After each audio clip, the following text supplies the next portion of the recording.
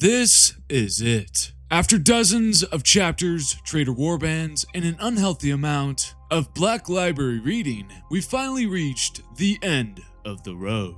Today, your favorite fallen cow will be ranking every single Space Marine I've selected across this entire series, which is 75 Astartes in total, pulled from every chapter and warband we've covered across all 3 videos. They'll be ranked strictly on feats, statements, and weapons with no favoritism whatsoever involved. We'll be also using the same rules as always. No demons, no dreadnoughts, and no ascended warp entities. But as long as the Marine in question is still fundamentally human, they count. This is the final conclusion to my Strongest Space Marines in Warhammer 40k series. A project that has taken several months to make, and honestly has been one of the most demanding things I've ever done on this channel. By the time I'm done, only one Marine will be left standing. One name at the very top. Will it be Karn, Calgar, or Logan Grimnar, or someone completely out of the blue? But before we jump into these rankings, you are obligated to place your bet. Right now, no backing out or saying you knew it all along. Drop your top 3 picks in the comments right now, or I will come to your house and milk you for every last drop. I am the milkman. My milk is delicious. With that out of the way, let's jump straight into the cow hole one last time. Make sure you grab some chocolate chip cookies, a gallon of milk, and maybe, just maybe, an excessive amount of peanut butter M&Ms. Since this is the ultimate conclusion to the greatest series on planet Earth, let's make sure this power scaling chant really hits hard. Say it with your goddamn chest, herd. It's time to power scale.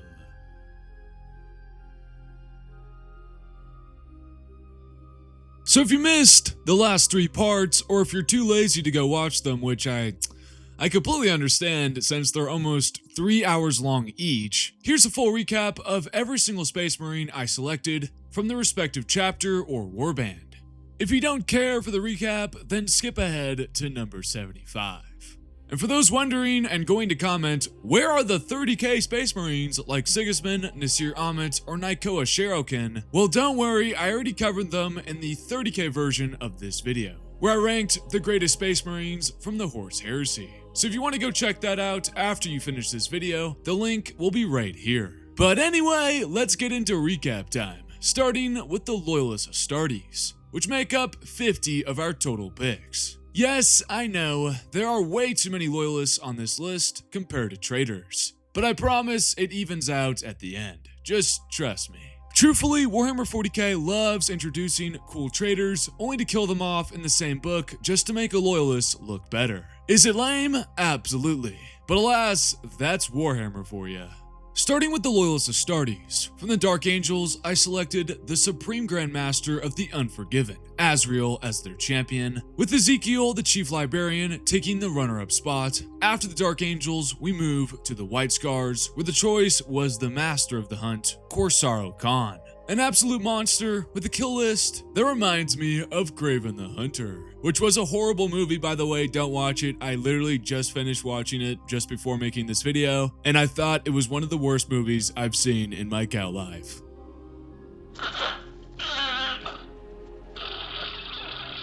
Following them are the Space Wolves, where, surprise, surprise, I picked the old wolf himself, Logan Grimnar, as their champion, with Ragnar Blackmane coming in as their runner-up. Because Fenris apparently manufactures some of the strongest Marines in the entire setting.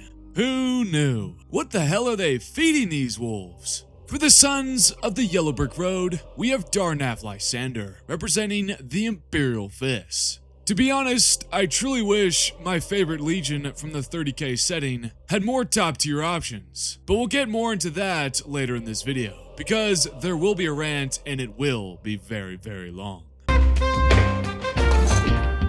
After the Imperial Fists, we reach the Blood Angels, who brought an entire roster with them. Their champion was, of course, the Lord of Death, Mephiston, with the runner-ups being Ashtrath the Grim and Lord Commander Dante. After them comes the Iron Hands, whose champion was Lydric Noxon, the Chief Librarian.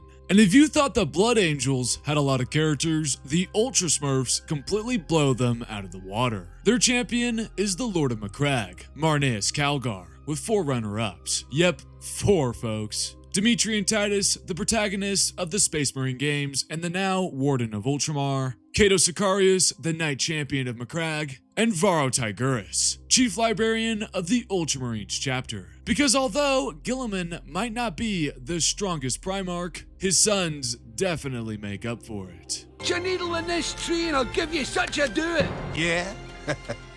You and what army? Boy! Next up are the Salamanders, whose sole representation and champion is the Forge Father, Vulcan Heastan, who carries the entire chapter on his back. And rounding out the original Loyalist legions is the Raven Guard, led by former chapter master and current Shadow Captain, Kayvon Shrike. From there, we move on to the many Loyalist successor chapters, starting with the Blood Ravens, whose champion is Gabriel Angelos, the Angel of Retribution, and a certified demon smacker. After them come the Flesh Terrors, led by the absolute GOAT himself, Gabriel Seth, a man who solves every problem with chain blades and violence. Following the Flesh Terrors are the Black Templars, the ultimate space racists, represented by High Marshal Helbrick. And then we arrive at the Carcharodons, the Space Sharks, whose champion is the Void Reaper himself, Tiberos, the Red Wake. Taller than everyone in the room, allegedly including your favorite Primarch, and according to his art pieces, built like a walking war crime against anatomy. Where are you going? Vincent, we can't live side by side.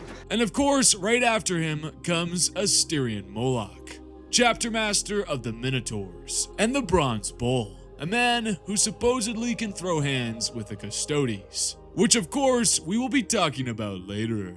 Then we have the Lamenters, the Minotaur's poor unlucky children whose champion is Malachim Foros, the Watcher of the Deeps, a man cursed by fate and the writers alike. Then we reach the Exorcists, one of the coolest chapters in all of 40k. These lunatics let demons infest their bodies just to purge them out of spite.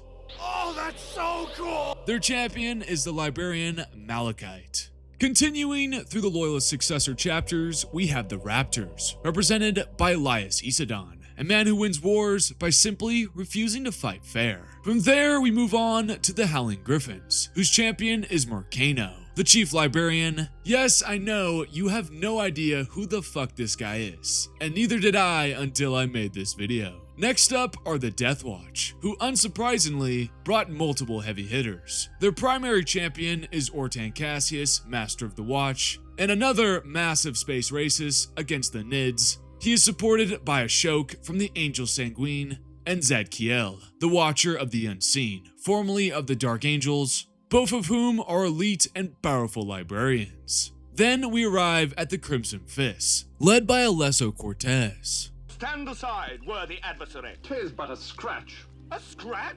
Your arm's off. No, it isn't. Well, what's that then? I've heard worse. From there, we step into the realm of the Grey Knights, who naturally show up in force. Yes, I may have gone a little too overboard with their runner-ups, but how could I not when they have so many cool characters? Of course, their champion is Kaldor Drago, Supreme Grandmaster and Blade of Titan, followed by Anvil Thon, Hyperion, the Emperor's Wrath, and one of the most potent psychers in the current chapter, and fourth, Garen Grow, the curse bearer of the Black Blade, who exists in a permanent state of suffering and self-control. Moving on, we had the Scythes of the Emperor, who are represented by Mansirius Thracian. From there, we reach the Emperor's Spears, whose champion is Brayak, the Spear Unbroken. The Sons of Medusa follow, led by Valen Cal, the Iron Thane, a Tech Marine commander who made his name during the Bad Dab Wars. After them come the Iron Knights, represented by Kadulin, the Saint of Blades, a company champion who may be one of the deadliest duelists in 40k. After them are the Red Scorpions, whose champion is Sire Karagon, Lord of the Red Scorpions, a paragon of purity and discipline taken to the extremes. The Executioners follow with Thulsa Kane, the Axe of Judgment. From there we move on to the Black Dragons, you know, the guys who look like unicorns. Champions, led by Zartaf, the Dragon-Blooded, a survivor of countless years of Dark Elder torture and pain. Oh, they took my freaking kidney. The White Consuls are represented by Symar Zadius, the Twin Consul, a master of diplomacy and battle in equal measure, while the Dark Hunters bring Hyron, the Night Reaper, a chaplain who specializes in terror and dueling. Next are the Sons of Sanguinius, represented by Damian Mordua, captain of the 3rd Company, followed by the Marines Malevolent, and their champion, the man whose name literally rhymes with Ballsack. Balak the Vilifier. The Mantis Warriors follow with the Dust Prophet, Ahazra Redith, the Chief Librarian, and said to be one of the most powerful in 40k. The Nova Marines are represented by Chapter Master Bardan Dovaro, while the Mortifactors bring Magyar, the Bone Lord, a Chapter Master steeped in death rituals and looking utterly terrifying in all the best ways. Then we have the Iron Snakes, led by Captain Priad, a disciplined duelist and the protagonist of the Iron Snake series. The Dark Krakens follow with Perion Ure, the Abyss Seer, a Primaris librarian whose visions are as deep and hostile as the void itself. Then finally, we have the last Loyalist chapter, the Silver Skulls, who to close out the Loyalist roster have Prognosticar Brand, a seer whose foresight guides entire campaigns before they even begin. And with that, we close out the Loyalist Astartes. Now before moving on to the traitors, it would be silly of me to not discuss the Primaris upgrades, since every single Loyalist on this list, if they are currently alive in the current setting, should have this upgrade. Primaris Marines and those who cross the Rubicon are physically larger and more heavily armored than Firstborn Marines. They possess 3 additional organs that make them stronger, faster, and more durable than their older kin. This excerpt from Dawn of Fire Avenging Sun perfectly shows how powerful they are. The Primaris warriors were fast, stronger than Space Marines of his type, and taller. His sensorium passed as much information about their war gear to him as it could gather. The reactors were more powerful, their guns bigger and better. Without a full aspect reading, he could tell a little more, but he could see. These were not Space Marines. They were something else. They were his replacements. So pretty much every single Loyalist on this list should be one of these Marines. So instead of, repeating myself over and over and over and over again, I'm simply going to address it here once and for all, so keep that in mind as we continue this video. Now it's time to move over to the other side of the coin, the Traitor Legions and the Warbands of Chaos. Fewer in number, but stacked with lunatics, monsters, and some of the most powerful individuals to ever wear power armor. Starting with the Emperor's Children, we have Lord Commander Primus Eidolon, a fella you don't want to be in the same room with, since his screams will probably blow your head off. Alongside him is the runner-up, Lucius the Eternal, Fulgrim's champion, a man who has somehow turned losing into a win condition. From the same legion but a different, equally cursed warband, comes Xanti of the Adored, a Chaos Warlord who may not make the smartest decisions, but he does have a demon lady buffing him, so points for that. And rounding out the Emperor's Children, we have the Clone Lord himself, Fabius Bile, representing the Consortium.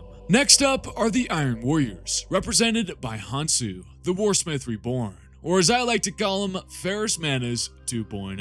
Cause look at his metal arm. Don't they look a little too similar? I mean, one does have a head and one doesn't. But come on now, the resemblance is uncanny. Following him is Vernok, Sergeant of the Ephesers of Medrengard, and Lord of the Bronze-Rot Terminators. From there we descend into the Night Lords, whose champion is Talos Valcorin, the Prophet of the Night Lords. He combines foresight with his cunning and terminal depression. The runner-up is the Death of Saints. Yes, Night Lord fans, I included him due to the huge amount of comments on the 3rd part of this series. A living nightmare, and as the name suggests, loves to hunt down living saints. It ain't my fault he ran right in front of my truck. Then come the World Eaters, and yes, it's exactly as violent as you'd expect. Their lineup begins with Karn the Betrayer, the Chosen of Khorne, and the golden standard for Astartes on Astartes violence. followed up by one of my favorite characters in the entire setting, Shaka the Bloodless, the Silent Butcher. I also included the runner-up, the Red Centurion, both of whom perfectly embody the Legion's philosophy of solving everything with an axe to the face.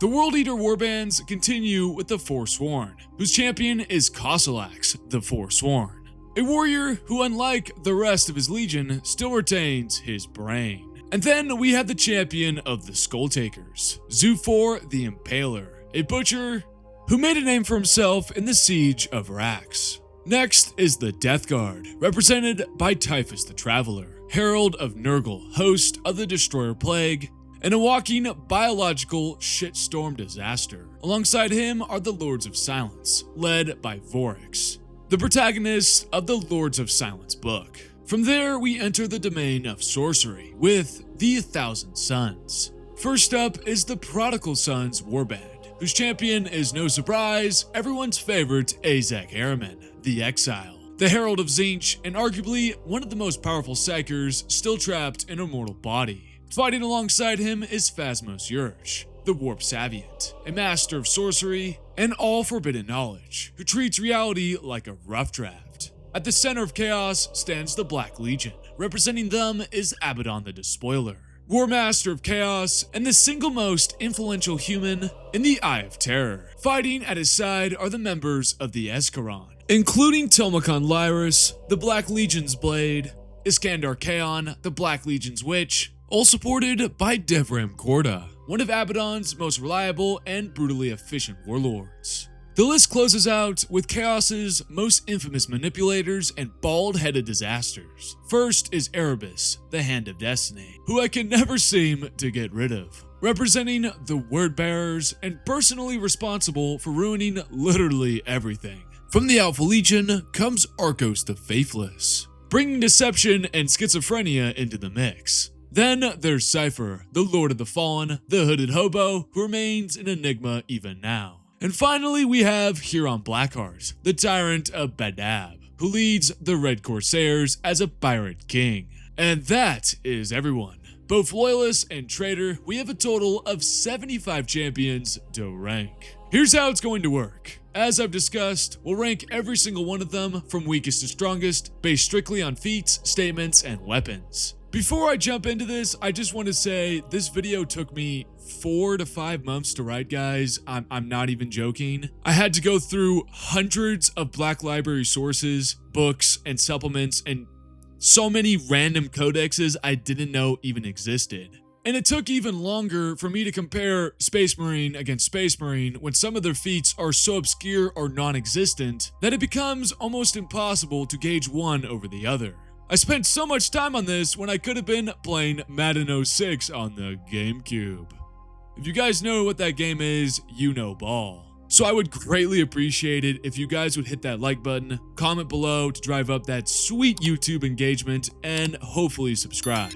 Also stick around to the end, there is a surprise from your favorite fallen cow. This is going to take a very, very long time, guys. So settle in, because we're starting at the very bottom with number 75, the weakest champion on the list.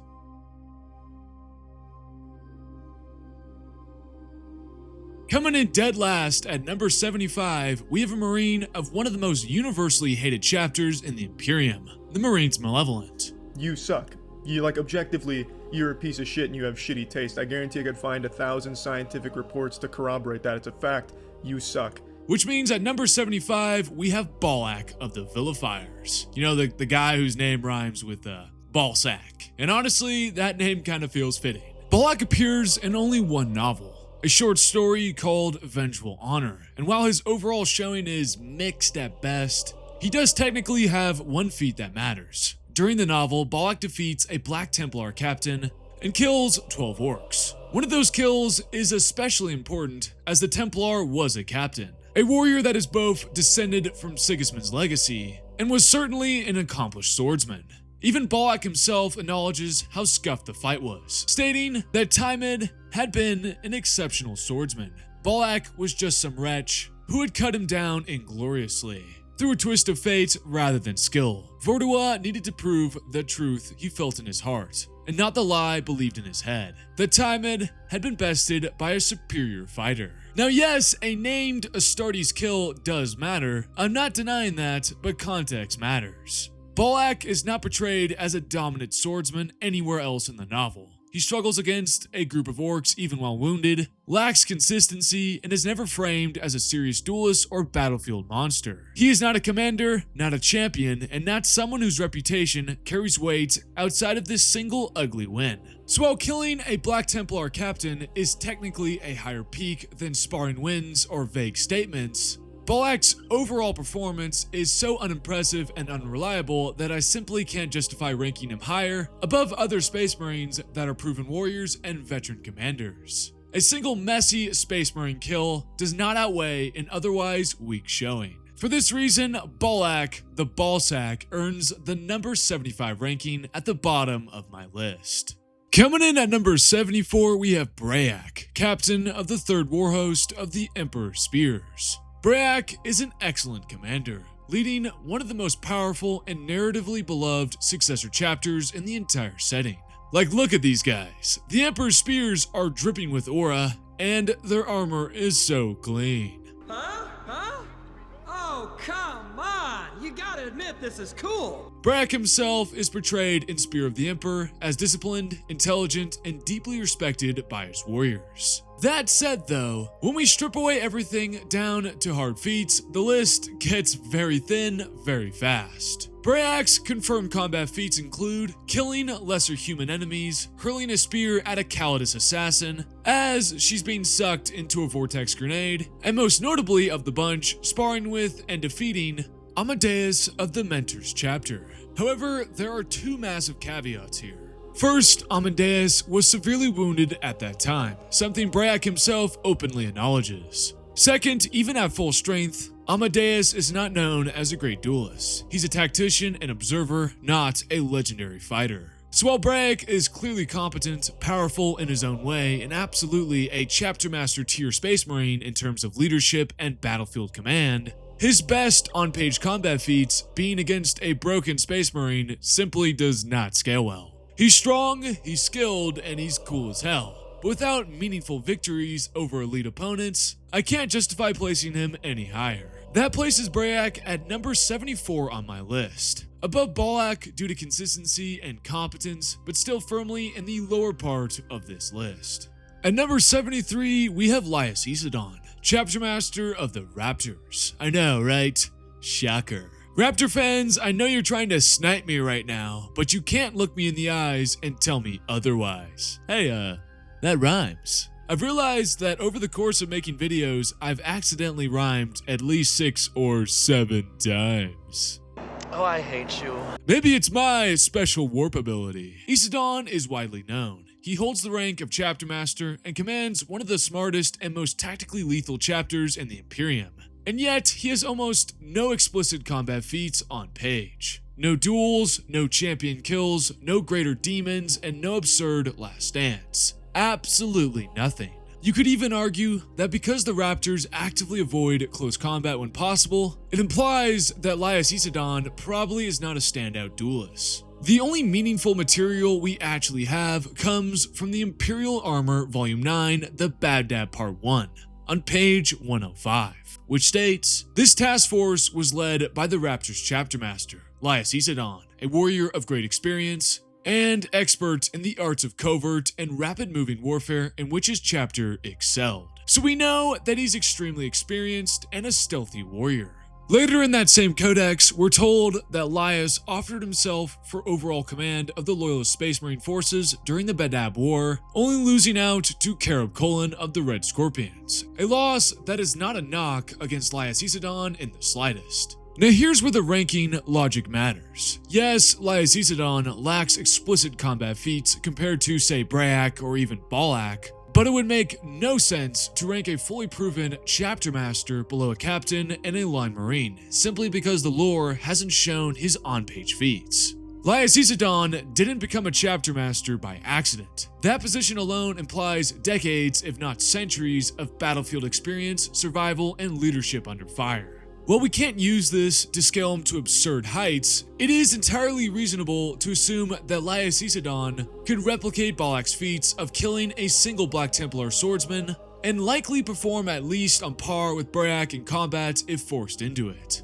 Intelligence, leadership, and reputation are not the same in power, but they do matter when ranking veterans who have survived the worst the Imperium can throw at them. So while Laius doesn't have the receipts to climb much higher, it would be silly to place a proven chapter master beneath lesser officers and unreliable fighters. For that reason, Laiacesidon takes the number 73 spot. Coming in at number 72, we have Valen Cal, the Iron Thane of the Sons of Medusa. Valen Cal is a fanatical adherent of the Morian sect of the Cult Mechanicus, and his body is heavily augmented with cybernetics, granting him strength, endurance, and durability far beyond a standard Astartes. His greatest and frankly only truly notable feat, I'm sorry guys, it's not my fault, these guys are so bare bones, occurs during the Badab War. During a teleport assault on the orbital fortress of Sentinel Sigma, Valen led his Terminators directly into the heart of the Starfort, forcing their way through multiple layers of heavily fortified strongholds packed with traitor forces in order to sever the fortress's 5-meter thick plasma couplings, disabling the guns that dominated the battlefield. While the action does not involve the slaying of a named champion, it is still a remarkable demonstration of leadership, coordination, and personal combat effectiveness under extreme conditions. This is unfortunately the extent of what we see from Valen Cal in terms of concrete feats. Ah, well, that's disappointing. I needed that boost today. However, that single operation still places him above characters like Brayak, whose best showing is sparring with an already injured Space Marine, and above Laiacesidon, who lacks any meaningful combat feats altogether. Leading a Terminator squad into the core of a Starfort would realistically involve cutting through thousands of enemy guardsmen, multiple traitor Astartes, and enough gun servitors and defense systems to make any normal Space Marine hesitate. Even without a standout duel against a named opponent, it shows that Valen Cal is capable and a survivalist who thrives in the most lethal environments. So while he remains a relatively underdocumented figure and clearly does not belong anywhere near the upper tiers of this list, he has just enough on-page feats to justify his placement at number 72. At number 71, we have Bardan Duvaro, Chapter Master of the Nova Marines, and this one is admittedly a little awkward to scale. Duvaro's most notable appearance comes from Dark Imperium Plague War, where he faces off against none other than Typhus the Traveler, the Herald of Nurgle. And spoiler, one of the strongest Marines in the entire setting. The same Typhus who can casually swat aside Grey Knights. During the fight, Duvaro commits to a series of fast attacks, his double-handed power sword cracking as he presses the assault. Typhus is forced to retreat, deflecting blows that would have deceived and killed almost any other foe. At one point, an observer genuinely believes victory is within the Chapter Master's reach.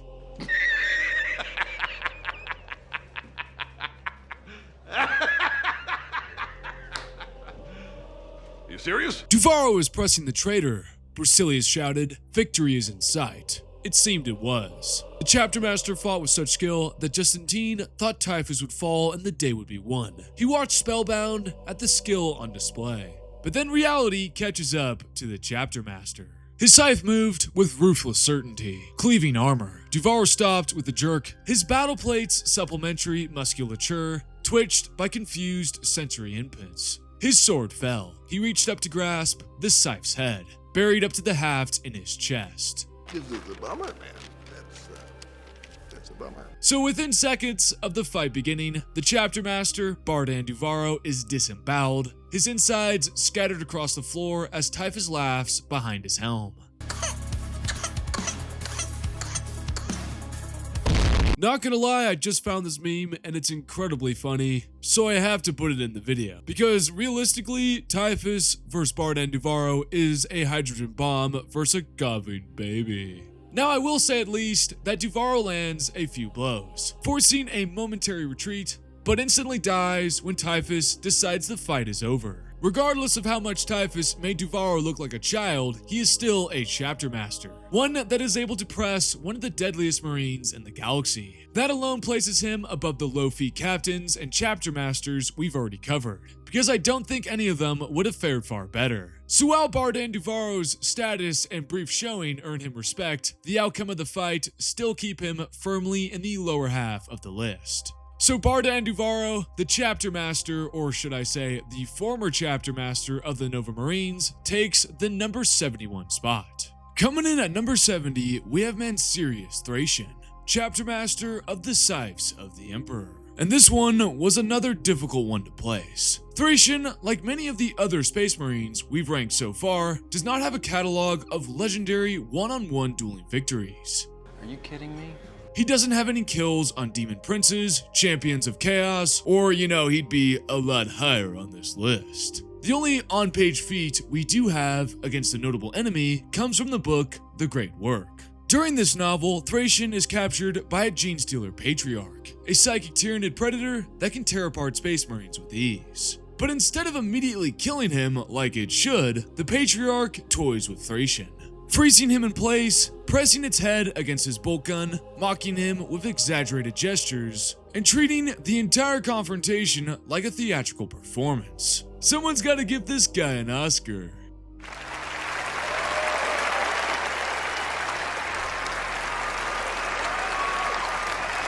Thracian takes advantage of the Genestealer Patriarch's stupidity and shoots a nearby Necron artifact that drops a ton of Necron scarabs. They overwhelm the Genestealer Patriarch, they lift its body up and dismember it in a withering mass of living metal. So not exactly a Thracian victory, since he dies doing this. And if that's all we had, Thracian would be a lot lower. But unlike some of the other rankings on this video, Thracian has something many low-rank Marines do not: an extensive combat record in prolonged apocalyptic warfare. During the invasion of Hive Fleet Kraken, Thracian led 6 companies in the defense of Sotha, his home planet, fighting a doomed holding action against one of the deadliest Tyranid fleets. He survived the fall of his homeworld, the destruction of his chapter's fortress monastery, and the near annihilation of his chapter as less than 300 of the original 1,000 Scythes escaped alive. Thracian would continue to fight through the retreat from Sofa, the Battle of Miriel, and in repeated rearguard actions against Tyranid pursuits, which included constant boarding and close quarters engagements. When the chapter was on the brink of extinction, he adapted tactics, orchestrated fighting withdrawals, gathered recruits across multiple war zones, and preserved enough knowledge that the Scythes of the Emperor eventually became experts in Tyranid hunting. In summary, Mr. Thracian here may not have a great number of on-page feats against a notable enemy, but he still fought continuously against one of the biggest Xenos threats in the entire galaxy, living long enough to lead his chapter through the worst possible scenario imaginable. I think all of this collectively puts him at number 70 on our list. Only 69 to go? Oh boy, didn't I warn you guys? This was gonna be a long one. Make sure to refill your waters, fellas. You don't want to get too dehydrated. You gotta get through this entire video in one sitting, or I'll be disappointed. At number 69, 69, shut up, cow. We have the first Chaos Space Marine on this list, Vernok of the Ephesus of Medrengard. Much like Laius Isidon, Bardan Duvaro, and Mansirius Thracian, Vernok suffers from a severe lack of direct on-page combat feats, which is the story of my goddamn life. His inclusion and placement is based almost entirely on his role and context, rather than explicit duels or kills. See, now that's some bullshit. According to the White Dwarf issue 484, Vernok serves as the commander of the Bronze Rot, the elite Terminator Vanguard unit of his warband, which suggests that he's among some of the best warriors in his warband. So the obvious question is, why is Vernok ranked above several Loyalist commanders with at least some documented feats, while Vernok has absolutely nothing? And the answer is pretty simple, folks. It really is. Chaos corruption. Long-term exposure to the warp fundamentally alters those corrupted by it, granting increased physical strength, durability, pain tolerance, and speed beyond what a Loyalist Astartes can normally achieve. In Vernok's case, this enhancement is compounded by Terminator Plate, which places him firmly above a baseline Chapter Master in terms of durability and strength. However, Chaos Empowerment is never that easy, folks. Corruption comes with severe drawbacks: grotesque mutations, loss of clarity, and constant vulnerability to manipulation. Still, even without named kills or even feats, a Chaos Terminator Commander physical baseline is probably higher than your average Loyalist Astartes. Although it's very controversial to put him over Chapter Masters like Bardan Duvaro, Laius Isidon, or captains like Valen Cal, but the way I see it is Vernok is a Chaos Commander who has remained functional and powerful enough to remain in control over a coveted position like his, where probably multiple other Chaos Space Marines would be trying to supplant him. So he at least has to be competent in dueling and maintaining his authority. But on top of that, he also wears Terminator Plate and should be physically buffed by Chaos. Like, for example, say you swapped in Vernok into Thracian or Duvaro's positions, facing, a Genestealer Patriarch, or even someone like Typhus. I think he would certainly perform a little bit better, based purely on his physical stats. He'd still likely lose, but not nearly as quickly or as bad. You may harass me in the comments, but trust me, this will not be the last ranking that makes people upset. There's going to be a lot more of that in this video. But hey, I'm just a talking cow. You can't get mad at me. On to number 68. At number 68, we have yet another Chapter Master, this time from the cursed and unlucky Lamenters. Chapter Master Malachim Foros. Now, Foros does not have a ton of feats either. Are you kidding me? Which is becoming a common theme in this video. Oh boy. And honestly, I can't wait to break out of the back half of this list. Foros is armed with a mastercrafted glaive in carmine, and is without a question the most notable figure from the Lamenters chapter. In Bad Dab Imperial Armory Volume 9, he is described as the embodiment of his chapter's grief and resilience. A man whose life is in a constant battle against the Black Rage that threatens to consume him.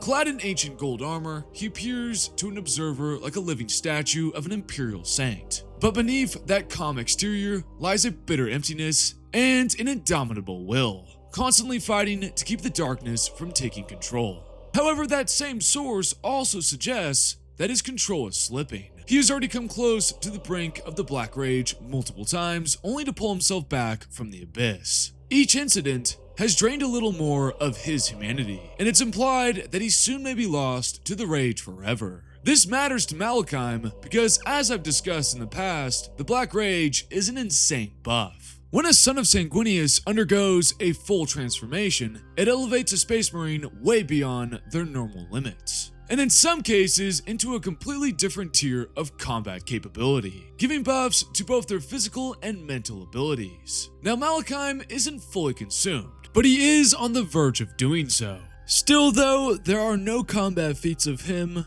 while under the influence of the Black Rage, so it's kinda going based on assumption here. The only tangible combat record we have is also from Imperial Armor Volume 9, The Bad Dab War Part 1 on page 170, where it also states that Foros' ship was boarded and captured by the Minotaurs, where he was reportedly killed. Now that detail is really important, because it implies one of two possibilities.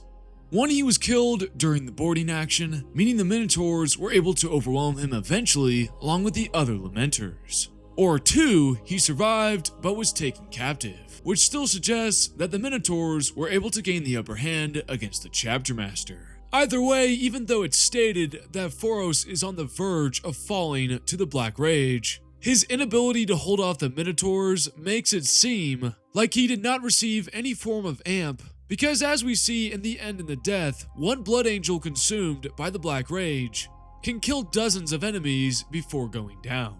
But we do still have more info on Malachim Foros. He fought during their Penitent Crusade after the Bad Dab War, as well as the Third War for Armageddon, and remains in active service to this day. I think him fighting and surviving the Penitent's Crusade is the most important here, because it's said that only 200 Lamenters survived that campaign, and if he is one of them, he has to at least be competent in dueling and fighting. Foros would have also fought against Hive Fleet Kraken on the planets of Malvolin and Delvan, where the Lamenters, of course, took heavy losses again. But Foros, as the chapter master, would have been in the thick of the fighting, and he also survived these battles as well. See, I'm sensing a trend here.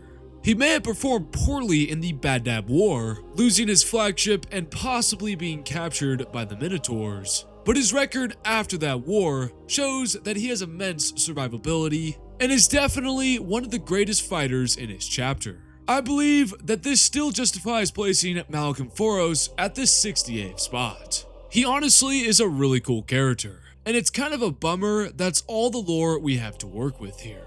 But still, the feats we do have easily puts him over the Marines we've already ranked. He's a veteran of several gruesome campaigns he fought in the Bad War, and although he lost to the Minotaurs, he managed to survive and live to fight another day. So unfortunately, number 68 is where he lands. Oh, that's hot. That's hot. Coming in at 67. Yep, 67, 67. Sorry, I'll stop. Hold on. Let me lock back in. Come on. Ooh, okay, locked back in. Coming in at 67 is Zartaf, who's one of those characters who feels like he should be ranked much higher simply because he survives literally everything. He's from the Black Dragon chapter, and across 3 books, Fire Drake, Nocturne, and Rebirth, he proves he is one tough motherfucker. As a Black Dragon, Zartaf has his chapter's infamous mutations, where his bones are sharp weapon-like protrusions from his armor. These bone blades can cut through power armor, shred through flesh, and basically turn a Marine's body into a living weapon. That kind of mutation makes the Black Dragons uniquely powerful in close combat, and it's a major reason why Zartaf can keep surviving and dealing damage even when he's outnumbered.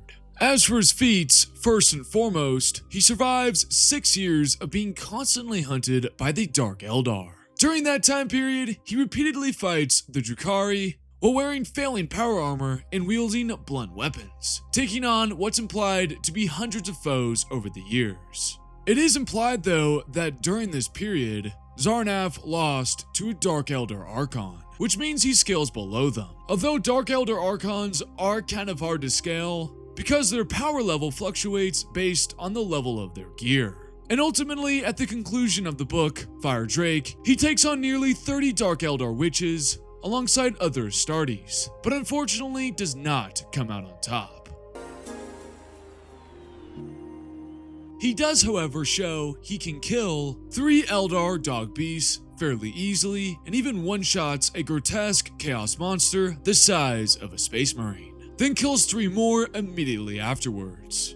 And finally, he's shown to be able to tank a psychic attack, which is not something any Marine can do. All of this adds up to a Marine who is clearly powerful, even if he's not quite at the top of this list. So the man who is cosplaying Kimimaro from Naruto comes in at 67, which leads us directly to our next spot, number 66.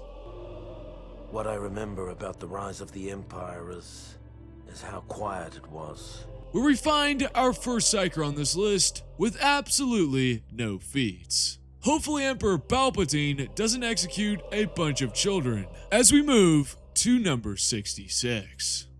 Master Skywalker, there are too many of them. What are we going to do?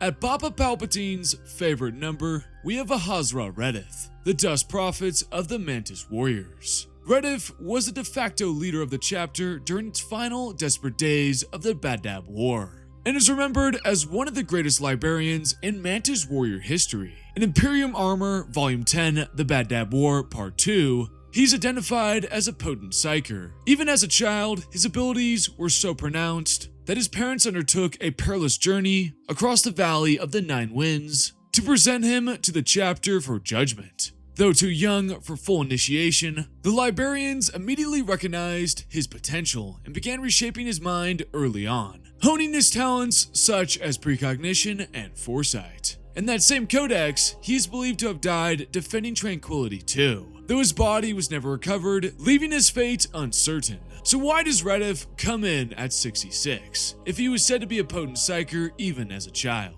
Well, to be honest, Herd, this fella is the classic example of a character whose reputation outpaces his on-page feats.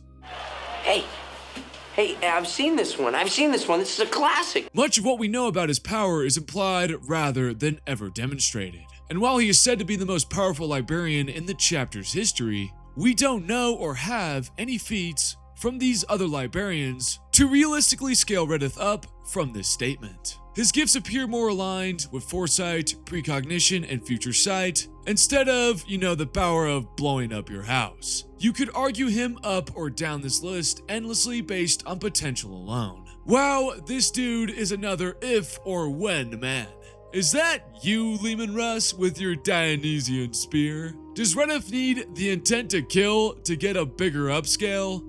Sorry, I'm really slandering Lehman Russ in this moment. But since here at A Falling Cow, we do feats first and statements second, this is about as high as he should realistically go. Placing him higher on this list would rely too heavily on statements rather than evidence, meaning other characters would be observed by someone with nothing but statements. So I think placing Redith at number 66 is the perfect place. Just above him at number 65 sits Perion Ure. I may have totally butchered that name. He is a Dark Kraken's Permaris Lexicum, which means he is a psyker and is pretty much Aquaman.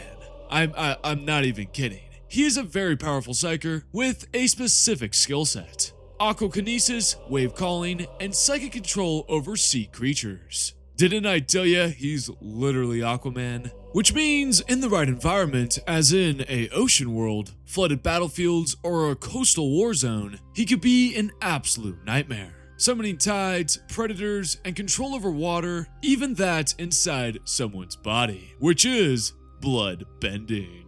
Yep, that's an Avatar reference in a 40k video. Bet you didn't see that one coming, folks. Now, check this out.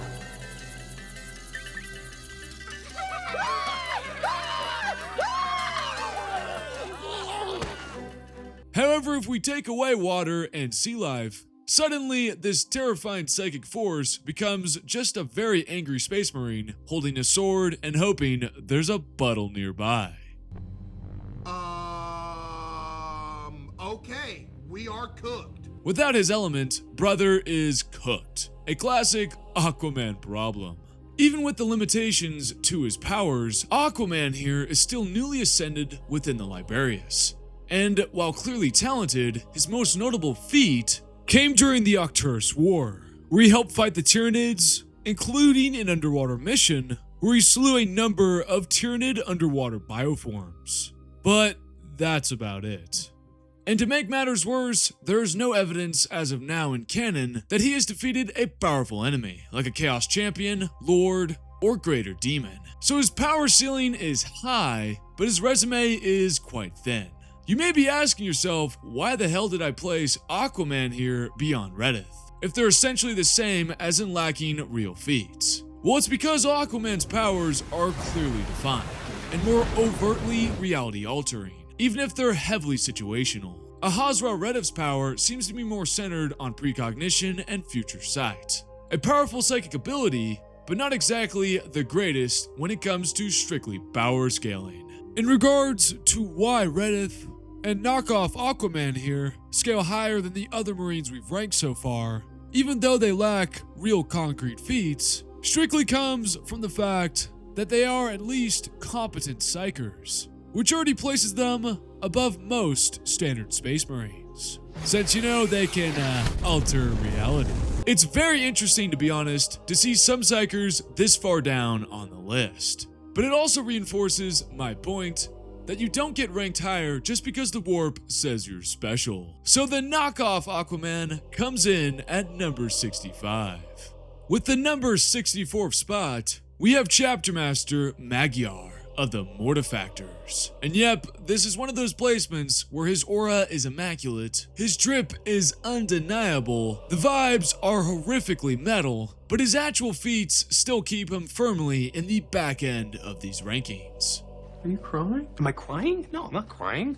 You're crying. What a bummer, folks. Magyar was the ancient and venerable chapter master of the Mortifactors chapter, with most of his fellow Astartes estimating his age to be no less than 700 years old. And his only notable feat comes in the book Deathwatch Swords Wind, when Magyar faced off against a Howling Banshee Exarch in single combat. And before you write this guy off as an absolute bum, this Banshee teleported in and immediately cut down 2 of Magyar's elite guard before even touching the ground.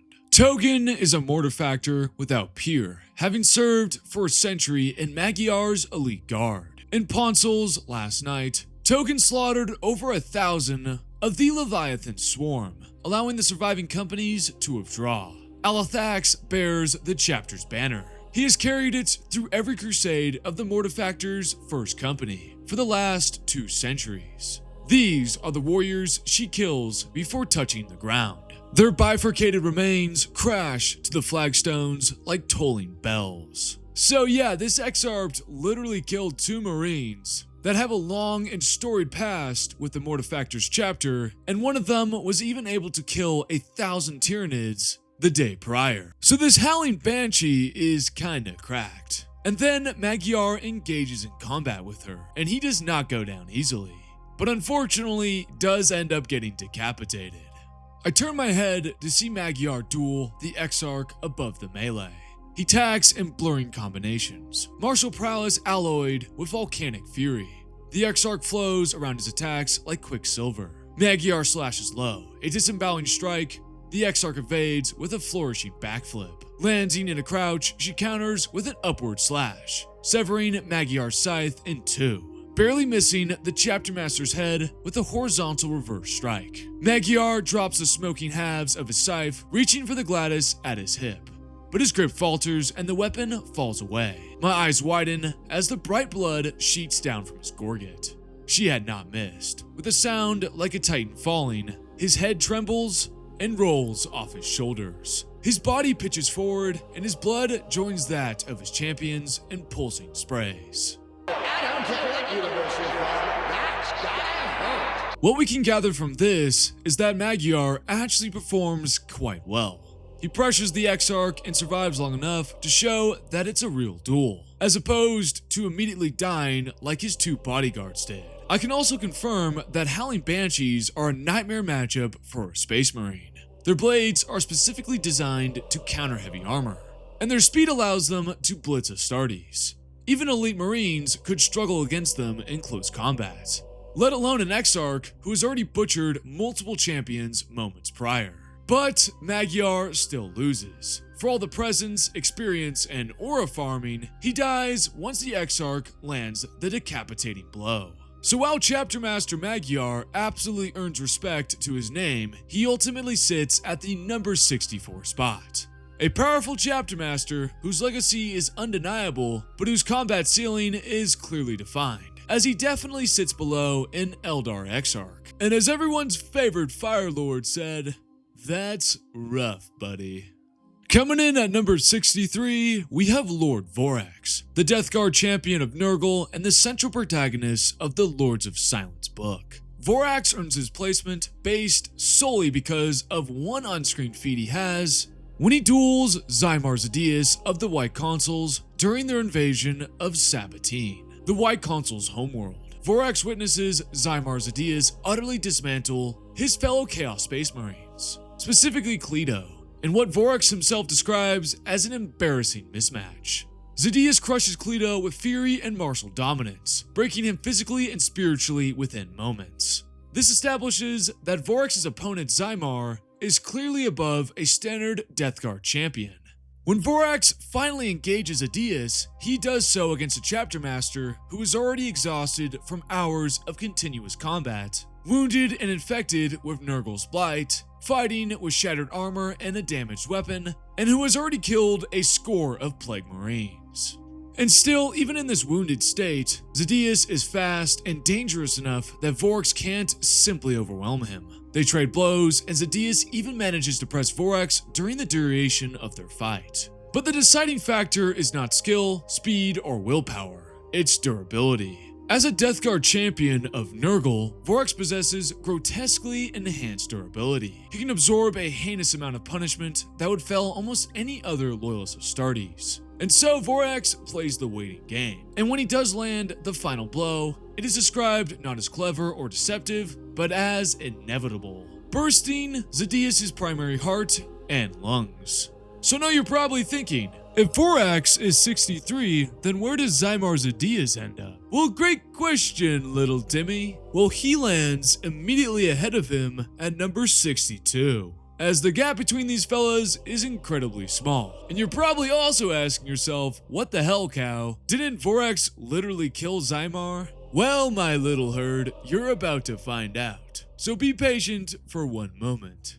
Because coming in at number 62, we have the Chapter Master of the White Consuls, Zymar Zedius, who we literally just talked about. Zedius has reigned as Chapter Master for nearly 12 centuries. As the proconsul of Sabatine and its vassal systems, he serves as one half of the White Consul's chapter masters. And as we just discussed moments ago, his one and only feat comes during the final stand during the Traitor's invasion of Sabatine. There he faced down the combined forces of the Death Guard and the Wordbearers, fighting for hours at the gates of their Gene Seed vaults, killing scores of Plague Marines. Even after his weapon was rendered defunctional and his armor shattered, he refused to go down. And here's why he is above Vorax even though he lost. Despite being wounded, infected, and exhausted, Zedius still fights Vorax toe-to-toe, landing blows and forcing the Death Guard champion to commit fully to the fight. With the Lords of Silence book even stating, Vorax had to battle harder now, containing this inferno is difficult. The names of the slain will be recorded, he says, straining to match the heft and velocity of the thunder hammer strikes. That is a kind of immortality, a better kind than the one you were promised. They rock and swing around one another. Vorax is the greater in stature, a swollen creature of the gods, and Zedius has to push himself to the limit just to make contact. The Chapter Master is already wounded from many earlier fights. Vorax can see the infections pulsing their way around his body, but somehow it doesn't slow him. Eventually, as we just discussed, Vorax is able to kill the wounded Chapter Master. But Zedius does not lose because he is weaker, he loses because he's mortal, and his wounds finally catch up to him. Given a clean rematch with both warriors at full strength, there is a very real argument here that Zymar Zedius would emerge victorious. So even though the fight in canon ends up in defeat for Zedius, I think if the Chapter Master was healthier, his armor wasn't blunted, and his power weapon wasn't damaged, the fight outcome would be a lot different. Hence why I'm putting Zymar Zedius over Vorax at number 62. Truthfully, you could argue Vorax over him, but since this is the only sample size we have from either character, Vorax comes in at number 63, and Zymar Zedius comes in at 62. Let me know your thoughts down in the comments on that one, folks. At number 61, we have Devram Korda, the Tyrant of Sar-Ora. And honestly, this guy is one of the strangest Chaos Lords to rank on this entire list. Korda is a Chaos Lord of the Black Legion, one of Abaddon's Chosen, and a relic of the Long War in the truest sense. Once a veteran sergeant of the Sons of Horus 13th Company, he survived the Horus Heresy and is still alive in the current setting. A genuine rare feat among the Chaos Astartes. That's 10,000 years of warfare, corruption, and excess, forging him into a terrifying, if unconventional warlord. A devoted follower of Slaanesh, Korda commands the Children of Torment, and is infamous not just for his brutality, but for an almost absurd level of survivability. Korda's resume is bizarrely stacked. During the Horus Heresy, he personally killed a Clade Venom assassin sent to murder War Master Horus. Already an insane feat considering how lethal Imperium assassins are. Millennia later, he became the Tyrant of Sar-Ora, where he committed one of the worst atrocities in Chaos lore. he distilled the bodily essence of an entire hive city into a single vial of elixir. After consuming said elixir, Korda became described as to all intents and purposes invincible.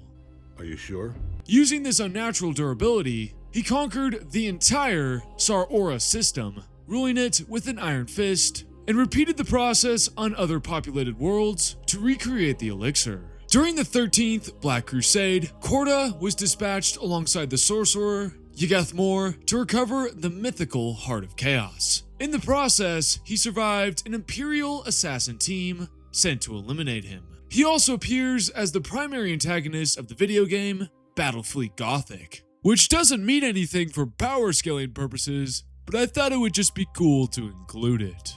So why only number 61? Well, this was a pretty difficult decision, that is for sure. According to the Chaos Space Marines 3rd edition Codex, Devram Korda, despite his supposed invulnerability, was eventually defeated by a band of rival Emperor's Children Chaos Space Marines. The exact circumstances are unclear, but that implies whatever protection that elixir gifted him was temporary, conditional, or flawed, even though it did make him invulnerable. But there was most likely a time limit to this invulnerability, or he had to keep repeating the process to retain that state. Regardless, I don't think he has that invulnerability in the current setting. He still appears to have run-ins with Imperial assassins as stated in White Dwarf issue 287, but he isn't stated to have outright defeated them, or he would have been ranked way higher on this list. So what we have is a Chaos Space Marine with the usual Chaos amps, the skills to survive an Imperium assassination attempt, a veteran of the Horus Heresy, and the Long War in general. You could realistically put him further back, but there's one thing stopping that: his title, Lord Purgator, which is responsible for the enslavement of the populace of a fallen world and the desecration and corruption of the local faith. And according to Apocalypse Reload, Lords of the Black Crusade, each of Abaddon's chosen have might enough to crush armies, conquer worlds, and shake the very foundations of the stars. And yet every time we slay one of their number, another warlord of equal strength takes his place. What hope is there in opposing such foes? This implies that Devram Korda has been so successful in the Black Legion that he hasn't been overthrown or killed by a rival warlord.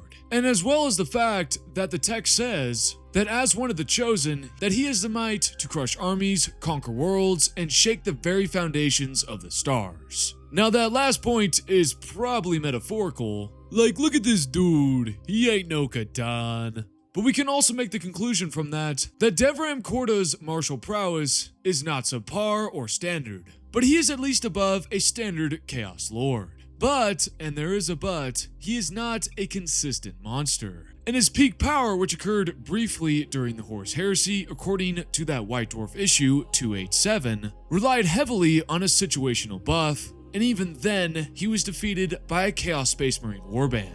I feel like, all in all, it makes sense to place him at number 61. And honestly, I think it's worth saying that the next 4 characters and Devram Korda could realistically shift positions depending on your interpretation. Between incomplete records, contradictory codex statements, and widely different narrative portrayals, this stretch of the list is extremely volatile.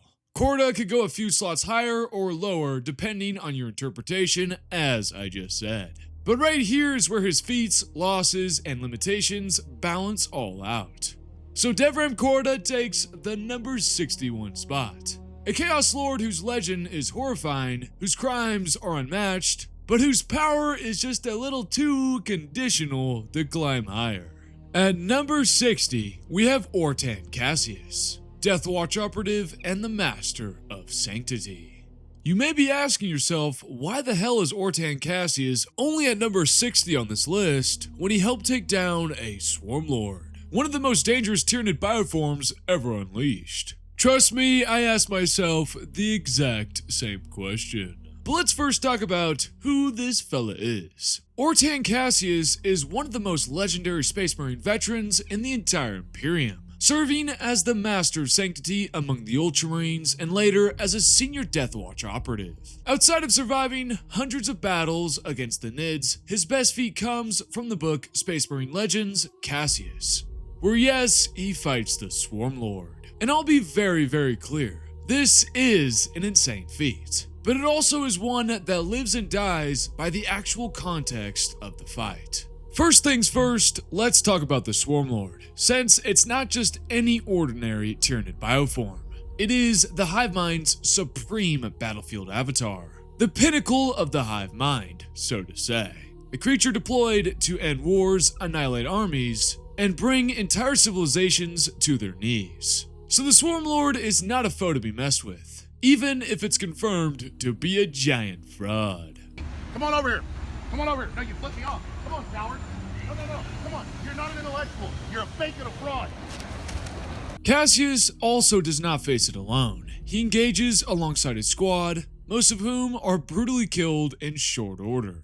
When the Swarm Lord finally turns his attention solely on Cassius, instead of simply killing him physically like he has done to countless others, it makes a critical and frankly very bizarre decision. The Swarm Lord decides that it's the perfect moment to aura farm and unleashes a psychic attack, described as a horrific psychic scream. A mental spike meant to obliterate the enemy's brain functions and leave behind a soul-dead husk. This attack is normally an instant kill, and probably should have been. But just like in episode 9 of Star Wars, somehow Cassius survived.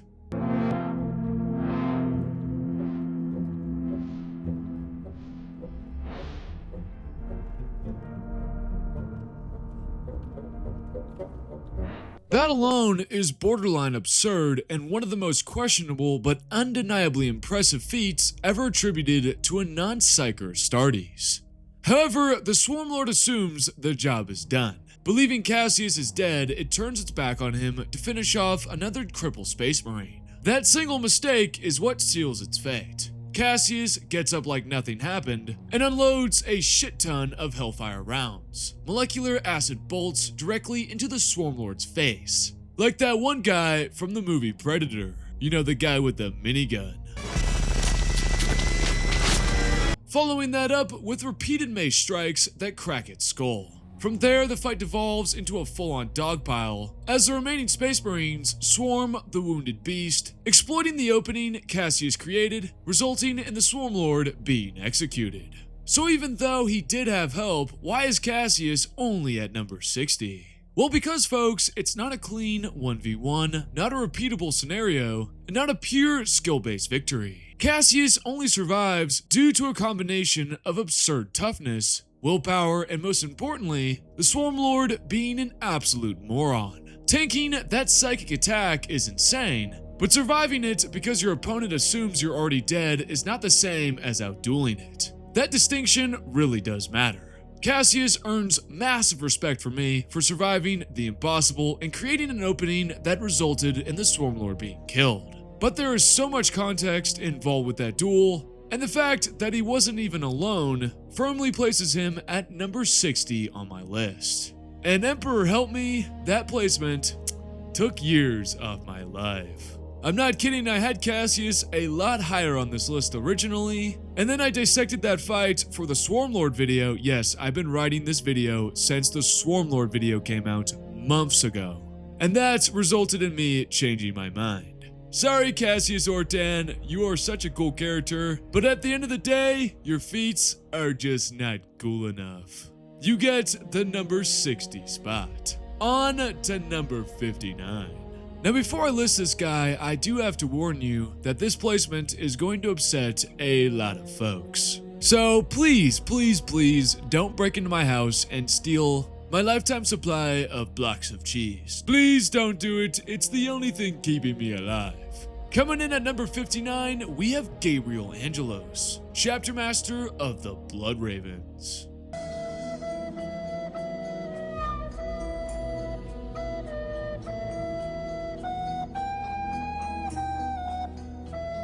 I know, with this placement, a ton of Blood Raven fans are already screaming at me. Or should I say, cawing at me, because, you know, ravens, you get it? I'll stop, I'm sorry. Yes, I know he's iconic. Yes, he's the face of the Blood Ravens. But But when you strip away nostalgia and Dawn of War bias, Angelos is not nearly as strong as many people would like to believe. Gabriel Angelos first rose to the ranks of the Blood Ravens on the back of his solid leadership, discipline, and a stubborn resilience, rather than being a god in combat. On Tartarus, Angelos led the Blood Ravens against the Orcs and the Alpha Legion, which led to him defeating Chaos Lord Baal. Later, with the combined aid of his chapter and Eldar allies, he helped bring down the Demon Prince, Sindri Mir, which is very important to Angelos because, and I can't stress this enough, Angelos did not solo a Demon Prince. Because I've seen way too many people claiming that he did. Finally, in Dawn of War 2, Angelos faced the corrupted chapter master, Azariah Kairos, where he suffered some pretty bad injuries, losing an eye and both of his legs. Injuries severe enough that he was only able to continue fighting thanks to extensive augmentations. That alone should temper the idea that he's some untouchable monster. Yes, I know Angelos wields a demon hammer, a weapon so rare and prestigious that it is typically gifted only after slaying a greater demon, which Angelos technically did in Dawn of War 3 when he helped a Farseer and an Orc war boss defeat a Bloodthirster of Khorne. But once again, this was not a solo feat. These weapons are crackling with destructive energy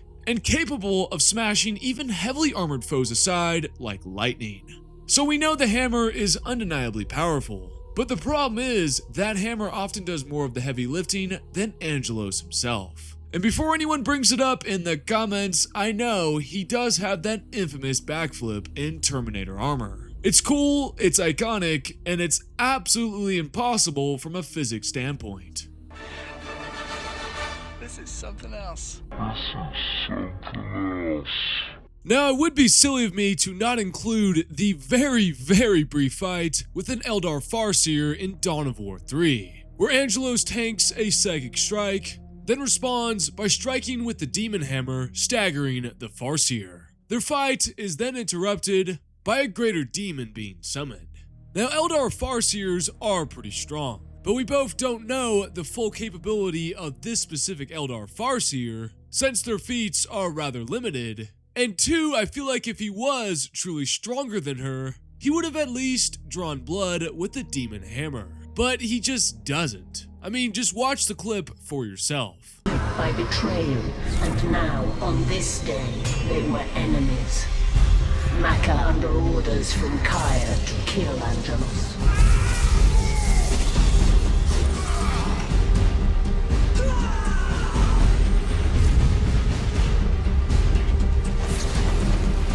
But the battle was to be short-lived and inconclusive.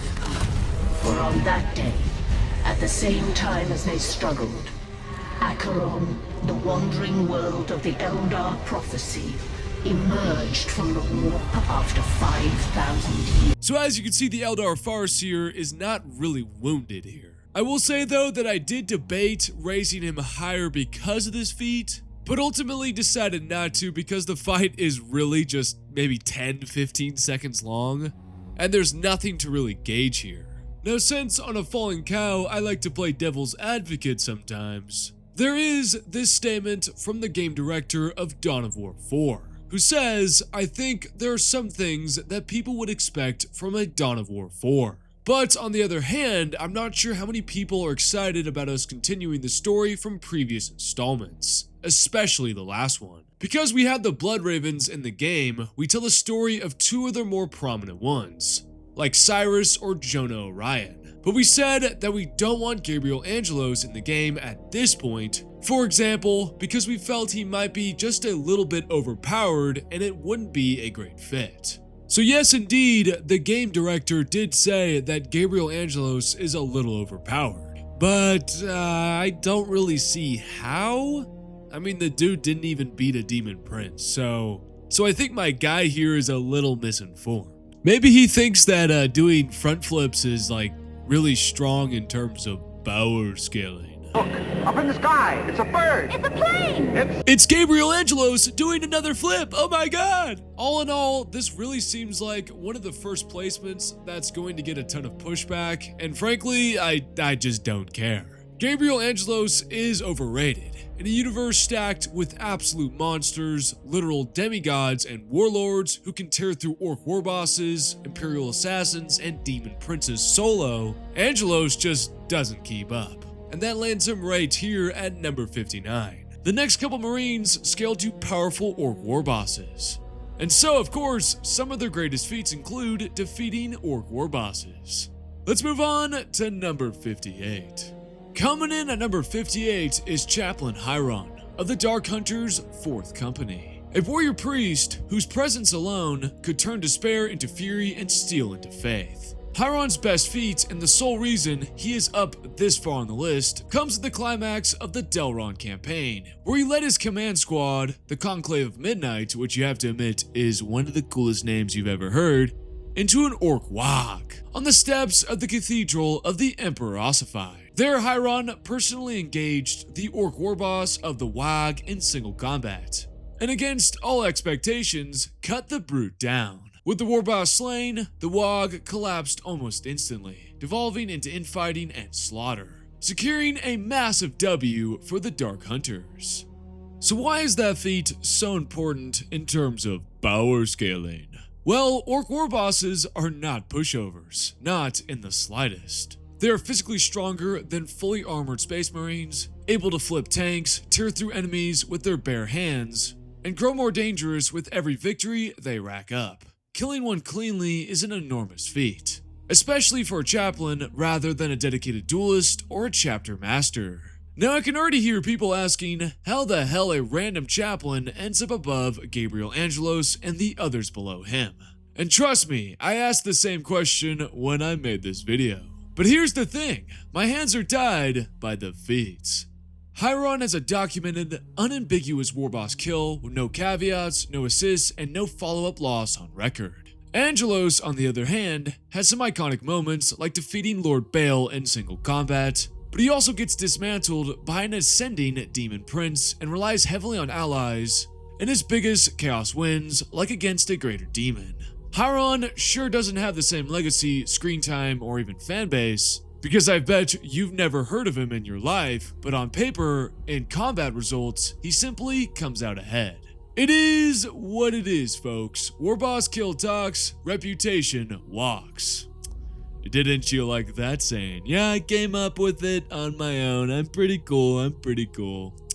On to the next, number 57. Now before we get to number 57, I'm going to just straight up spoil it and say up front, because I already covered it in my previous video, my poor Imperial fists have fallen so far from grace. Games Workshop genuinely does not give a flying fuck about this chapter anymore. Even though they did hint at the Imperial fists engaging the newly returned Berta Rabo, I don't think anything really big is going to come out of that. Even though there is a teeny tiny speckle of hope that maybe Rogel Dorn, my autistic king, will finally return. Even though I doubt it. Once upon a time, the fists had absolute monsters like Sigismund or Fafnir Ran, warriors who defined what peak Astartes combat should look like. And now we're left with no one but our number 57 spot, Darnaf Lysander. And look, Lysander is solid. He is the captain of the 1st Company after all. But let's be honest, he's also kind of mid by modern 40k Space Marine standards. Lysander was recruited from Holy Terra. After surviving a brutal 13-year pilgrimage, they claimed the lives of his parents and brought him to the attention of the Imperial Fist chaplain Sardris. From there he distinguished himself across countless campaigns, fighting Iron Warriors, Alpha Legion warbands, and Emperor Children forces. He eventually rose to become 1st Captain of the 1st Company, mastering teleport assaults with Terminator squads, and spearheading drop pod strikes that crack sieges wide open. He's inseparable from his war gear, his Terminator plate, the Fist of Dorn, and his Storm Shield, all of which have seen centuries of non-stop war. Lysander's most famous and genuinely impressive feat comes when he was captured by the Iron Warriors deep in chaos-held space. Stripped of his armor, stripped of his weapons, and surrounded by Traitor Astartes who specialize in breaking prisoners. And still, Lysander managed to escape. Not only that, he fought his way to freedom with a handful of survivors and endured over a millennia, trapped beyond Imperial space, before finally returning to real space to exact vengeance on his captors. More recently though, updated lore tied to his newer model confirms yet another key feat. And the reason Lysander isn't at the very back of the pack. He has slain an orc war boss in single combat. But I will say, that's about it in terms of feats.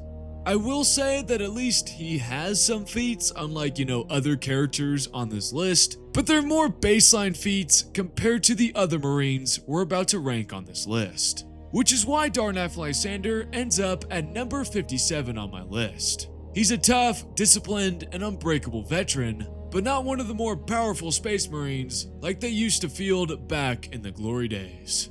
God, please save my boys in yellow, because right now, they kind of suck. No, I like it. This is brilliant, but I like this. Coming in at number 56, we have another Son of Dorn, except this one is somehow even more unkillable and infinitely funnier. Number 56 is Captain Alessio Cortez of the Crimson Fist, one of the most absurdly durable Space Marines in the entire setting. While other Marines get remembered for one big moment, Cortez just keeps stacking up war crimes against reality. Let's run the receipts. In the Battle of Steel Cross, Cortez slew an orc war boss and his entire bodyguard. Not with some elegant dueling technique too, but by twisting the war boss's torso after the orc's sword got stuck in his ribcage. Wow, that's brutal. In M41-867, he broke through Eldar lines and completed his mission after suffering 17 wounds. At the fortress of Maladon, he held a breach for 21 hours straight, losing his entire squad in the process, but surviving to live another day. In M41-903, during the Cardigan campaign, he fought for 6 weeks without supplies and managed to survive. And then there's this moment from the book Rin's World, the moment that cements him as an absolute legend. "What's next?" said Cortez once he was on his feet. He turned his head to look across at the others. "Nothing for you," said Cantor. "You'll rest until we get an apothecary here." "Not likely," protests Cortez. "I'm still in this. I'm fine." "No," Cantor boomed. "You've lost an arm, Alessio. By the mercy of the Emperor alone, you're lucky you didn't lose your life." Cortez gestured over Cantor's shoulder. "I haven't lost an arm, brother. It's right over there." That alone earns him this spot. If Warhammer 40k was realistic, this man would be dead a dozen times over. Instead, he's still cracking jokes and asking what's next. And that's gotta be the most Dorn thing imaginable. Next, at 55, we have Talos Valkorin, also known as the Soul Hunter, the central figure of the Night Lord's First Claw, after the shattering of their legion following Conrad Kurz's death. This one was pretty damn hard to rank, because I couldn't figure out who should follow the 3 Marines with Orc Warboss kills, and I ultimately decided on Talos. He is a prophet-like figure within his warband, and while he might not have the power of a top-tier Chaos Lord or Demon Prince, his cunning and combat skill make him exceptionally dangerous.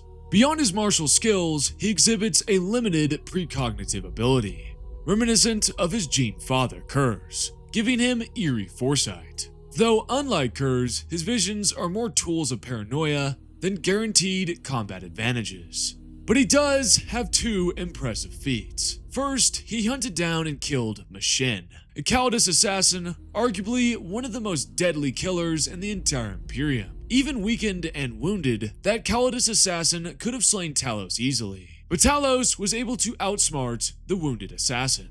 Second, during the events of Void Stalker, he survived a direct strike from the Phoenix Lord, Jane Czar, an almost unparalleled level of durability before he detonated a grenade to kill himself and the Phoenix Lord, which I won't lie, I cried several very manly tears at. Talos lands at number 55 because he actually uses his gosh darn brain. He outmaneuvers and outthinks foes beyond the reach of normal mortals and survives fights that would kill most Astartes.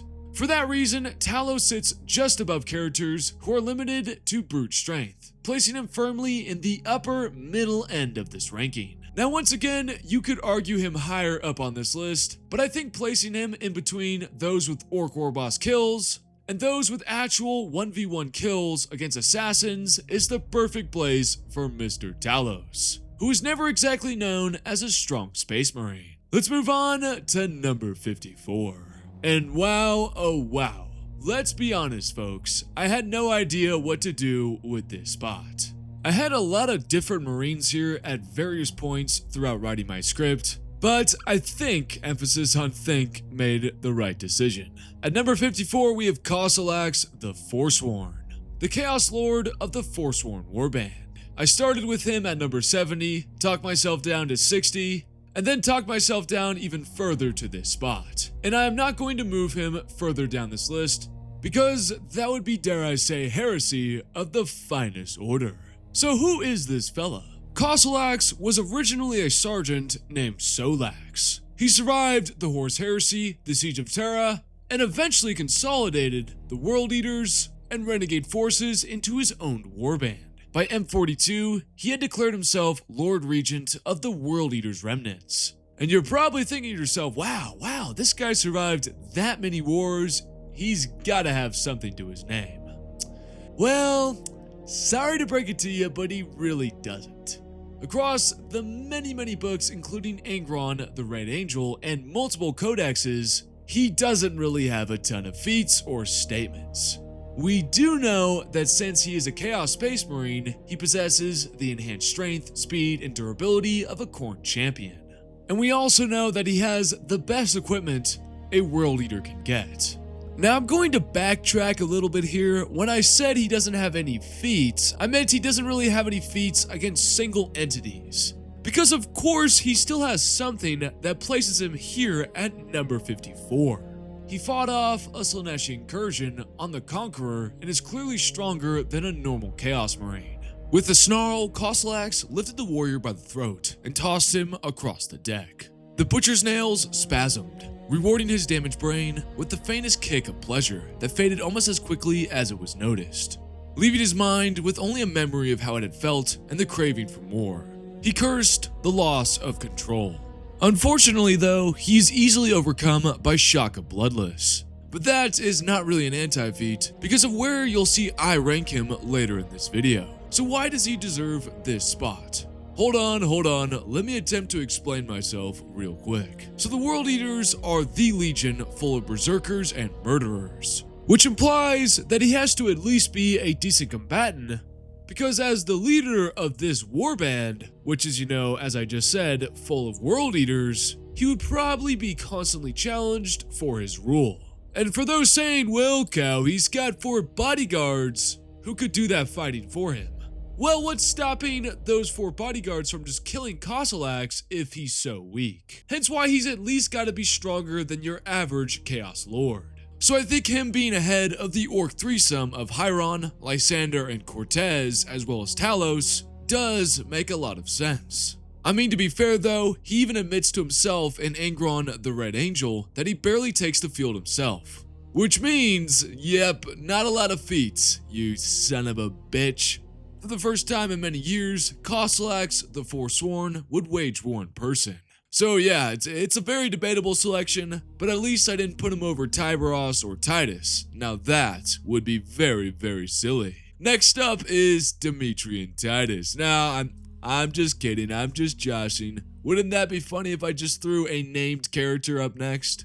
At number 53, we have Epistolary Zadkiel. Zadkiel, who was seconded from the Dark Angels to the Death Watch, operates in the Arcuros Selant, one of the Imperium's most dangerous and strategically valuable regions, where only the most capable individuals are trusted with command authority. Trained directly under Chief Librarian Ezekiel of the Dark Angels, Zadkiel was inducted into the Inner Circle, and later deployed with the Deathwing. His long record of demon banishments, victories against Chaos Space Marines, and survivability in deadly war zones establishes him as a consistently elite Astartes, rather than just some one-off character. The key feat anchoring Zadkiel's placement here at number 53 is his duel with Cypher during the Battle of Screams. For a portion of their duel, Zadkiel was able to match Cypher blow for blow, countering his blade work with a blend of psychic abilities and melee skill, before ultimately being forced to withdraw, losing an eye in the process.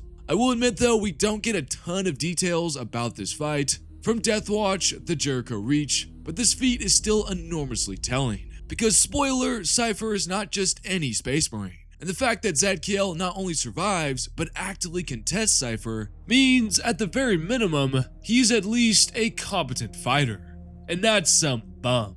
This feat becomes even more significant if Cypher is indeed Corswain, which, in my opinion, he is. Corswain was one of the greatest swordsmen of the Horse Heresy, a warrior who could contend with the best duelists of the First Legion, and whose skills placed him among the best Space Marines in that era. Under that interpretation, Zadkiel is potentially fighting one of the greatest duelists of all time, empowered by centuries of experience and whatever new advantages his new identity, Cypher, possesses.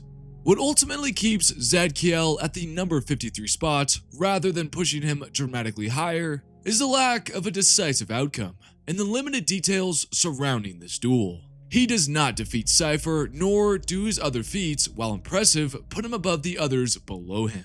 Like there is a one-off sentence where he fights the Crave in the Jericho Reach, but we don't have explicit details of how well he actually performed, besides him earning a medal after the battle. You could argue from that he should be higher on this list, but that's gassing someone up who couldn't even defeat Cypher. If he was truly stronger than the Crave, who are psychic monsters themselves, then he should have been able to beat Cypher. So pretty much, Zadkiel sits here because he has proven he can stand in the presence of powerful Marines. But without more details from the text, we unfortunately can't place him higher on this list. But I think number 53 is still well deserved, because he is 1, a psyker trained by Ezekiel, and 2, he was able to fight Cypher, or I guess you could say Corswain. And the fact that he didn't die means he's a decent duelist as well. So pretty much what I'm trying to say is that he's not strong enough psychically to be able to delete a Marine like Cypher, but he's decent enough to survive the encounter, placing him solidly at number 53. At number 52, we have the Red Centurion. And just like Zadkiel, this character's entire reputation rests on a single appearance and a single duel, both from the Faultless Blade. Are you kidding me? Yes, guys, we have another character who doesn't have a storied campaign or repeated victories across several novels. But we do have something more important than that. A fight against Lucius Eternal himself, which immediately shows just how powerful he might be. A little backstory to this character: when I first heard of the Red Centurion, it was in the comments section for the third part of this series, my Chaos Warbands video, and he seemed like a pretty cool character. The comment even said that he managed to almost beat Lucius.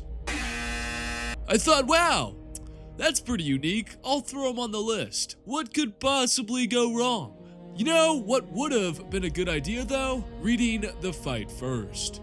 But hey, you live and you learn. So imagine my surprise when I actually read the duel, and well, let's just say that the Red Centurion does not really live up to the hype. No, I hate my job. Now at first glance, this fight between him and Lucius does feel competitive. Lucius first acknowledges the Red Centurion as skilled, studies his footwork, and treats him as a genuine opponent, rather than just some bum. I'm sure you do, replied Lucius with a pleased whistle. You were at Skalthrax. Beautiful bygone days, they truly were. I heard talk of you, Lucius pointed at the World Eater with his sword, the Red Centurion. They called you. I heard you were good. I felt some regret in not having the occasion there to find out myself. But it seems that fate conspired against me. I am delighted to see that she has come around and reunited us for such a celebration. So as you can see, Lucius is pretty damn excited to cross blades with the Red Centurion. He seems like a kid at a candy shop. The Red Centurion also shows off his discipline, control, and patience early on during this banter, which is quite unusual for a World Eater, and immediately marks him as a noteworthy champion, because most World Eaters immediately lose themselves to the Butcher's Nails, resulting in a more aggressive, but easy to outwit attack style. For a time, he even prevents Lucius from dictating the tempo of the fight, pressing him aggressively and forcing the champion of Slaanesh to actually work for openings rather than styling on him. This right off the bat establishes the Red Centurion as a high-tier Astartes duelist. Lucius even thinks the following. Lucius beamed. This was a true opponent. It had been so long since anything even remotely challenging had come his way. Inspiring him to make use of the skills he refused to give upon the dregs that were so often pitted against his Cors Nicaea. However, the duel quickly shifts in Lucius's favor, because the key problem with the Red Centurion is the Butcher's Nails. Because as the fight drags on, the Butcher's Nails begin to finally take over. And once that happens, Lucius begins carving through him with speed the Red Centurion can no longer keep up with. That matters for scaling, since during their duel, the Red Centurion never overpowers Lucius, never forces him into a desperate strike, and never really threatens his life through skill alone. I think many people remember this fight as the Red Centurion almost killing Lucius, but it's just kind of the opposite. At the beginning of their duel, it's kind of relative between the two, but as it continues, Lucius is clearly winning. But I will say that it's not a low diff fight for Lucius, since the Centurion puts up a fight at least. It's more of a mid diff for Slaanesh's champion, which isn't the worst feat in the world for the World Eater. It really comes down to the fact that the Red Centurion is crippled mentally by the Butcher's Nails. The Red Centurion's veneer of calm was a memory now. He was lost to the Song of the Nails. The implants gouged into his mind, using pain to push him deeper and deeper into berserk fury. Lucius could see the tics and tremors running rampant over the World Eater, even through the churning winds. He could hear the haft of the Warlord's axe creak as he gripped it tight enough to leave indentions in the iron.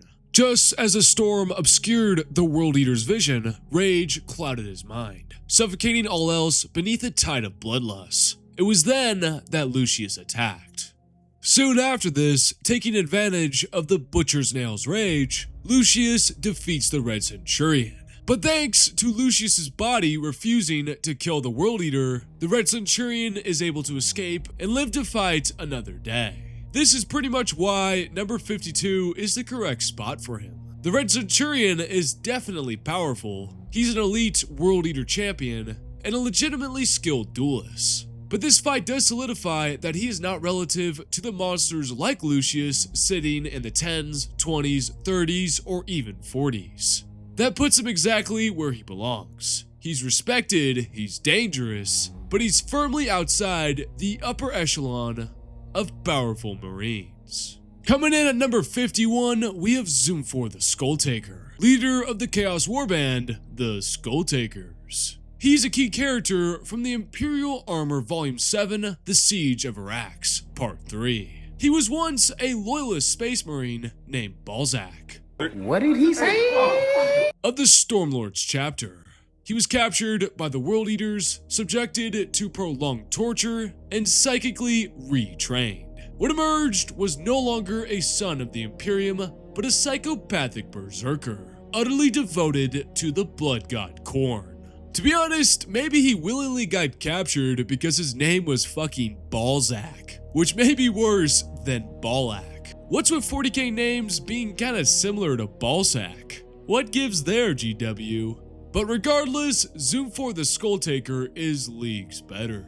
Over the course of millennia, Zoomfor rose through the brutal hierarchy of the World Eaters, climbing from a simple Skull Champion to an exalted champion of Khorne, and eventually claiming leadership of the Skulltakers Warband, an ascent that in Chaos terms can only be achieved through the repeated killings of rivals strong enough to challenge your command, which already shows off just how strong this fella is. Physically, Zoomfor is a towering figure among Space Marines. Clad in ornate Terminator plate, he wields a vicious power axe alongside the Claw of Demos, an ancient power fist fitted with a built-in combi bolter, originally belonging to a word bearer. Combine that with his status as an exalted Chaos Lord of Khorne and his arsenal of death, Zoomfor is a supremely powerful fighter, and his recorded feats really build his reputation. During the Siege of Rax, he challenged and killed the Lord of Berserkers of Skalthrax in single combat, immediately absorbing the defeated warband. And then later, during the same siege, he led the destruction of the Black Brethren of Areas, personally eliminating their Lord and Champion. Damn, was this guy only fighting Chaos Warriors during the Siege of Rax? He's really team killing Maxine over here. Now, full transparency here, this placement was really hard to make, just like everything else apparently on this list. This spot took at least an entire day to decide it, with 6 different characters sitting at 6 different positions in the rankings. I'm not even kidding. After going back and forth weighing feats, consistency, and overall showings, I decided that Zoom 4 should ultimately land here. And yes, I'll admit bias, Zoom 4 is one of my favorite Core Knight characters. He's relatively unknown and doesn't get the spotlight he truly deserves. But as you can tell, he's pretty darn tootin' powerful. And more importantly, his power is repeatable. It's earned through direct challenges against different Chaos Lords and Champions.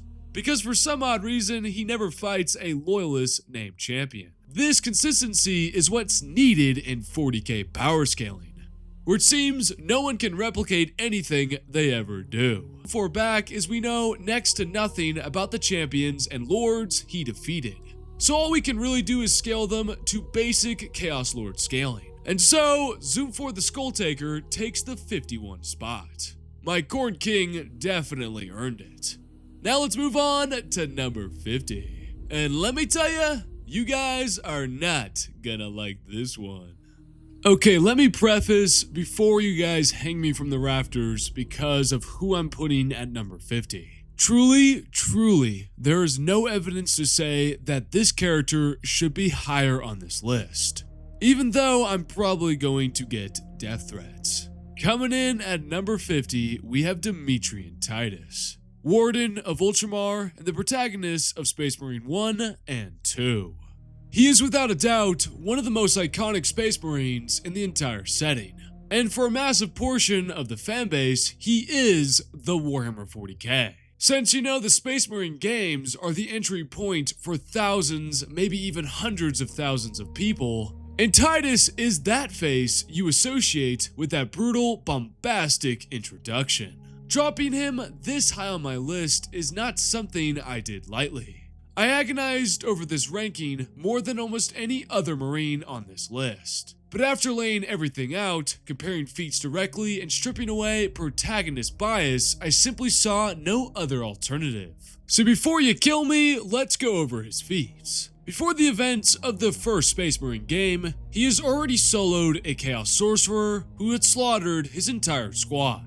He also defeated 3 Eldar Aspect Warriors and led a successful rescue mission to save none other than Leandros. That alone probably places him above an average of Astartes. Then we have Space Marine 1, where he kills an Orc war boss, interrupts and banishes Nemroth mid-Demon Ascension, and closes a Warp Rift. All of which are undeniably impressive feats, but, and there is a but, this is where the power scaling knife twists. These feats are extremely context dependent. Nemroth is stopped mid-transformation, rather than defeated as a full Demon Prince, and if the gameplay is to be believed, he just kinda sits there and lets you punch him over and over and over again, for some odd reason.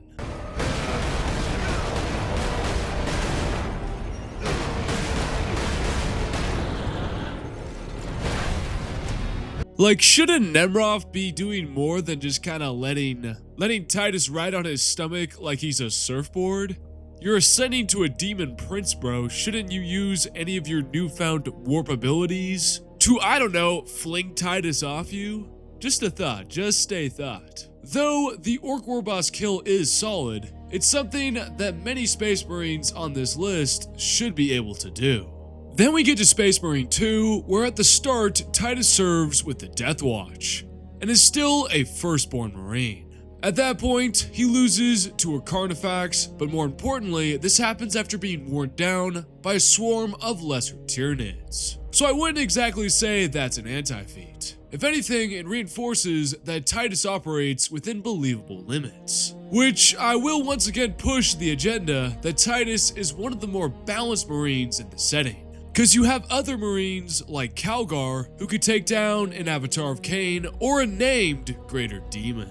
After crossing the Rubicon Primaris, which we touched on earlier, he gains the expected physical enhancements and immediately returns to carving through enemies. His post-Rubicon feats include fighting through an endless wave of Tyranids and Traitor Marines, like Termagants, Lictors, Carnifexes, Rubric Marines, Sorcerers, Tzeentch Demons, Cultists, Terminators, and Hellbrutes, all alongside Chiron and Gadriel. At the conclusion of Space Marine 2, the trio here, including Titus, defeat the Chaos Sorcerer, Emura, in the Warp. This trait is so mysterious that it results in his arrest by the Inquisition following the Graia campaign. Despite exhaustive investigation work by Inquisitor Thrax, no corruption is ever found. So add that to his list of abilities and feats. Now there's also the claim that Titus landed the killing blow on a Norn emissary, Tyranid entities that are supposedly Primarch level. The Lex does mention it, but I could not find a clean source that confirms it's a solo, uncontested kill. Even if it is true, the Lex makes it appear that it's similar to Ortan Cassius's kill on the Swarmlord, meaning that Titus delivered a killing blow, but did not straight up defeat the Norn emissary in one-on-one combat. Because of that uncertainty, I'm not exactly weighing that feat too heavily. And here we reach the hard truth that's going to light the comment section on fire. Even with all of this, Titus's feats do not scale to the Marines ranked above him. If your main exposure to 40k is through the Space Marine games, it's easy to think that Titus is the absolute pinnacle of Astartes' power. But once you zoom out and look at the bigger picture, there are other Marines who can shatter demon princes with a single glance, warriors who can outbox greater demons in one-on-one combat, and other Astartes who can kill Necron lords. The gap truly becomes impossible to ignore. Someday I bet though, Titus will absolutely climb higher on this list, since the man will 100% solo a Catan Shard when they expand 500 worlds even more. And that will result in me personally crashing out on camera. But as things stand right now, with the evidence we actually have on hand, Demetrian Titus, everyone's favorite Space Marine, lands at number 50 on my list. If you think he belongs in the 40s or dare I say even the 30s, let me know down in the comments with a solid argument. Maybe you can convince this fallen go. At number 49, we have another unexpected Marine, Cato Sicarius, the Knight of Macragge. It can't be. It can't be. You have done well, my new apprentice. Now, Lord Vader, go and bring peace to the Empire. I can't watch anymore. Wow, another Ultramarine, back to back. I genuinely did not expect this when I started this list, but here we are, and honestly it kind of feels good. There is something deeply therapeutic about seeing two Ultramarines sitting this far back, because for the first time in a long time, it feels like Warhammer 40k is finally healing from the mental damage inflicted by the Matt Ward era. Oh brother, this guy stinks! If you guys are new to 40k, you have no idea the insane feats the Ultramarines pulled off during this time period. As for Cato Sicarius, going into this list, I thought Cato would be a top 20 lock, but I guess his feats are really not that good. Hold on, let me put on my Cato Sicarius voice real quick.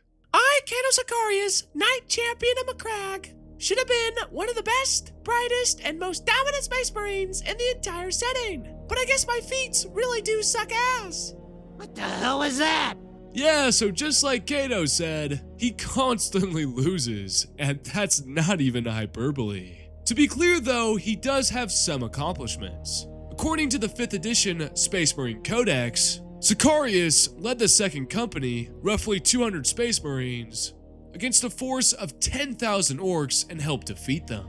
He also has personally slain an orc warboss, who's capable of shooting straight through a Leman Russ tank. And in Dawn of Fire, the Silent King, he fights Necron Lich Guard, and clearly scales above them.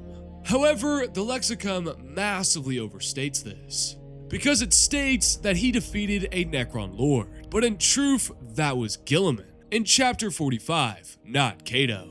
So yeah, we're already deleting one of Kato's feats. But what else does he bring to the table? Well, I'm gonna be honest, his resume kind of falls off a cliff after that. In Chapter's duel, Kato fights the Demon Prince Cormagron, and he holds out for some time, which is respectable, but does not get the win. He only survives because a guardsman sacrifices himself to create an opening that allows Kato to land the final blow. In the face of his fury, Kato Sicarius stood firm as the Demon Prince brought down his accursed weapon in sweeping arcs, hammering the Space Marine captain with such ferocity that his knees buckled and his finely wrought Talisarian Tempest blade was notched and chipped. With a clawed foot, Cormagron stomped Sicarius to the floor, cracking his breastplate and grinding him down. Triumphant, the word-bearer raised his blade high, braying his victory to the skies. The killing blow never fell. A nearby Imperial Guardsman, seeing the mighty captain in mortal danger, forgot his fear and hurled himself at the towering Demon Prince. As his bayonet plunged into the infernal beast's flesh, the course of the battle and the fate of Idolum shifted forever. Cormagron, distracted, turned his gaze upon the brave Imperial Guardsman and burned him to ash in a torrent of warped flame. The distraction was all the captain needed. In a blink of an eye, Sicarius jammed his blade upwards, past the breastplate of the demon and into its heart. With a skull-rending scream, the Demon Prince was dragged into the warp. So there you have it, literally bailed out by a guardsman. Not a great look, but he still deserves credit for facing down a Demon Prince on his own. But that is not it. He also loses to a Necron Lord, although I will remark that Kato was winning that fight until the Necron Lord simply physically overpowered him, seen in the 5th edition Space Marine Codex, and he is left grievously wounded.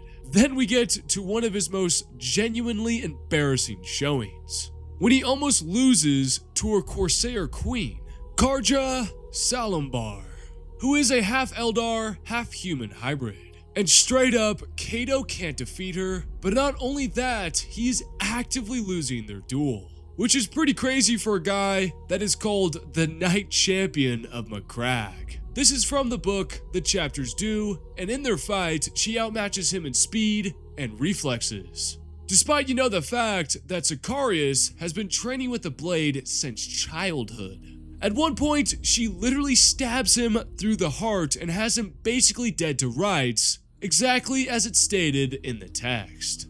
And then I kid you not, he is bailed out again. Scipio ran towards Sicarius as the Corsair Queen spun in to deliver her coup de grace. The Tempest blade deflected the first and second blow, but could not hope to block the third. Salambar's sword plunged into Sicarius' chest, and the captain of the second cried out in pain as his heart was split in two. The Tempest blade tumbled from his grip, but as Salambar drove him down with the force of the blow, Sicarius saw Scipio coming and gripped the straps of her armor in a death grip.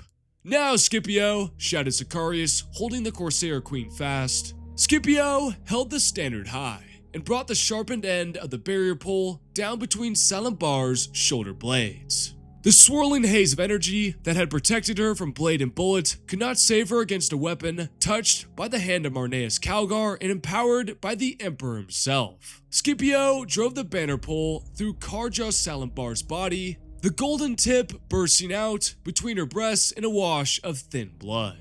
Of course, after this, the Corsair Queen is killed. but only because Kato managed to grab her long enough for one of his comrades to impale her from behind with an Ultramarine standard. So Kato is once again literal seconds away from death and gets bailed out once again. This is simply a massive anti-feat, and yes, it also accidentally upscales Honshu, which we'll cover in a little bit. Even his wins often come with caveats. He defeats a flayed lord, but only because the creature is distracted and knights a Macragge. He kills a powerful warp beast that has already slain several Ultramarine champions, but only after it has been weakened. I'm not even kidding, look at the text. It says it right there that it's weakened, allowing Kato to duel it and defeat it. Sensing a pattern here? Yeah, me too. Over and over again, Kato's victories are conditional, assisted, or situational. Like I said, you genuinely cannot make this shit up. So you're probably wondering, why the hell is he above Titus and the other Marines behind him? Well, despite all of this, despite all of the evidence showing that Kato might actually be a massive fraud, he does have two things that push him just barely higher than the folks directly behind him, like Titus, Zoom 4, or the Red Centurion. First, Sicarius is explicitly stated to be an elite swordsman, on par with the other master duelists of the Adeptus Astartes. This is supported by the 10th edition Space Marines Codex, which states that Sicarius is a swordsman without equal, which implies that at the very least, he might be the best duelist of the Ultramarines. Which is kinda crazy, seeing that he almost lost to a half Eldar, half human hybrid. It's not a good day to be an Ultramarine fan, that is for sure. And also, how could I forget that Kato Sicarius also defeated a Catan Shard? Now simmer down, he didn't do this in one-on-one combat. He threw a vortex bomb at it, which destroyed the Star Shard. So I'm not exactly going to count that as a great feat for him, because my cat could replicate that same exact feat. All you gotta be able to do is throw it. And let me tell ya, if my cat hadn't got injured in that big game, he would have gone pro, and would have been soaking it up in a hot tub with his soulmate. But I think that statement easily places him over Titus. Second, while Kato ultimately has a ton of losses, these are losses to powerful entities like Necron Lords, which easily edges out Titus's, the Red Centurions, or Zoom 4's greatest feats. So I have to give credit where credit is due. Kato does have a ton of difficult fights, and he has defeated an Orc Warboss, and stood against a Demon Prince for an extended period of time, which certainly place him above standard Marines without a question. So there it is. I, Kato Sicarius, Knight of Ultramar, Champion of Macragge, am a bum. And I land at number 49 on a Fallen Cow's list. That's right, Kato. You're kind of a bum. Now get back to practicing with your sword. You definitely need it. Now we move on to number 48. Just at 48, we have Prognosticar Brand, the Age Librarian of the Silver Skulls, who despite his years, Brand proves that experience and discipline can allow you to stand toe-to-toe with the greatest powers of chaos. Brand's best feat takes place aboard the Silver Skull Strike Cruiser, the Dread Argent, during the Red Corsair's failed campaign to seize control of the Gildar Rift, as depicted in the book so aptly named The Gildar Rift, which, is the only novel Brand appears in. I'm sorry guys, I'm sorry, but you picked the chapters, not me. There he defends the bridge against Tamar, a Chaos Sorcerer and a champion of Huron Blackheart. For some context, Tamar was once a member of the Executioner's chapter, and after joining Chaos, he had fought and murdered his way through the ranks of the Red Corsairs to become one of Blackheart's champions. He is explicitly described as an accomplished Chaos Sorcerer with powerful psychic abilities, though the novel only gives us a limited window into the true upper limits of his warp potential. In their duel, Brand clearly demonstrates psychic superiority compared to Tamar. He ignores his taunts, shrugs off injuries that would have slowed lesser psychers, and methodically dismantles the Chaos Sorcerer. Most importantly, Bran identifies the moment Tamar's warp shielding falters, then manipulates the battlefield by collapsing the deck beneath them. He survives the fall and finally executes the stunned Chaos Sorcerer with a devastating 4-staff strike that obliterates his chest in a single blow. I will say that Bran is gravely wounded in the process, but this is still a Loyalist librarian decisively killing a Chaos Sorcerer. But not only a wizard, but a Chaos Champion as well, without relying on any outside interference. I will say that this placement is absolutely debatable though, since we don't see the full breadth of Tamar's psychic arsenal, as well as Bran's feats are rather limited. With more showings, he could plausibly rank lower or potentially higher, but based on what we see in this book, Bran proves he can back up his psychic foresight with steel and fire when it matters the most, although it does result in him being incredibly wounded. So I feel like 48 is a good spot for another cool but relatively unknown Librarian Marine. A debatable pick, absolutely, especially since he's over Cato Sicarius. But my counterpoint to those saying he should be below him is that what is Cato Sicarius going to do when Bran decides to force choke him like Darth Vader? Since Cato has never displayed any psychic resistance, I think he would lose this fight. But, once again, it's definitely debatable. This is kinda due to the fact that we have a very popular Marine with a ton of established lore versus a Marine with scattered lore across the setting. So it's kinda like comparing a smaller sample size versus a huge sample size, and trying to make a verdict out of that. So although Cato has fought a Necron Overlord and was beating him, and Bran's greatest feat is defeating a Chaos Sorcerer, which is a lesser opponent, Bran actually achieved victory over his opponent, while Cato was unfortunately defeated. So once again, this is a debatable pick, but I think it's defensible. With the number 47 spot, we have Malachite, a librarian from the Exorcist chapter. And this was another weird one to rank, people. On paper, Malachite looks absolutely cracked. He is directly responsible for banishing a powerful demon prince known as the Horned God back into the warp after piercing its heart with his force spear. That sentence alone sounds like it should rocket him up these rankings. But once I actually dug into this fight, I realized the context of this duel matters a ton. And it's that context that keeps him grounded here at this spot on the list. We see this in Imperial Armor Volume 10, The Badab War Part 2. And first things first, this is not a clean duel, not even close. The Demon Prince is an absolute monster. It shrugs off mass fire, tears Terminator armored exorcists apart, slaughters demon hosts, and even devours an Inquisitor.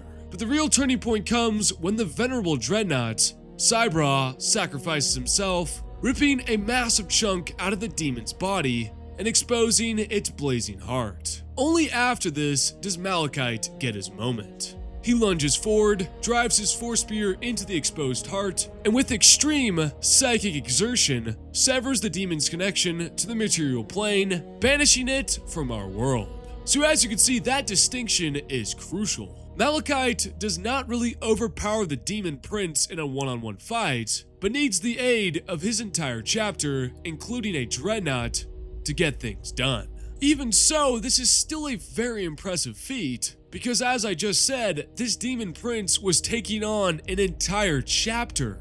And if Malachite can still banish it with a single attack, shows that he's still one incredibly powerful psyker. The willpower, control, and psychic output required to pull this off, even with support, places Malachite firmly above standard Astartes librarians. He didn't just stab a weakened demon, he finished it in a way that annihilated its influence across an entire subsector, causing its various cults across space to be consumed by warp fire almost instantly. Remember when I said it would be absolutely crazy to put a major character at 50 or something? Well, you guys know I'm a sensible cow, you know, I know what I'm doing.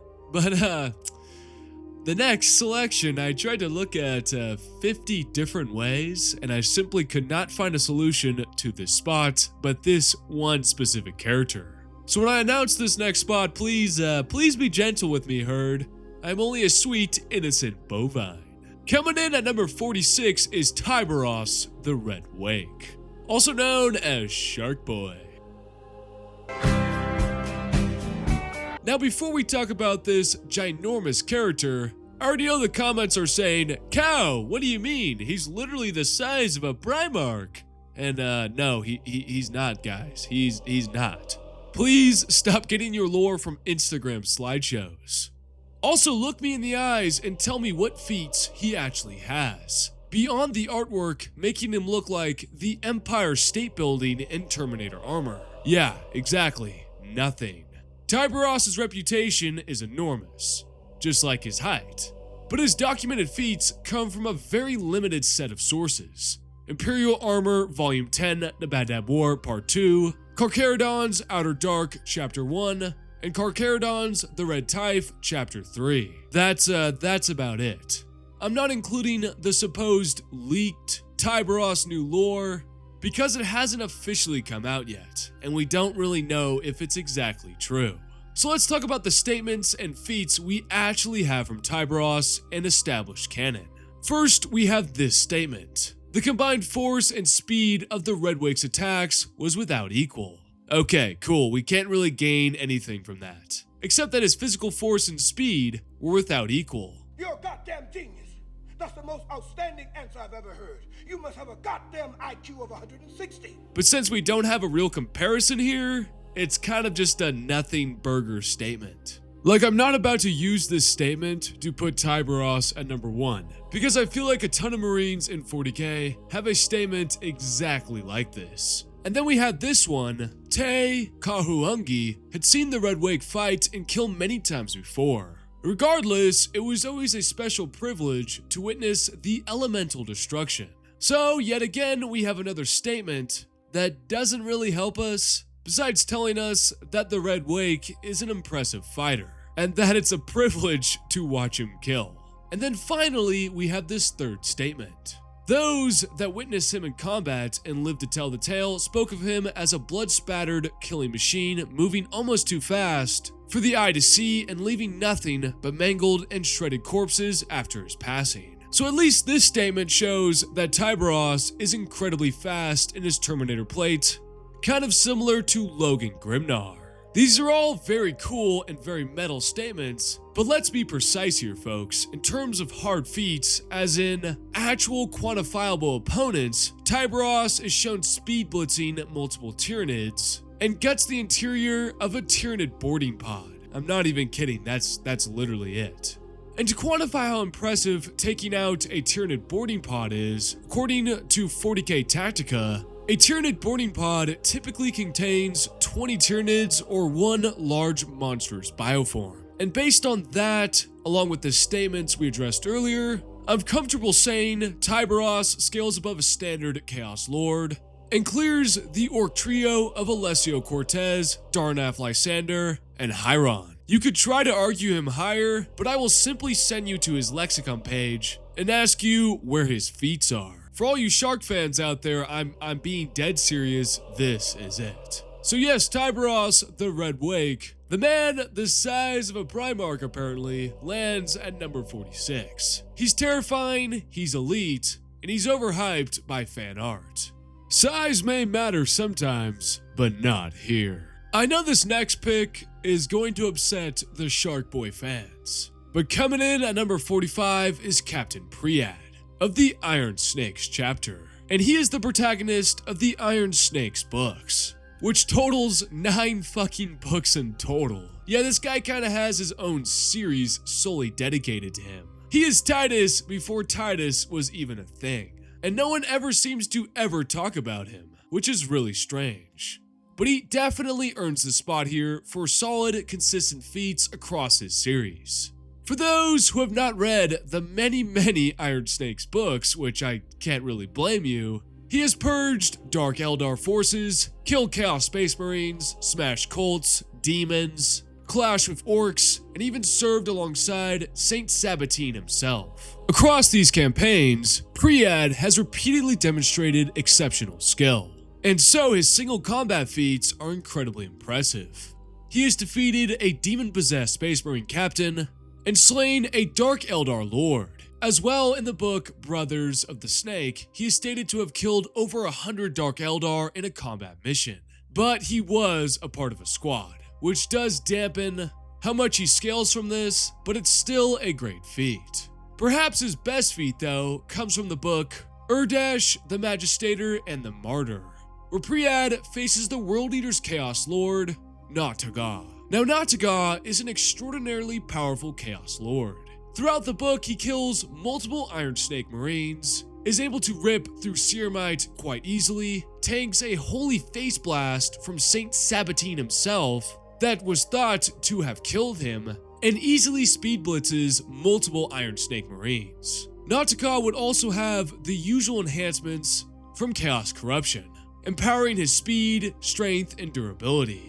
This guy is thoroughly powerful. Like, you guys are not getting this. It's not clocking with you. Read this excerpt right here. It was not the cut of the axe, although the teeth were sharp enough to carve the armor off a battle tank. It was not the impact of the axe, although the force of the Arnorgar could split a Space Marine's helm even with the chain at standstill. It was what the axe represented, the power that came behind it. The blood-weeping collar symbolized, invoked, and drew to a head. Blood for the blood god! Blood for the blood god! Blood for the blood god! So Nataga can carve the armor off a tank and can even split a Space Marine skull without even revving his chain axe. And of course, Priad fights him, and their fight is extremely awesome. And throughout their fight, Priad displays his genius, reflexes, and focus under extreme duress. Although of course he is not as strong physically as the Chaos Lord, he still emerges victorious by exploiting tiny windows of opportunity, countering Nataga's axe with his lightning claw, using the environment strategically, and ultimately neutralizing Nataga's butcher nails, allowing him to defeat the empowered Chaos Champion. So I feel like placing him at number 45 is the perfect choice, although it might not be a popular one.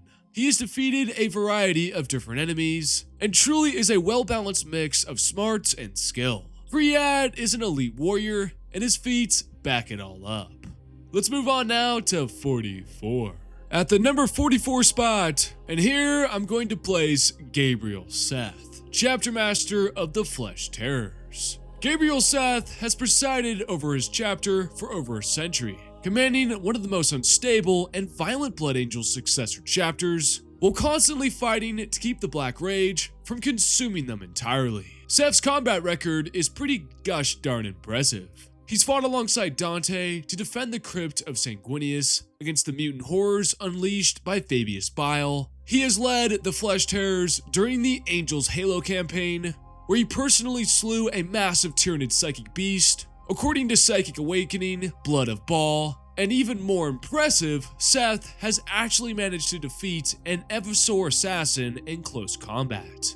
For those who don't know, Evisors are walking war crimes to humanity, literally engineered to slaughter Astartes, and Seth still managed to defeat one and walk away alive. As for his gear, he wields a massive chainsword, Blood Reaver, and with it, he represents a perfect fusion of rage, leadership, and violence. I choose violence.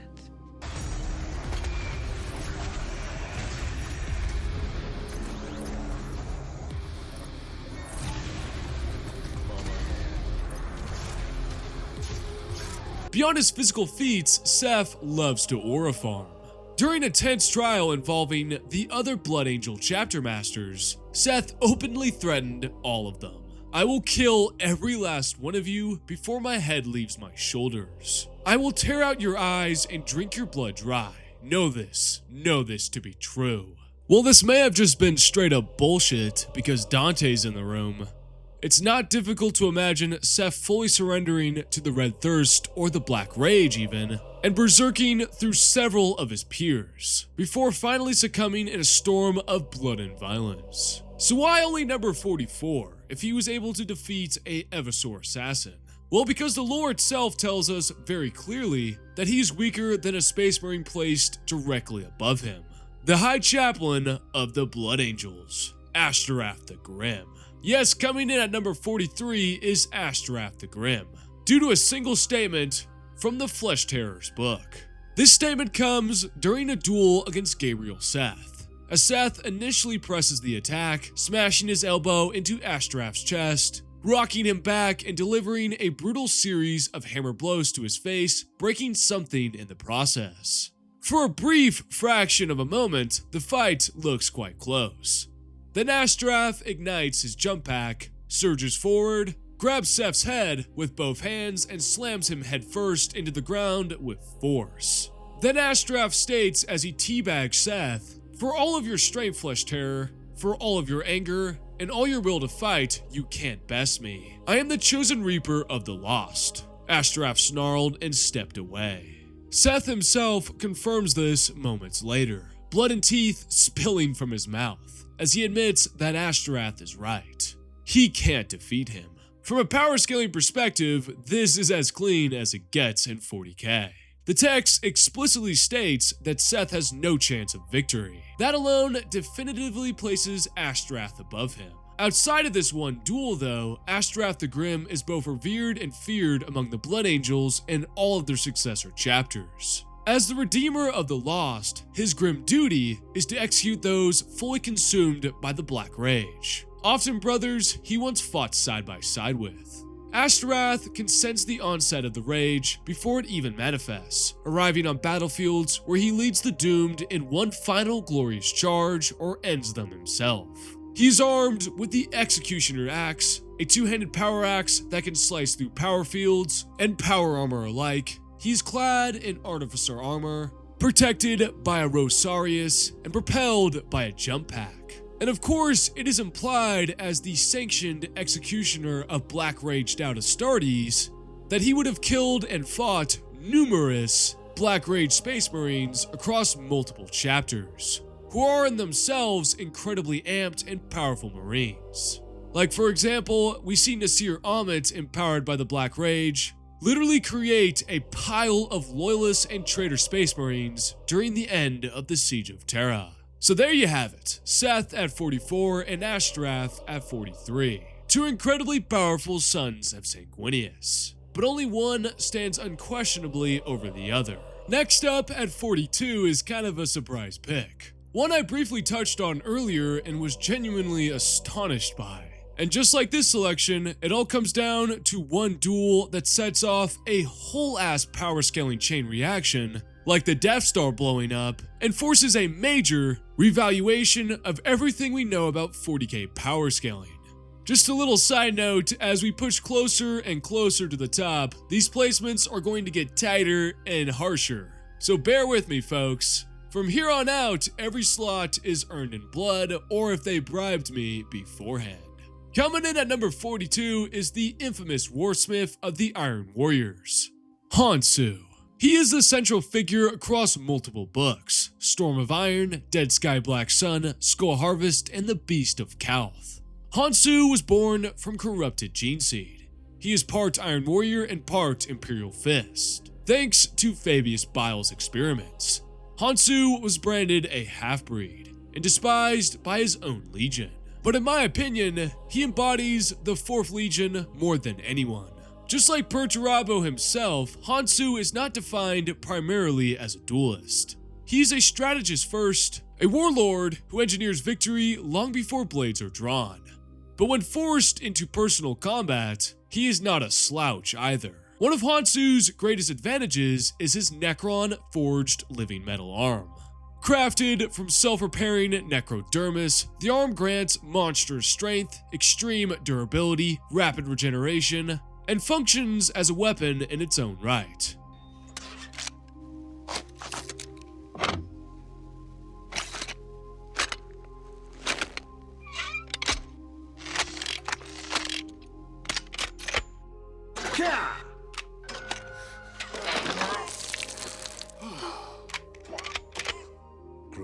It is also shown to nullify or dampen warp-infused attacks, most notably when it resists and counters a demon-tainted weapon in Skull Harvest. This arm alone dramatically elevates Hansu above basic Chaos Lords, who rely purely on brute force or chaos gifts.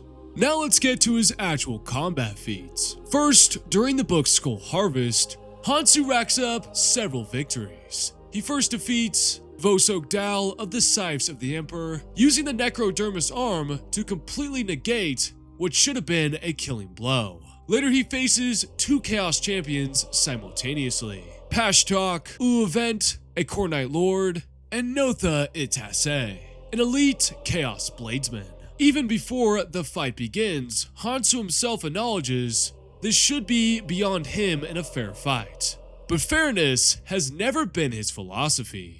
Through his giant pair of balls, silver arm, and skill, Hansu first destroys the Core Knight Champion's weapon, knocks Notha down, taking him out of the fight, and despite help from outside interference, personally delivers the killing blow on Pashtok Uevent, cleaving the Core Knight Champion from collarbone to pelvis.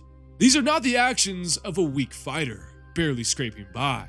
These are the actions of a warlord who knows exactly when and how to end a fight.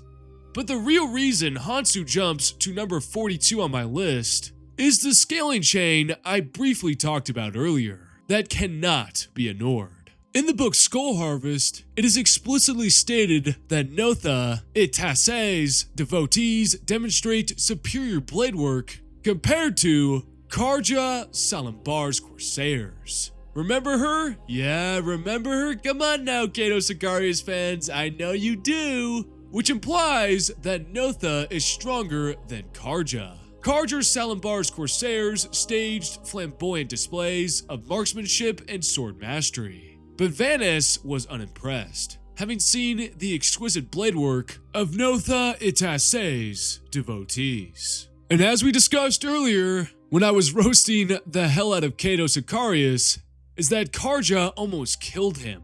Now I could definitely see the argument that this statement I just brought up does not definitively mean that Karja scales below Notha. Then you can make the assumption that their warlord leaders should scale accordingly.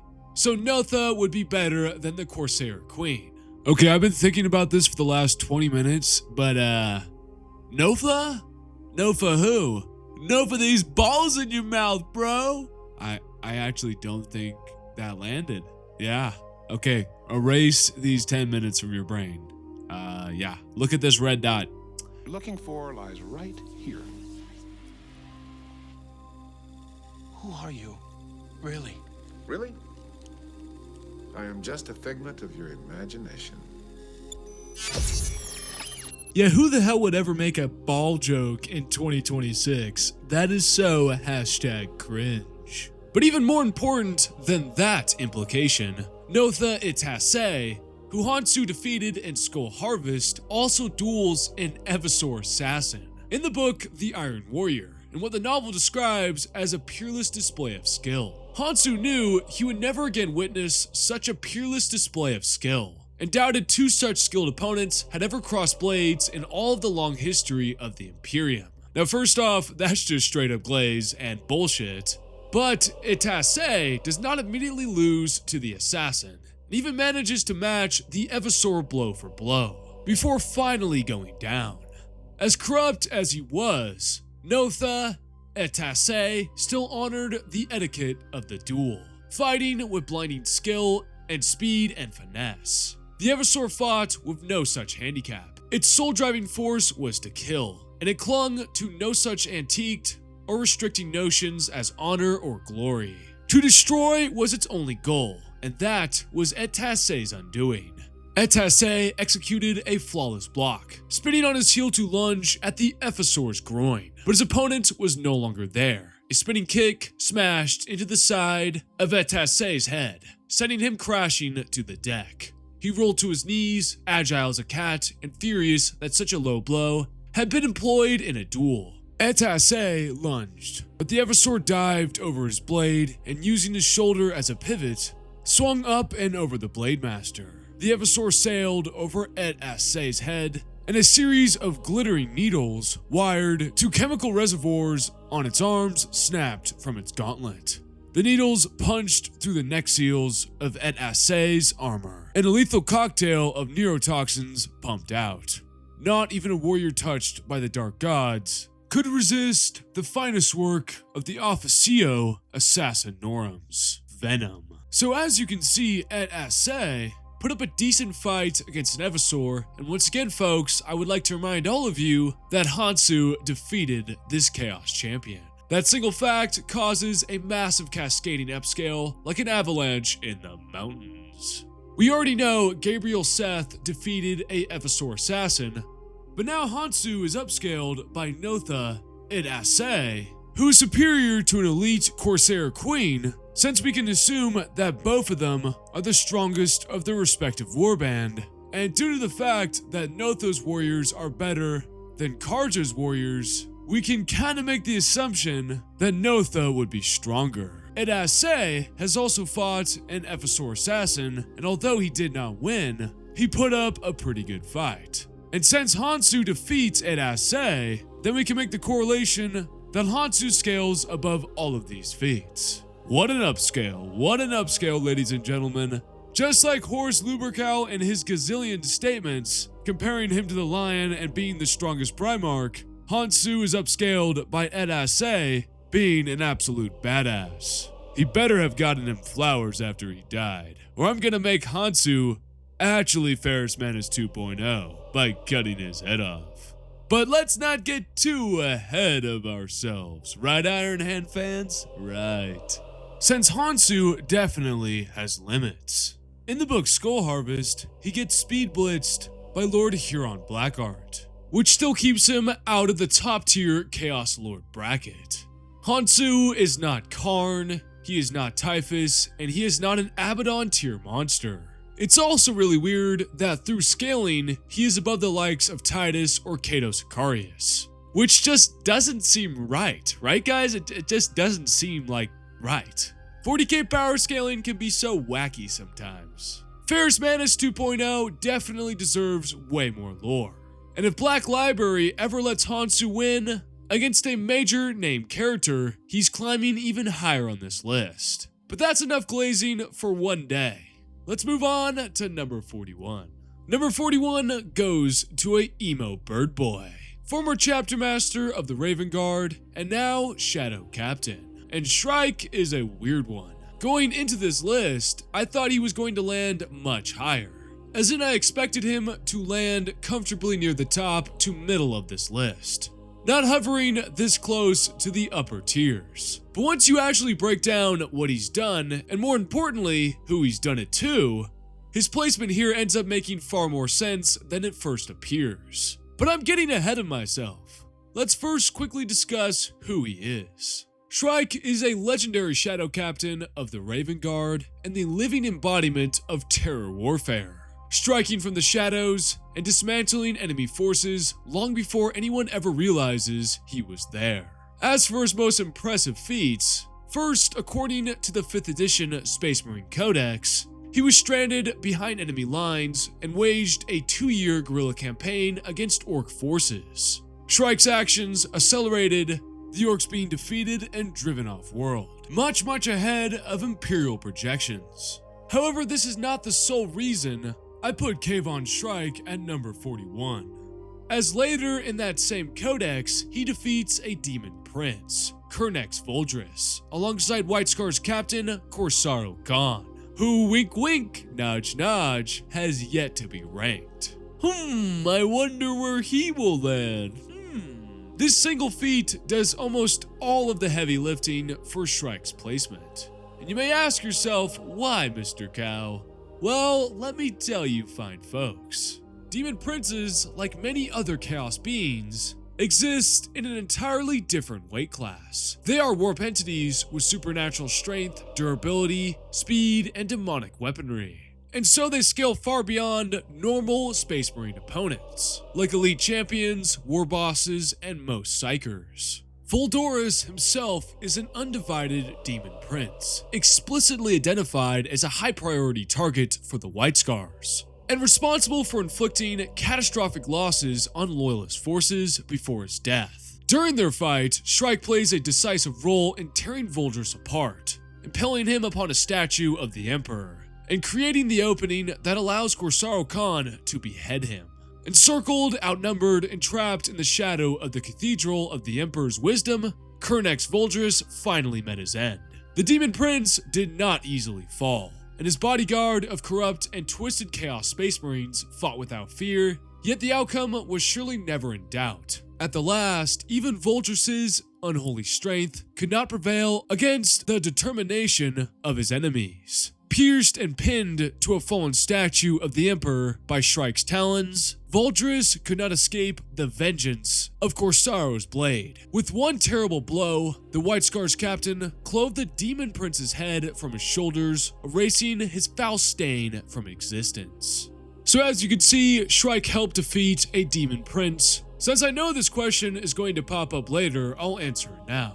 When scaling Demon Princes, I consistently place them below Greater Demons, as Greater Demons are literal fragments of the Chaos Gods, while Demon Princes are ascended mortals, which creates a clear hierarchy. Even accounting for variation, Tzeentch Princes being more warp-focused, Nurgle Princes being more durable, Slaanesh Princes faster, and Khorne Princes more physically strong and more resistant to psychic interference, an undivided Demon Prince like Voldris represents a peak-level opponent. The fact that Shrike could meaningfully contribute to defeating one immediately elevates him far beyond a majority of the characters on this list.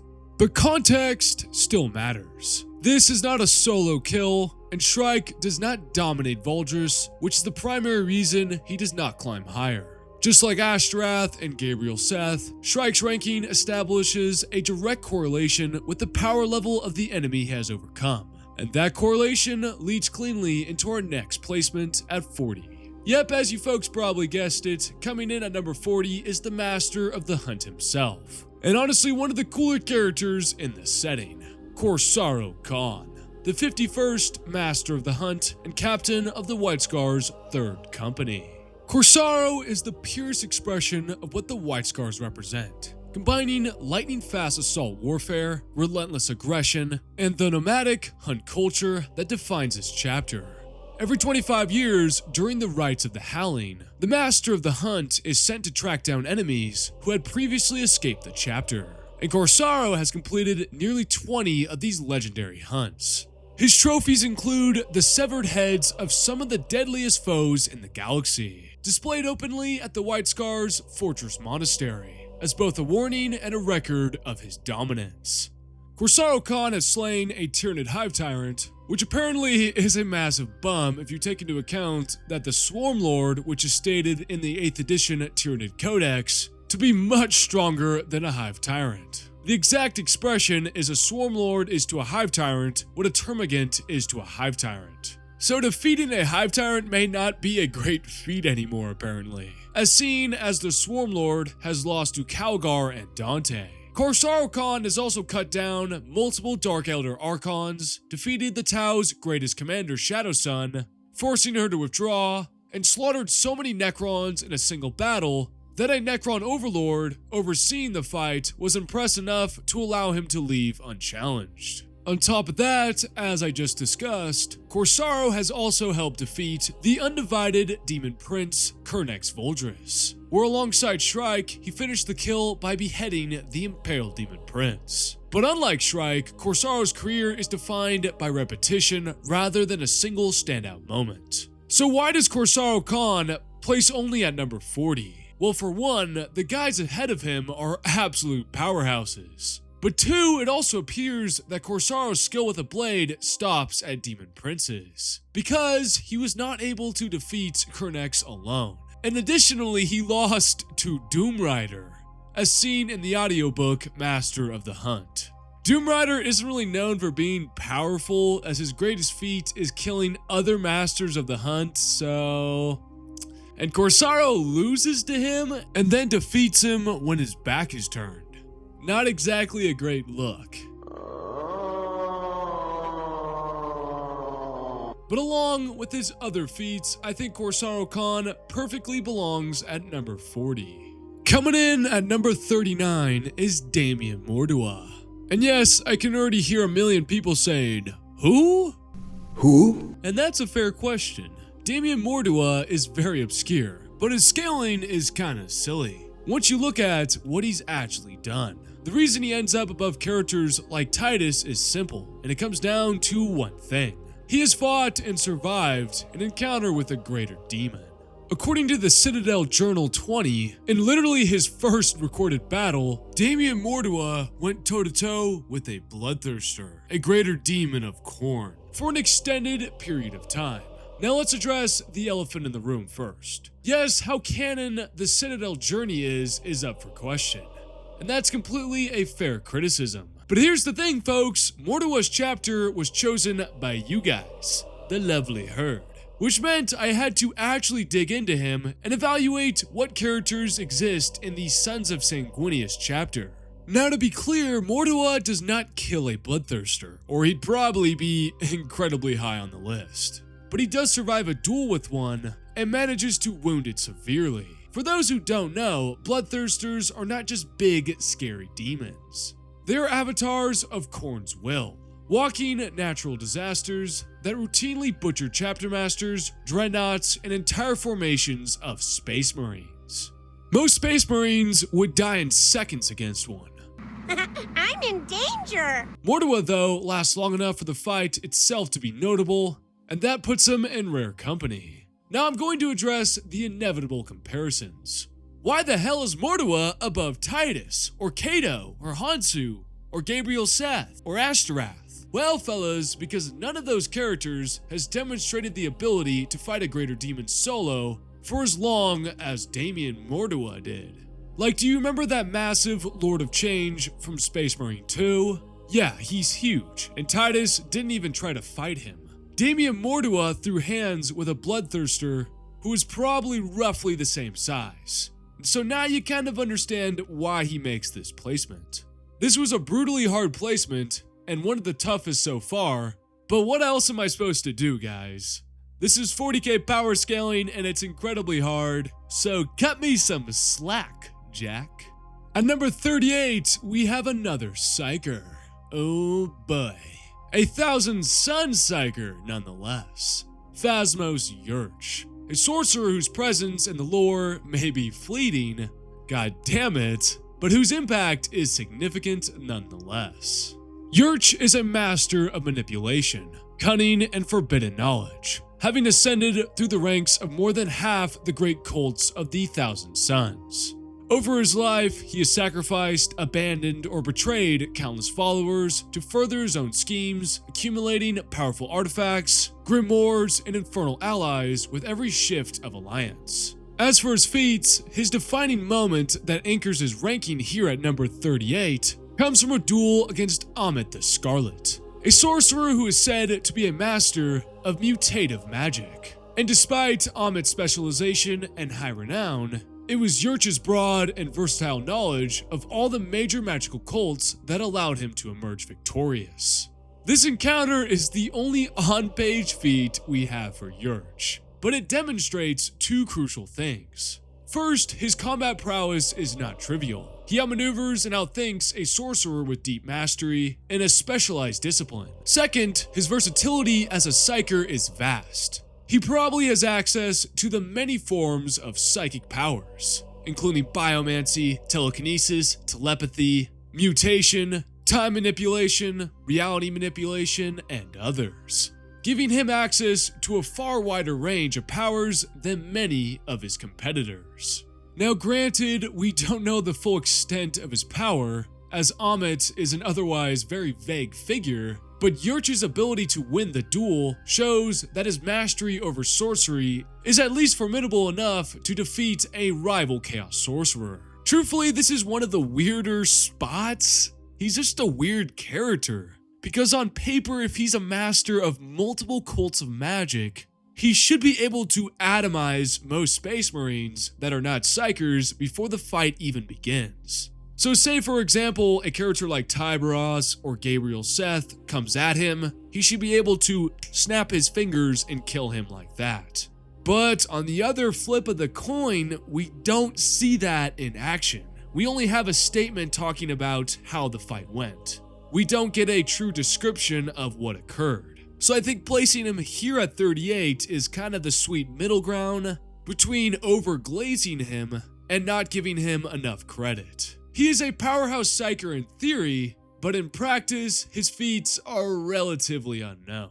Which leads us directly to number 37, where we have another psyker, Ashok, a librarian of the Angel Sanguine, whose feats mark him as a formidable psyker among the Adeptus Astartes, though not quite on the scale yet of a greater demon or say a Necron Lord. His most notable feat comes from the book Warrior Brood, where he took on and destroyed 3 Zonothropes at once. In this engagement, Ashok's skill and power are vividly illustrated. He moves through a hive city, slicing, blasting, and pulverizing the Tyranid Psykers with a combination of psychic power and martial prowess.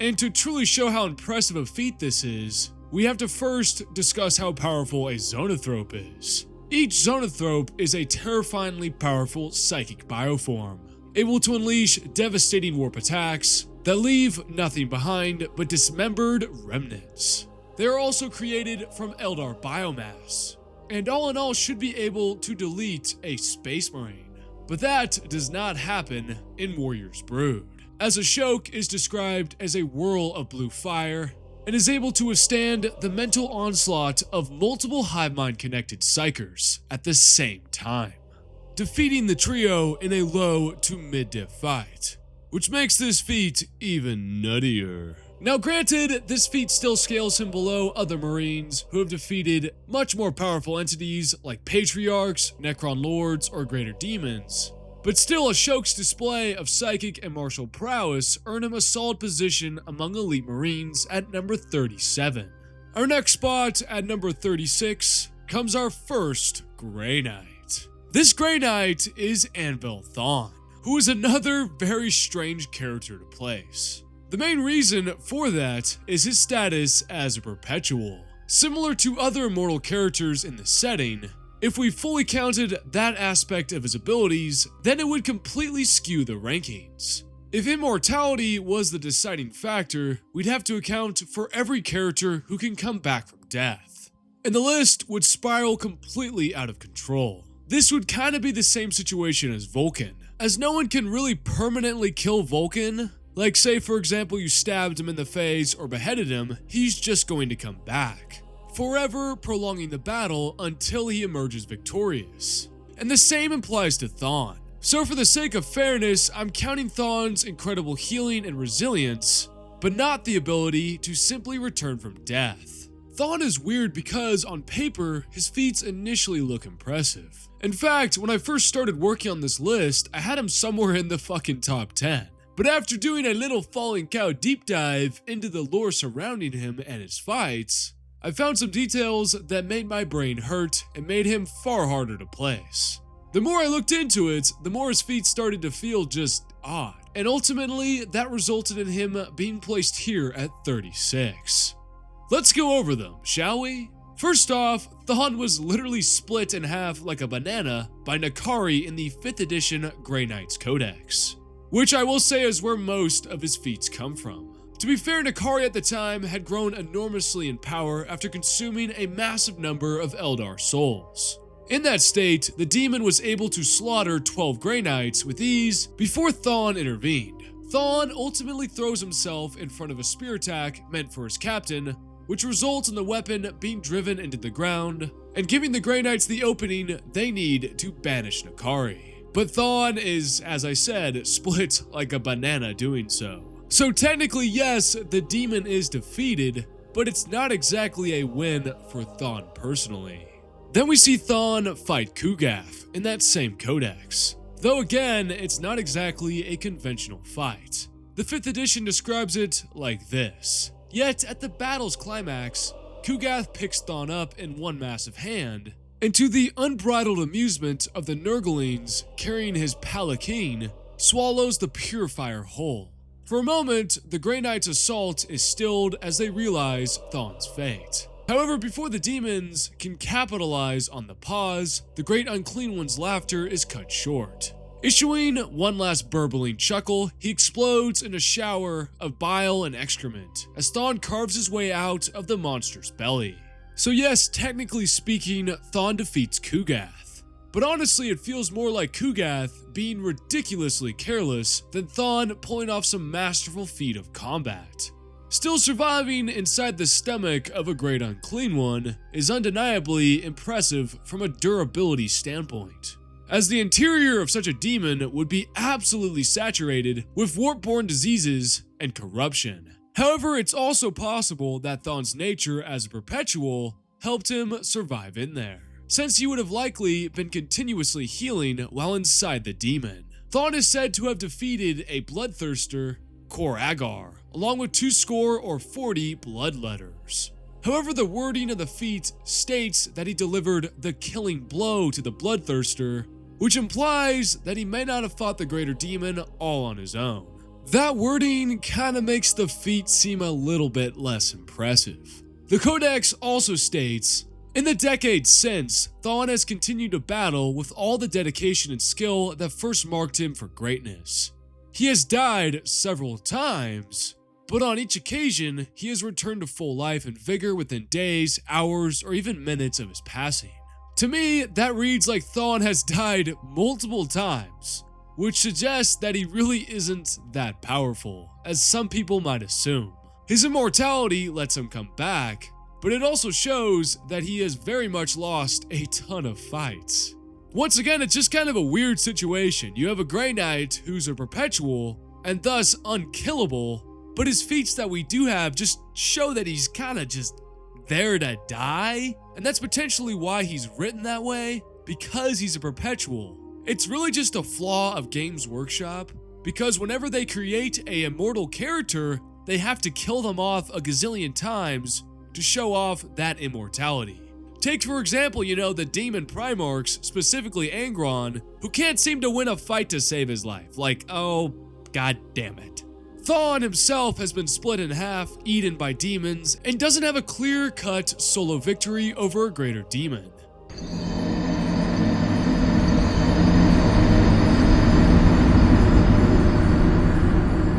Based on that unfortunate inconsistency, I have to put him at 36. Finally, at number 35, we don't have a fucking psyker. In fact, it's Sire Kerrigan of the Red Scorpions. He is the perfect example of quality over quantity, as he has a single significant feat that propels him into a cluster of lethal warriors. First, I'm gonna give a little bit of backstory on this guy because you probably have no fucking idea who he is. Kerrigan earned the sacred charge of the Vexilla Imperialis, a mark of ultimate honor among his chapter. He earned this for defeating and hurling the planet's Genestealer cult patriarch from the peak of its spire top layer. And for perspective, the Vex Imperialis is one of the most cherished relics in the chapter, a symbol so significant that the High Lords of Terra themselves award it only in moments of great triumph. Now let's talk about the feat, which I kind of already talked about already, but we're gonna do it anyways. So yes, Sire Kerrigan defeats a Genestealer Patriarch. And for context, Genestealer Patriarchs are elite Xenos far beyond anything else the Genestealer roster has. They are supernaturally fast, incredibly strong, and possess intelligence that allows them to outmaneuver and even challenge the most powerful of foes. And did I mention, they are also incredibly powerful psychers. For example, in the book Shadow Throne, we see a Patriarch engage a Custodes in combat. The Patriarch struck with such speed, even Carvellan couldn't dodge it. The creature hit him with terrible force, claws gliding over his palstron, while others piercing his pauldron, burrowing in his shoulder. The pain was immense. The weight dragged him down to the floor. The Xeno stench assaulted his nose, and he unleashed a psychic shriek to stun the custodian.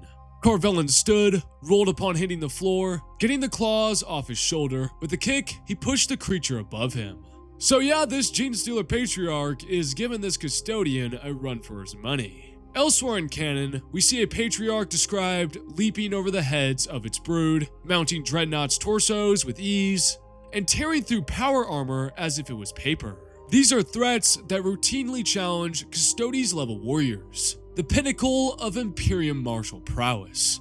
That is not a Primarch. The truth is, unfortunately, we don't exactly know how he managed to do this beyond throwing the creature from its cave.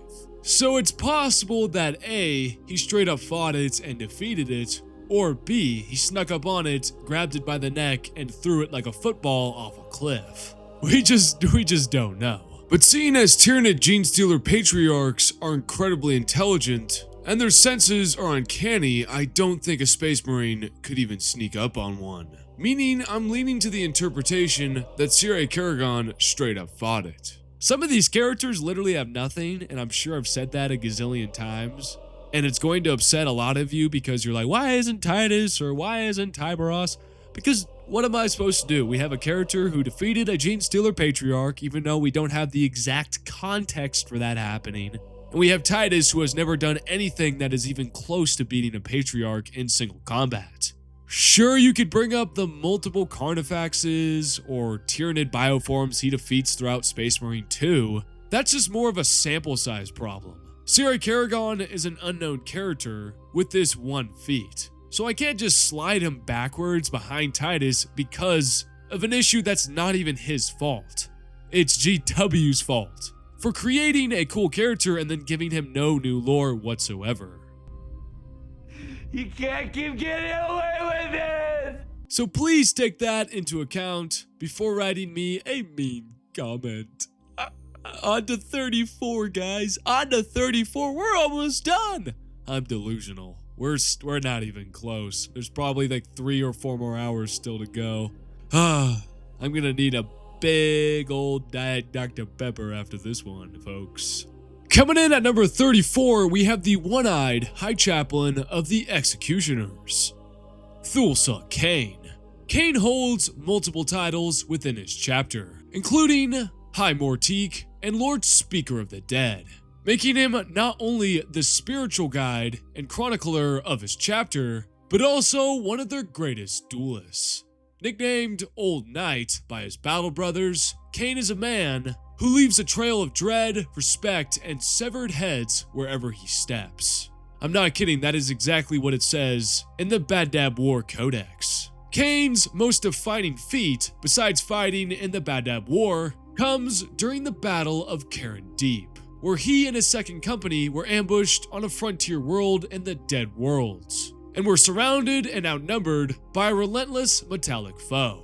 In the chaos of battle, Cain personally confronted the enemy leader in a titanic clash. Reports describe the foe as an undying metallic creature.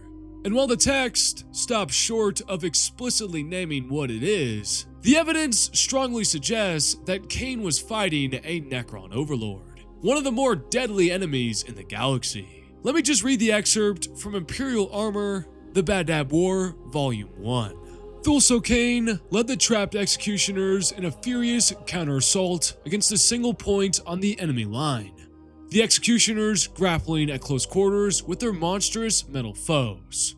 With the Space Marines, speed and ferocity could be brought into play. Thulsa Cain himself sought out and confronted the enemy leader, a towering personification of death clad in blighted gold and tattered cloth. After a titanic clash of arms which left Cain's Crozius Arcanium broken and his right eye withered in his skull, he managed to strike the monster down, enabling his brethren to fight their escape, and as much as many wanted to fight on to the bitter end, Cain's will prevailed. To put this in context, a Necron Lord is not merely a strong opponent. They are literal living weapons. They can tear apart Space Marines limb from limb, crush power armor with their bare hands, and wield weapons that can phase through matter, melt atoms, or pierce mountains. Their necrodermis bodies are nearly indestructible, rapidly self-repairing, and even killed overlords can return from their tomb worlds in new bodies. Standing toe-to-toe with such an opponent and emerging victorious even at great personal cost, losing an eye and shattering his weapon, shows that Cain is kinda that guy. Now we come to the 33rd spot, and please don't set a crusade on me with this pick. Yep, that means the 33rd spot goes to High Marshal Helbricht of the Black Templars. Helbricht's confirmed feats include slaying Chaos Space Marines, defeating vampire-like Xenos, killing the Orc Warboss Tusker Grobe World Killer, and the Iron Warrior's Warsmith Torvin Valka. He has also lost to Lilith Hesperax in a duel, but that's not really an anti-feat because she is above Custodes in power level. But then we get to his most infamous fight, with Imhotep the Stormlord, a very powerful Necron Lord. And even with his skill, Helberic does not defeat the Stormlord. Here's the full description of their fight, and I'll admit it's kind of short. This is from the 5th edition Space Marines Codex. Helberic deals Imhotep a dozen ruinous blows, but each time the Pharaon recovers in a matter of seconds to land a strike of his own. Helberic finally collapses, blood flowing from a score of serious wounds. However, instead of finishing his opponent, Imhotep brings his scythe down to sever Helberic's right hand, to serve the Marshal as a much-deserved reminder of defeat. Helberic is still roaring in fury and pain as Imhotep pitches him off the bridge to the cavern floor far below. Damn, Helberic got literally Mufasa'd right there. That's a tough look. So this reads to me that Imhotep kinda just stood there and let Helberic hit him over and over again. Then when he had enough, he bitch slapped Helberic to the next dimension. For even more context on how powerful Imhotep is, in the Infinite and the Divine, we get this description of him. What came after the flames, that was clearer. Titanic clashes, armies of metal marching with dire purpose, into the faltering lines of the reptilian Old Ones. Imhotep the Stormlord carving through the piteous Ancient Ones, like the Necron tier death god they discovered was all too real. So Imhotep is a being who fought during the War in Heaven, has slain Old Ones, and plausibly exists in the low Primarch tier. So it really appears that Imhotep is just messing around with Helberic, like a child fighting their dad. Like, oh no, that really hurt me, now I'm going to chuck you across the room. Like the 5th edition Codex states that he didn't really do much damage to Imhotep in the first place. Merely he hit him a ton of times. But it would be silly of me to not include Helberic's fight against Karen Drak in the Uncanny Crusade, which really raises a ton of questions on everything in 40k. The thing was of same ilk as Cathor's hunters, black-skinned, pale-haired, clad in skins torn from the backs of other beings. The cuts in its body glowed with a greenish ghost light, but this one had 4 arms with skillful hands that switched the blade with flawless skill, making the direction of its strikes hard to judge. The sword blurred through the air, describing deadly, decapitating arcs, crackling as it went. But Helberic was no ordinary man, and even among the Adeptus Astartes, he was reckoned mighty. Skilled at arms beyond the art of any, he matched the creature blow for blow. Helberic and the thing dueled, neither forcing an advantage.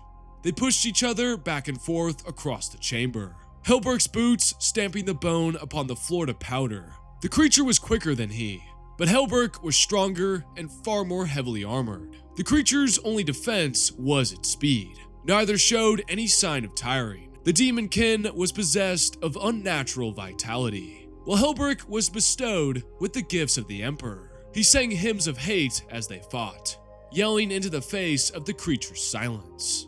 So as you can see, Helberic is stronger and more durable than this great hunter, but his speed is not quite up to par, creating a deadlock between the two, who seem to be relative to each other. But the craziest thing about this duel is not the outcome of the fight, but the fact that Kara-Jirak has also fought a Primarch. Yes, a Primarch, and not just any Primarch, Vulcan, as seen in the book Old Earth. Vulcan turned and intercepted a beheading blow that fell so hard his ears rang. Again, Kara-Jirak vanished. A third attack jarred the hammer half once more. A fourth grazed Vulcan's arm as he raised it in defense. Every blow was a killing strike aimed at the neck. Kara-Jirak did not wound his prey, he slew them outright. A hunter of heads. A decapitator of rare and gruesome talent. And he did not yield to frustration. Patiently, relentlessly, he wore at the Primarch, vanishing and reappearing, flinting from shadow to shadow. From above, from below, no direction of attack was barred to him. Slowly, Vulcan began to tire. Fatigue gnawed at him, but whatever evil lurked in this place was draining him too. This is just so weird, guys. Kiara is literally an entity that has gone toe-to-toe with the Primarch. And it makes Helbrick seem on that level because Helbrick is freaking stated to be stronger than him, which is just silly because he's fighting Vulcan, who is one of the strongest, if not the strongest Primarchs. I'm extremely confused. You're confused? I'm fucking confused, bro. Me too. And you're probably like, what the hell, Cow? He should at least be top 10, probably top 5 with this feat. Like, what the hell, Cow? Yes, I'm talking to myself at this point. This ranking is really doing a number on my psyche. But there is a passage that kinda makes this fight make sense. Souls, he realized. The eyeless sockets of the staring skulls had some anima left. Everyone had returned to regard him. Ice-coated the Primarch's armor, reaching beyond ceramite and adamantium. And then he was gone, and only a black cube remained. It levitated above the ground, slowly turning in the air, sparks of dark lightning cascading off its iridescent surface. The shadow field, or at least its cause, Vulcan destroyed it.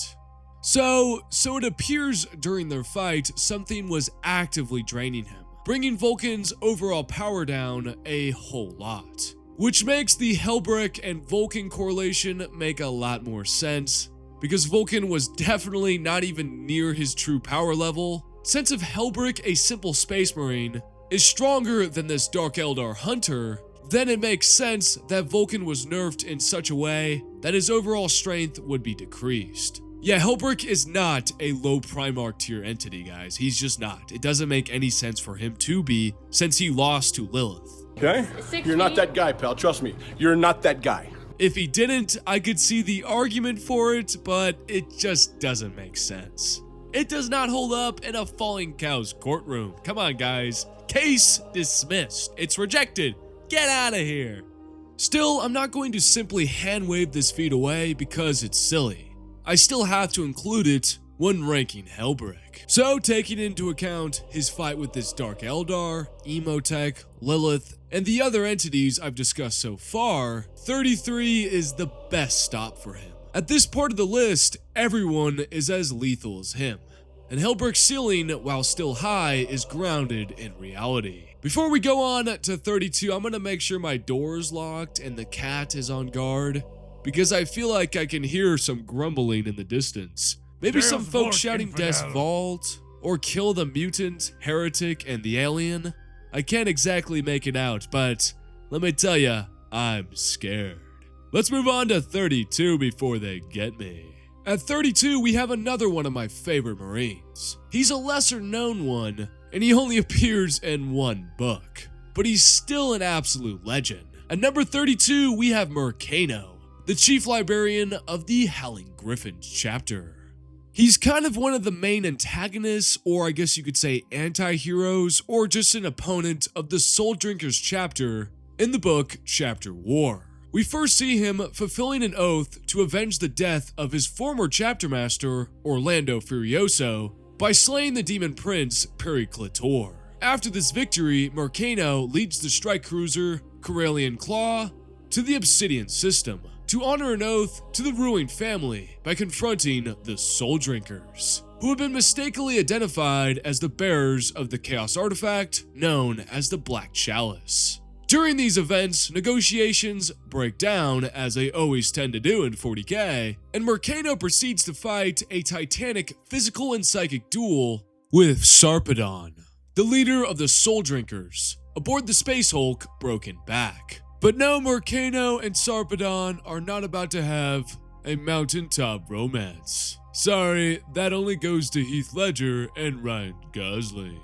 With Mercano eventually breaking Sarpedon's force staff and defeating him in combat. However, just before he could deliver the killing blow with his force axe, he was killed by a sneak attack from a soul drinker named Eumenes. And that's about it for Mercano. But let me tell you guys, for this ranking, I've come absolutely strapped to the gills with excerpts, statements, and quotes. So strap in, because I'm going to explain to you how Mercano is A, one sick-ass motherfucker, who would make Samuel L. Jackson even want to give him a crisp high five, and B, why 32 on this list is the perfect spot for him. These are all from the book, The Chapter War. Let's start at the beginning with his fight against Pericletor, where we get this insane statement about him. Chief Librarian Mercano of the Howling Griffins knelt to examine one such name, newly cut to the floor of the Manse of Furioso. It was a captain of the 4th Company who had fallen to the demon Pericletor in the final bloody struggles. So many had fallen to the demon's blade. So many had their minds shattered by its evil. But not Mercano. Mercano had survived, because it had been Mercano who killed Pericletor. Based on this, Mercano is already flexing his power with a massive author glaze statement. Like, who the hell wrote that? That is the most glazing shit ever. We also see here that he killed the Demon Prince that had most likely slaughtered a large number of Howling Griffin Marines, and additionally had even killed their former chapter master hundreds of years earlier. In that same chapter, we also get a description of his weapon. The axe that had slain Pericletor was heavy in Lord Mercano's hand, as if the magnitude of that deed weighed it down. Its head was covered in the scrollwork of the psychic circuit that ran through the weapon, focusing Mercano's psychic ability so tightly that he could wrench the very soul from an enemy it struck. So kind of another glazing statement, but his axe can literally wrench the soul out of everything it hits. Pretty broken ability, right? He's also described as the greatest weapon of his entire chapter. Mercano's force axe was in his hands, but his greatest weapon lay within his head, honed and tested by the arduous training of the chapter Librarium. Mercano's mind was primed to attack, and it was the most powerful weapon the Howling Griffins had. Diabolical, the most dangerous, a beast slayer, a conqueror's conqueror, the goat of all goats, so that they... And the glazing does not end there, because the book describes Pericletor, the demon prince he defeated, like this. On the throne sat Pericletor, titanic, winged, with dark gray flesh that oozed droplets of raw power. Such was the warp spawn sorcery that fueled him.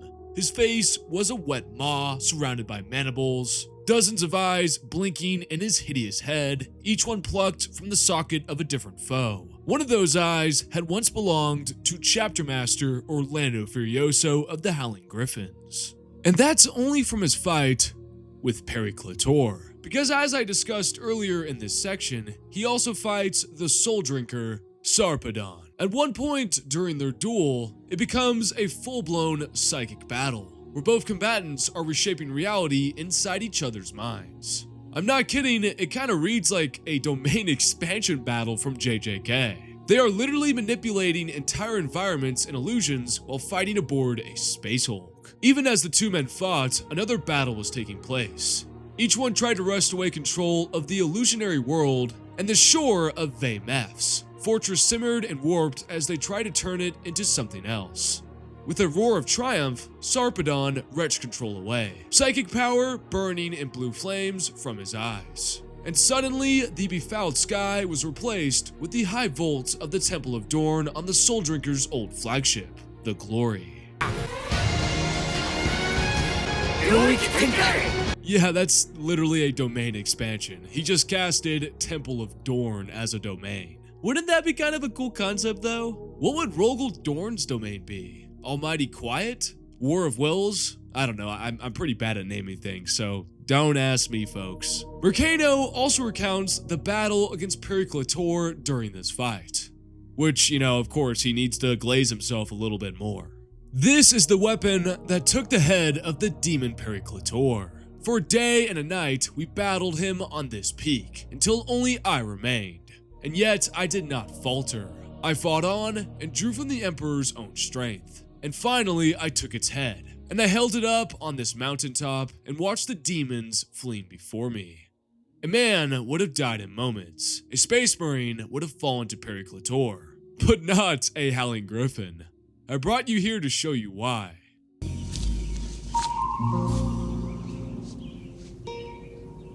What the fuck is this piece of shit?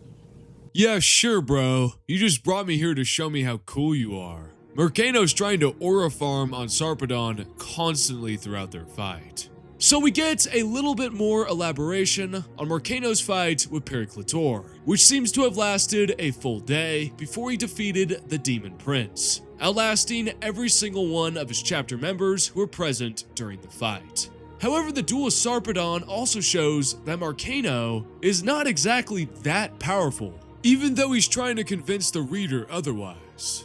As in, he's not above top-tier librarians like Ezekiel, Araman, or Kaldor Drago. Sarpedon drew deep from the well of psychic power inside him, but he was almost exhausted. Mercano's strength matched his own, and he knew he only had one chance to turn the tide. Mercano proceeds to win and then gets stabbed in the back, which is pretty damn disappointing. So that's Mercano. Isn't he kind of just like the most random librarian you've never heard of in your life, but somehow he's casting domains? Like, what the hell? Because of this direct scaling with Sarpedon, I decided to not keep Mercano at the higher position I had him at earlier. While he did slay a strong Demon Prince and Pericletor, that demon does not have any broader feats.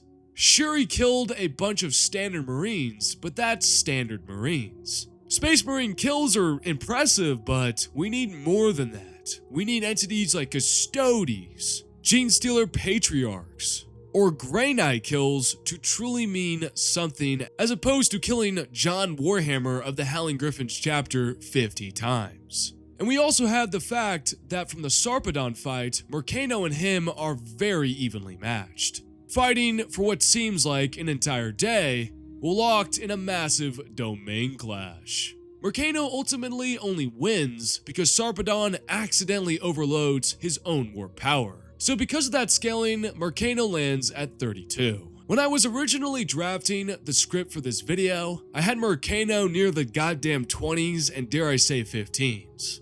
And I thought that was going to be a lock for sure. But as I investigated the Chapter War book, which is quite silly, it's really old, that's why I think there's a lot of silly stuff in there. But regardless, when I was looking into it, I realized that he's not as strong as I originally thought. And hence why he landed at 32. Alright, we're getting close to 30. 31 is next on the itinerary. At number 31, we have the Clone Lord himself, Fabius Bile, also known as the Spider and the Primogenitor. Former Chief Apothecary of the Emperor's Children, Bile is one of the most brilliant and deranged minds the Imperium has ever produced. He rejects the worship of Slaanesh, not out of morality, but out of ego, devoting himself entirely to the perfection of flesh, science, and his own survival. Fabius has cloned the Primarchs, engineered the first Noise Marines, created the New Men, and reshaped chaos-altered biology in ways even the Dark Mechanicum struggled to comprehend. His obsession with immortality led him to fracture himself across multiple clone bodies, allowing him to cheat death repeatedly and persist well into the current setting. Now, all of that is horrifying, impressive, and, deeply illegal, but none of it automatically makes him a top-tier Marine. And yes, unfortunately for him, we are not here to rank how much ketamine he can cook up. Where Fabius does start to matter in a fight is his equipment. His most important item is the Courgeon, the backpack he brings into battle, which is a warp-tainted mechanical construct fused directly to his spine. It pumps corrupted blood through his body, massively increasing his durability and resilience. While its spidery limbs, tipped with blades, saws, and surgical tools, function as both a defensive system and a lethal weapon. This alone turns Fabius from Bill Nye the Science Guy into a Marine much harder to kill. Then there's his Rod of Torment. No, don't get the wrong idea. No, get your head out of the gutter, Timmy. Get your head out of the gutter. It's a demon-forged weapon that once belonged to a demon prince. Whenever it hits something, it inflicts overwhelming agony on those in contact. In addition, he also has the Zyklos Needler, a ranged weapon that is loaded with modified toxins tailored to whatever he expects to face. And on top of all of that, Fabius has spent centuries experimenting on himself, pushing his physical capabilities way beyond a standard Space Marine. Now, I will say none of this really makes him an elite swordsman, but it does make him a nightmare to fight, and that's why he lands at 31. And for those saying, what do you mean, Cal? Fabius Bile is just a scientist, he doesn't have any feats. Well, sir, you're wrong.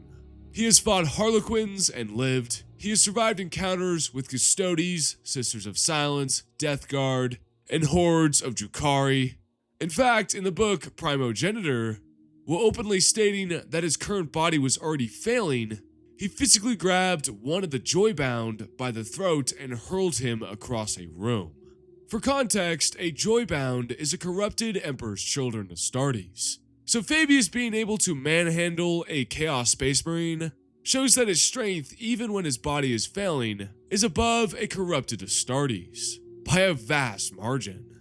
And even crazier, in that same book, he fights a Keeper of Secrets, a greater demon, and is roughly on even terms with it, taking multiple blows through a combination of his gear, preparation, and the refusal to die.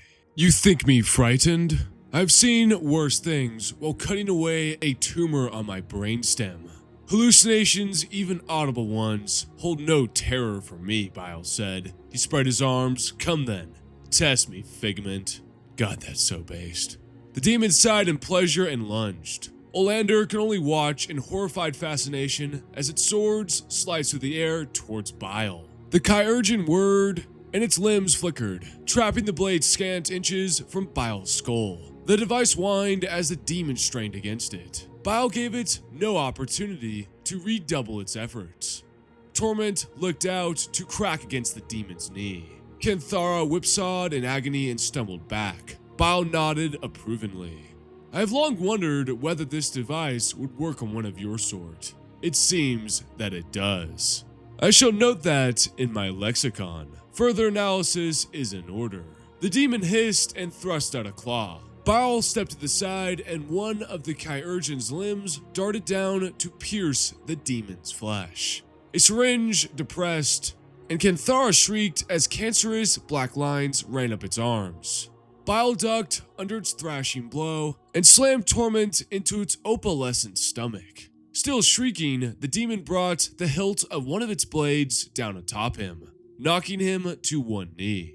This is pretty much the end of their fight, but as you can see, Fabius Bile isn't doing too shabby against a Keeper of Secrets. He has also dodged attacks from Demon Primarch Fulgrim, survived a direct confrontation with Slaanesh, and walked away with his sanity and soul. Now let me be crystal clear here before I wrap up this section. Fabius Bile is not a traditionally powerful Marine. He is not a master duelist, and he is not winning fair fights through his martial skill alone. He is absolutely carried by his equipment, preparation, and hacks. Strip him of his gear and experimentations and he probably dies horribly. But that wouldn't really make sense to do so, so of course we have to factor in all of the hacks he brings to the table. Bet you didn't see Fabius Bile taking this spot on the list. Yeah, he kind of surprised me too, but the Clone Lord takes the number 31 spot. We have 30 to go, so close. Get a refill, get some coffee, we're almost there. Let's move on to number 30. For number 30, we have another Chaos Marine. And here comes the Pirate King himself, Lord Huron Blackheart, the Tyrant of the Maelstrom, and one of the most powerful Chaos Warlords in the current setting. Huron is a fascinating case for this list, because despite his immense aura, he actually does not have a ton of on-page feats. Most of the reason why he lands here is not because of volume, but by the quality of his enhancements, war gear, and a few feats that solidify his spot. First off, let's talk about his abilities. Lord Huron is heavily corrupted by chaos, and as always in 40k, that corruption translates directly into a raw physical amp. His strength, speed, endurance, and durability are all far beyond a baseline Astartes. Even accounting for the horrific injuries he suffered during the Bad Dab War, when he tanked a Melt-a-Blast to the face. That wound should have erased him from existence. Instead, he endured, rebuilt himself, and emerged as the Pirate King. That's got to be the best pirate I've ever seen. So it would seem. Outside of his Chaos Corruption amp, he also has a bond with the Xenos, called the Hamadryad, the shifting, half-real warp entity that perches on its shoulders. The Hamadryad grants Huron resistance to psychic attacks, allowing him to perceive lies, manipulate perception, and even slow time in critical moments. In the book Master of the Maelstrom, it outright tanks the soul-burning power of the Ebon Talon that was able to destroy a Loyalist Astartes spaceship. And then this warp entity is able to reflect that energy right back at its wielder. While its power does fade outside of the Maelstrom, showing that it does have a connection directly to the warp, but while near the warp and within Huron's domain, he is, by all intents and purposes, untouchable by psychic attacks. As for Huron's wargear, he wields the Tyrant's Claw, a massive bionic arm which ends in a disruptive field that is capable of slicing through adamantium at the molecular level.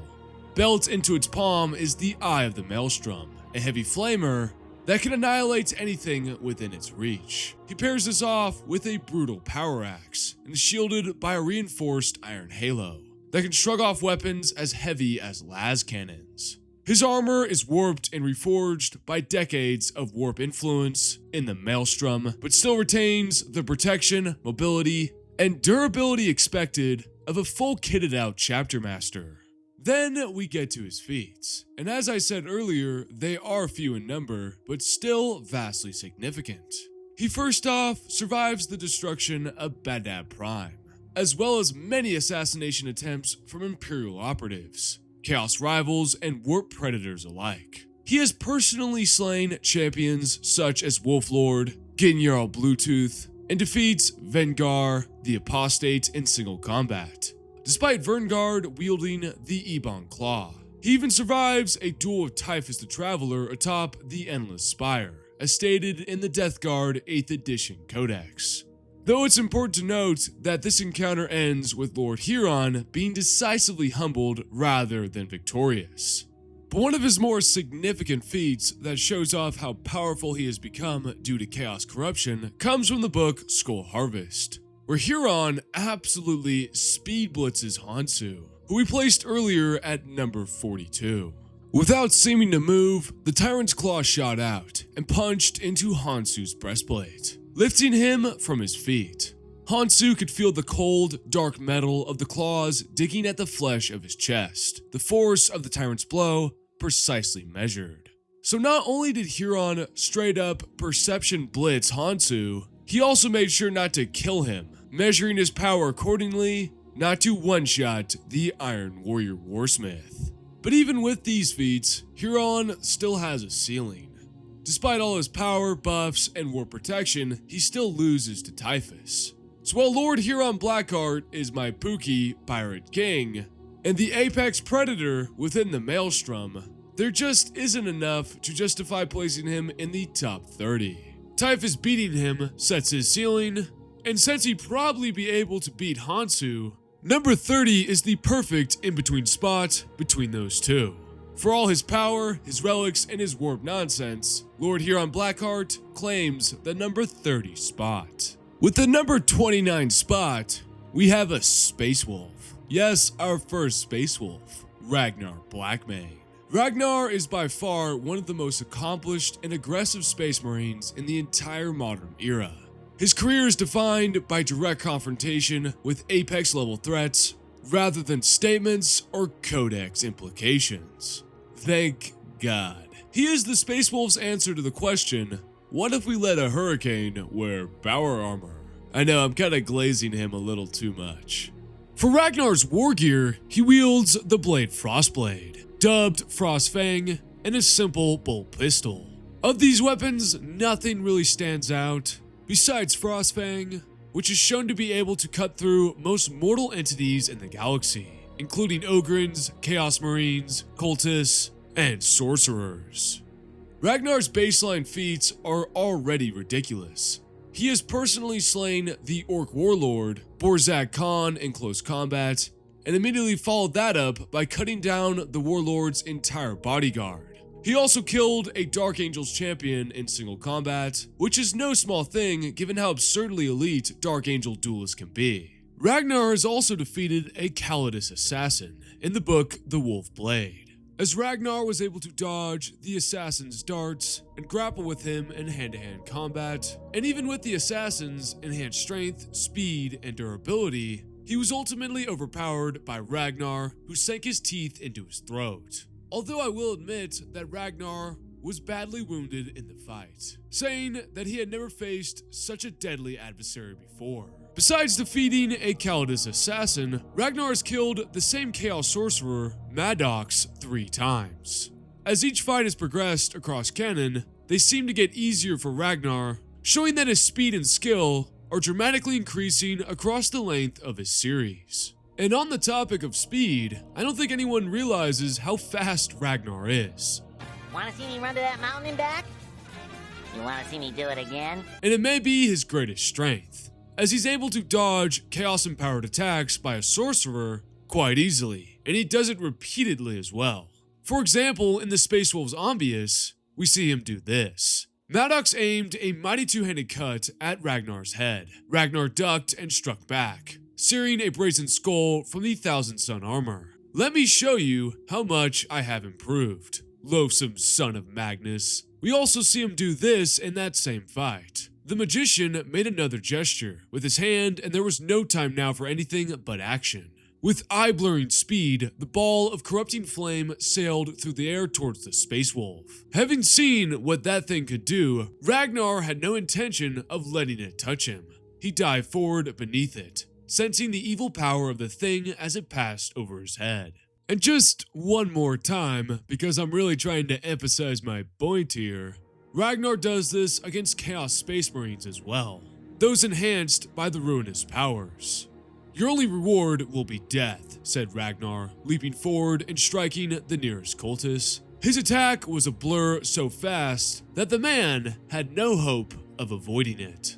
In the Wolflord Ambius as well, Ragnar is able to wound Demon Primarch Magnus and stop him from being summoned. Now, this isn't like you think it is. Ragnar wasn't straight up boxing a Demon Primarch, because Magnus hadn't been summoned yet, but it's still a tremendous feat that he was able to wound him at all. Some instinct sent him springing to the corpse of the chief heretic. He wrestled the ancient weapon from the body, hefted it, and then threw it with one perfect cast, directly into the mad eye of the Primarch. The spear vanished into the raw stuff of chaos, sinking slowly from sight like a stone vanishing underwater. The scream of a god in agony filled the temple, booming across the room with such force that Ragnar had to cover his ears with his hands. But the feat everyone focuses on, and the reason Ragnar lands here at 29, is his defeat of Gazkul Mak Uruk Thraka. Yes, folks, as you all probably remember, Ragnar kills Gazgul. Gazgul Mak Uruk Thraka is an orc who's explicitly stated to have defeated a bloodthirster of Khorne. However, there is also a little bit of nuance to this fight, which really does matter.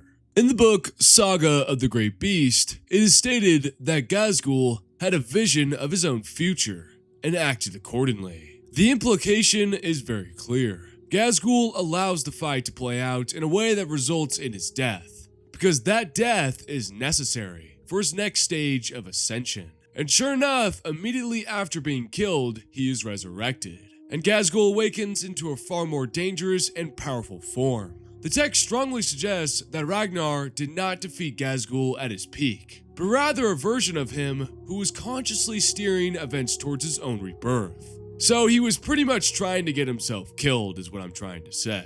But to make things even messier, the author, David Annandale, states that Gazgul did not throw the fight, claiming that Gazgul and Ragnar were equals in their duel. A statement that I think directly contradicts the framing and thematic intent of the novel itself.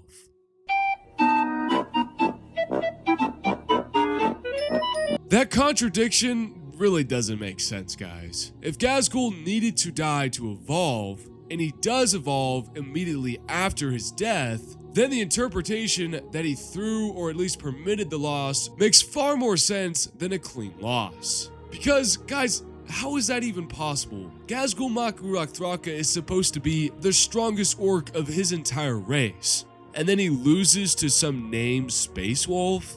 Like, come on, that just doesn't make sense, and it kind of makes me want to punch a hole through my wall right here.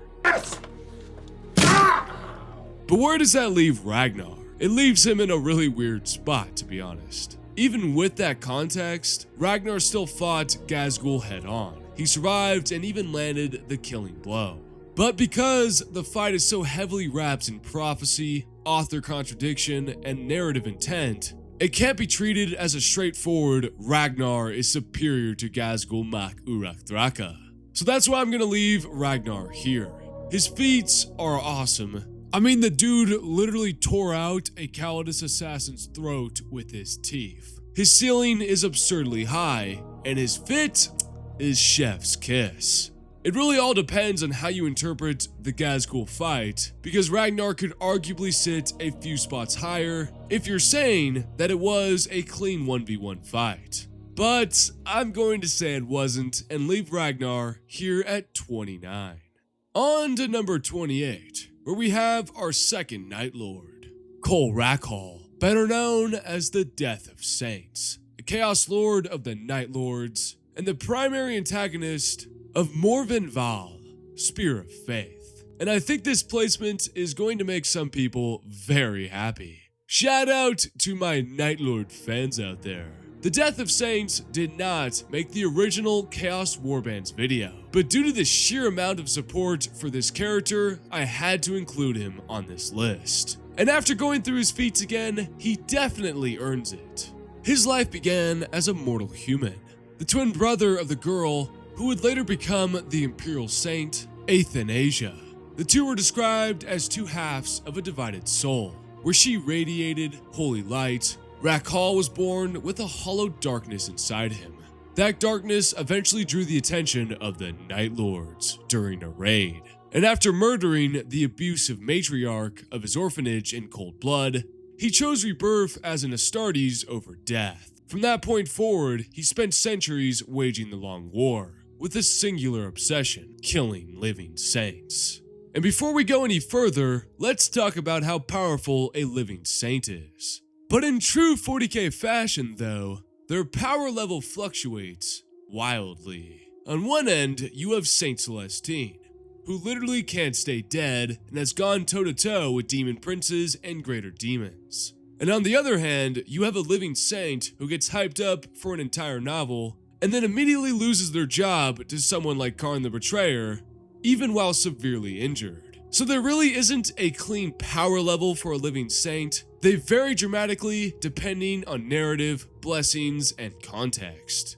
But what matters is this: living saints are the manifestation of the Emperor's light, given human form. They are, by their very nature, anti-chaos entities. And the Death of Saints has spent centuries, maybe even thousands of years, hunting them down.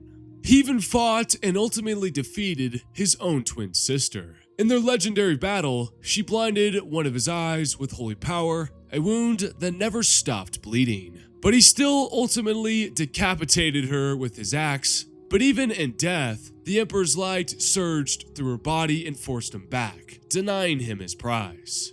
That moment twisted him even further, and from then on, he hunted saints and battle sisters relentlessly throughout the years, mounting their heads on his massive trophy rack fixed to his armor. And the novel Spear of Faith makes this explicit, stating he leaves in his wake a trail of bloody footprints across the centuries. He has sent many faithful souls to the Golden Throne and corrupted countless others to his foul cause. There is none in this world more deserving of our hatred and our wrath. So just like the text says, the Death of Saints has been killing saints and battle sisters for centuries. So much so that he is the most hated Chaos Space Marine by the Adeptus Sororitas. Now let's talk about his most modern feat, his fight with Morven Val during the invasion of Ophelia 6. So of course, before we get into their fight, let's talk about how powerful Morven Val is. Because she is technically human, but just not a baseline human. Because her gear is insanely powerful. If you were to call anyone a gear merchant, it would be her. She first wields the Lance of Illumination, a sacred relic gifted by the Adeptus Custodes. It is said to lead humanity through its darkest days. So right off the bat, we have a Custodes tier weapon.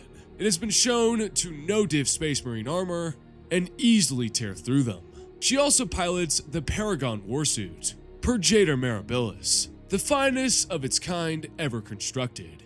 Its energy fields can blunt incoming attacks before they reach its thick adamantium plating. And its durability makes standard Astartes armor look like a flak jacket by comparison. This suit of armor allows her to carry the Paragon missile launcher, a heavy bolter, and reinforced shielding said to shine with the Emperor's light. So yeah, in equipment terms, Val is operating far beyond a normal Space Marine, and likely just below a Custodian, but not by much. And during their duel, the Death of Saints is actually faster and stronger than her. He is described as impossibly strong, stronger than any mortal has a right to be, stronger even than the warsuit itself. At one point, Val even truthfully admits she can't save them, and she can't win this fight. That is the narrative telling you she is hopelessly outmatched. And the only reason Val survives is because she fires a point-blank missile right at his face while he is distracted. And the most insane part is he doesn't immediately die. The blast obliterates his face, and he is still conscious, still attempting to get up. He is only executed afterwards by Val with the Lance of Illumination once he is maimed and unable to get up. Could he go higher? Maybe. But unlike some characters above him, he lacks a wider variety of high-end wins outside of the Saint Slain niche. So the Night Lord fanboys get their champion at number 28. Oh boy, number 27. Here we find one of the Escharon, Telmacon Lyris, a master swordsman and one of the founders of the Black Legion. Telmacon is quite powerful, I'm going to be honest here, and a veteran of both the Horus Heresy and the Long War. Besides chasing after a Dark Eldar, what feats does this fella have? Well, one of his greatest feats is holding off the Ragged Knight, a very powerful bloodthirster, as seen in the book The Talon of Horus. Just for some context, prior to their fight, the Ragged Knight had no-diffed 18 Emperor's children in seconds. The Ragged Knight was crouched among the dead, 18 warriors in all, with its horn-crested head tilted back to face the ceiling. The demon swallowed with gagging sounds, letting chunks of armored flesh run down its gullet without chewing. Garled black and red hands, all knuckle and bone, reached for its next portion, even before the previous delicacy had gone down. Then, Telmacon duels the Ragged Knight, as observed by Iskandar Kaon. We charged into the chamber together, weapons in our hands. I saw the enemy dead, clad in black and rose, lying in pieces across the deck, on the dining tables, slumped against the curved walls. I saw the Ragged Knight, towering above all, cleaving with its brass blade. And I saw Telmacon, the last warrior standing.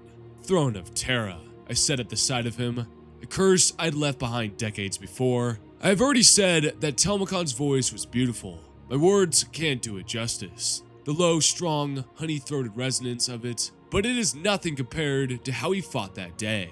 That was true beauty. Poets will often speak of a warrior's grace and the dance of a skilled fighter's footwork. In all my years of warfare, I had never seen the reality of it until I saw him dueling the Ragged Knight. Remember that this is a man I despise. We have tried to end each other's life 100 times, and more across the span of millennia. It grieves me to praise him at all. He matches the demon's height by standing upon the Tricklium's long table, deflecting the Ragged Knight's blows, with a sword in each hand. He was beyond a blur, into something liquid and unreal. Both of his blades moved in absolute harmony with one another.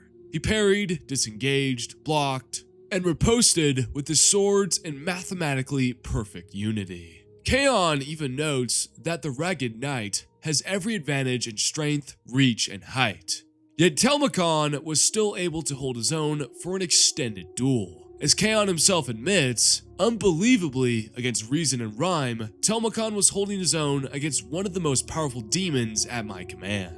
Telmacon even manages to wound the greater demon, but its blood dissolves his armor and takes him out of the fight. The demon then turns its attention on its master, Kaon, which ultimately allows Telmacon to survive this encounter. Kaon also believes that Telmacon is stronger than Liorvine Yurkus, a powerful World Eaters champion. Deluded or not, he most certainly was. If he thought he could outfight Telmacon, Lior was calming down. That was good. That was all I needed for now. Telmacon also manages to land a blow on Horus Lubrical's perfect clone in that same book, The Talent of Horus, though he immediately gets knocked out of the fight, because you know he is fighting at Primarch. Telmacon's twin swords burst through the front of Horus's ruined breastplate in a spray of almost toxically rich blood. Without a pause and faster than even Telmacon could withdraw them, Horus grabbed the blades in a single gauntleted fist, snapped them, then spun around and backhanded the swordsman across the chamber. So I mean, at least he did something, right? Telmacon is just a very cool Emperor's Children character, and his relationship with the Dark Eldar character, Nefertari, is still a better love story than Twilight. But in all seriousness, being able to fight a bloodthirster that no-diffed 18 Emperor's Children moments earlier, and still managed to wound it, is extremely impressive for this swordsman. He's repeatedly portrayed as one of the best duelists in the entire setting, so all in all I think Lyris is a very solid Marine, and his feats earn him the number 27 spot on my list. At number 26, we have another Grey Knight.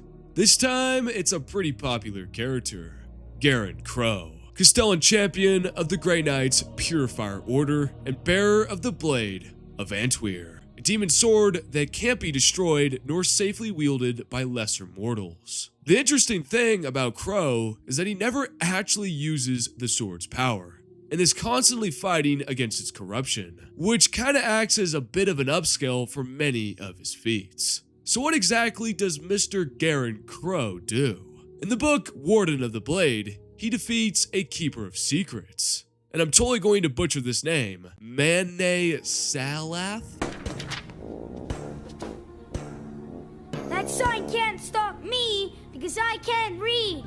But he was aided by his battle brothers until the very end of the fight. He also defeated the Mask of Slaanesh, though once again, this was not exactly a clean victory. Crow was almost overcome by the Mask's dancing influence before the Adeptus Sororitas, under Sephno and Inquisitor Fira, disrupted the Song of Slaanesh. And even then, Crow was still partially held in sway by the Mask, before eventually predicting its movements and striking the demon down with his blade. So again, he kinda needed help to prevail here. Oh, brother, this guy stinks! Lastly, we have his fight against Skulltaker from the 5th edition Grey Knights Codex. First off, this probably appears like a pretty good feat, since Skulltaker is a pretty strong opponent, as according to the 4th edition Chaos Demons Codex, Skulltaker's tally includes felling a quarter of the Grey Knights' brother captains during the First War for Armageddon, butchering the Orc Warboss, Grimstag Uruk and his bodyguard, and killing 17 Eldar Exarchs. So yeah, he's definitely a strong combatant. But there's another issue with this fight, fellas. Skulltaker was actually weakened during their duel, as seen in the 5th edition Grey Knights Codex. Judging that no other Grey Knight has the skill to best Skulltaker, Castellan Garen Crow challenges the demon to single combat. This seemingly foolhardy challenge is in fact nothing of the sort. Crow has just enough time to consecrate the chosen battleground using a vial of the Emperor's crystallized tears. This serves to weaken Skulltaker just enough to force a protracted stalemate. So, first off, just is kind of weird. How the hell did Garen Crow even get the Emperor's tears? Like, the Emperor cries? That honestly kind of feels like a plot hole to me. But more importantly, for power scaling, Crow is only relative to a weakened Skulltaker. Still, Skulltaker is a very powerful opponent, so even forcing a stalemate against him is not nothing. You also have to remember that Crow's power is constantly being held back because he is resisting the corruption of the Blade of Antweir. Speaking of which, we should probably talk about the blade itself. According to the Grey Knight's 7th edition codex, the Blade of Antweir is a mysterious and formidable weapon, first discovered by the apostles of the Blind King in the 37th millennia. It consequently corrupted one of the Blind King's followers, possessed by the blade. This individual then launched a campaign which devastated the Vindar, Tremaine, and Darkspire sectors. Even though the Grey Knights defeated the Blade's forces and managed to escape into the warp, the Grey Knights were unable to secure the weapon for 3 millennia before finally capturing it on Tethys. Knowing that the weapon was too dangerous to be left on Titan, the Grey Knights eventually decided to safeguard it in the care of the Castellan champion of the Purifiers. Castellan Crow was chosen as the current guardian of the weapon. The blade constantly tempts Crow and attempts to corrupt him with its evil energies. It's also believed that the demon lurking within such a blade is more powerful than a greater demon, and potentially a minor warp god in itself, since it brought 3 sectors of space to its knees and required 8 brotherhoods of Grey Knights to stop it, as well as the fact that it's completely indestructible. But there is no direct evidence of that, so all I can say for fact is that a powerful demon lurks within that can corrupt nearly anything around it to its service. So balancing out his messy wins and the fact that he has to keep this demon sword chained to him makes me think that this spot is the right one for him. And finally, we reach the top 25. These Marines are all incredibly powerful and are powerhouses throughout the 40k mythos.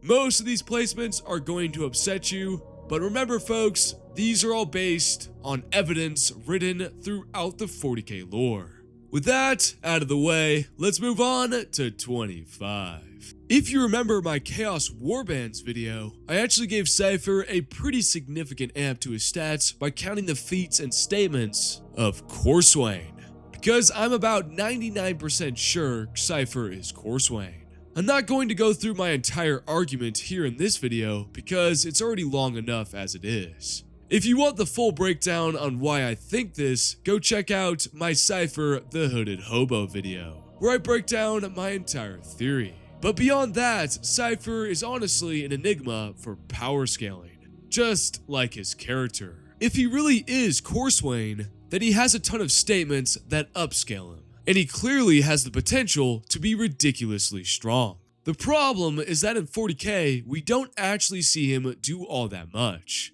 He's basically the Megami of Warhammer 40k, a character with insane potential that the narrative refuses to allow to go all out. Looking back at Corswain's feats, he actually defeated Aljos, who himself managed to hold his own against Lionel Johnson, a Primarch, for about 20 seconds. That might not sound like a lot, but surviving even seconds against a Primarch is absurd. Aljos himself had this to say in the book Savage Weapons, was also one of the finest swordsmen in the First Legion, and had once lasted almost a full minute in a spar with his Primarch. He suspected the number of Legionis Astartes warriors capable of besting him numbered fewer than 20 across all the legions.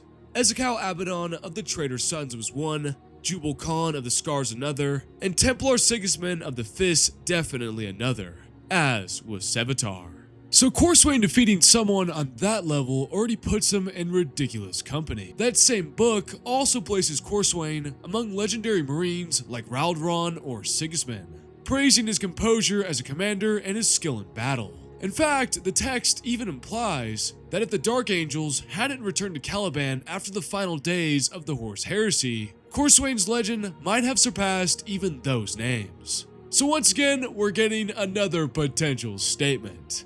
You gotta love it. The same source also describes Corswain as the greatest swordsman in his legion, which is another massive statement upscale considering the Dark Angels were absolutely stacked with elite fighters and duelists. And on top of that, he's rumored to have defeated the previous Cypher, Zahariel, who is a powerful psyker in his own right, able to phase in and out of reality, enhance his endurance, and even see the weaknesses in all of his enemies. So if Corswain actually beat him during the fall of Caliban, that's another insane feat.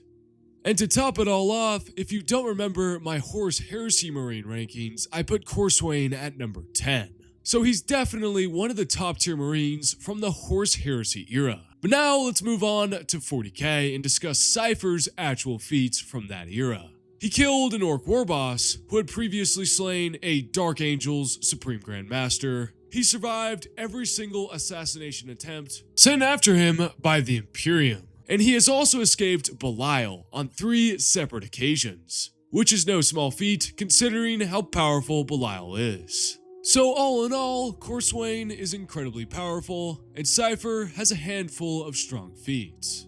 Now an interesting side note before we continue, Corswain is definitely, as I remarked, one of the strongest Marines from 30k.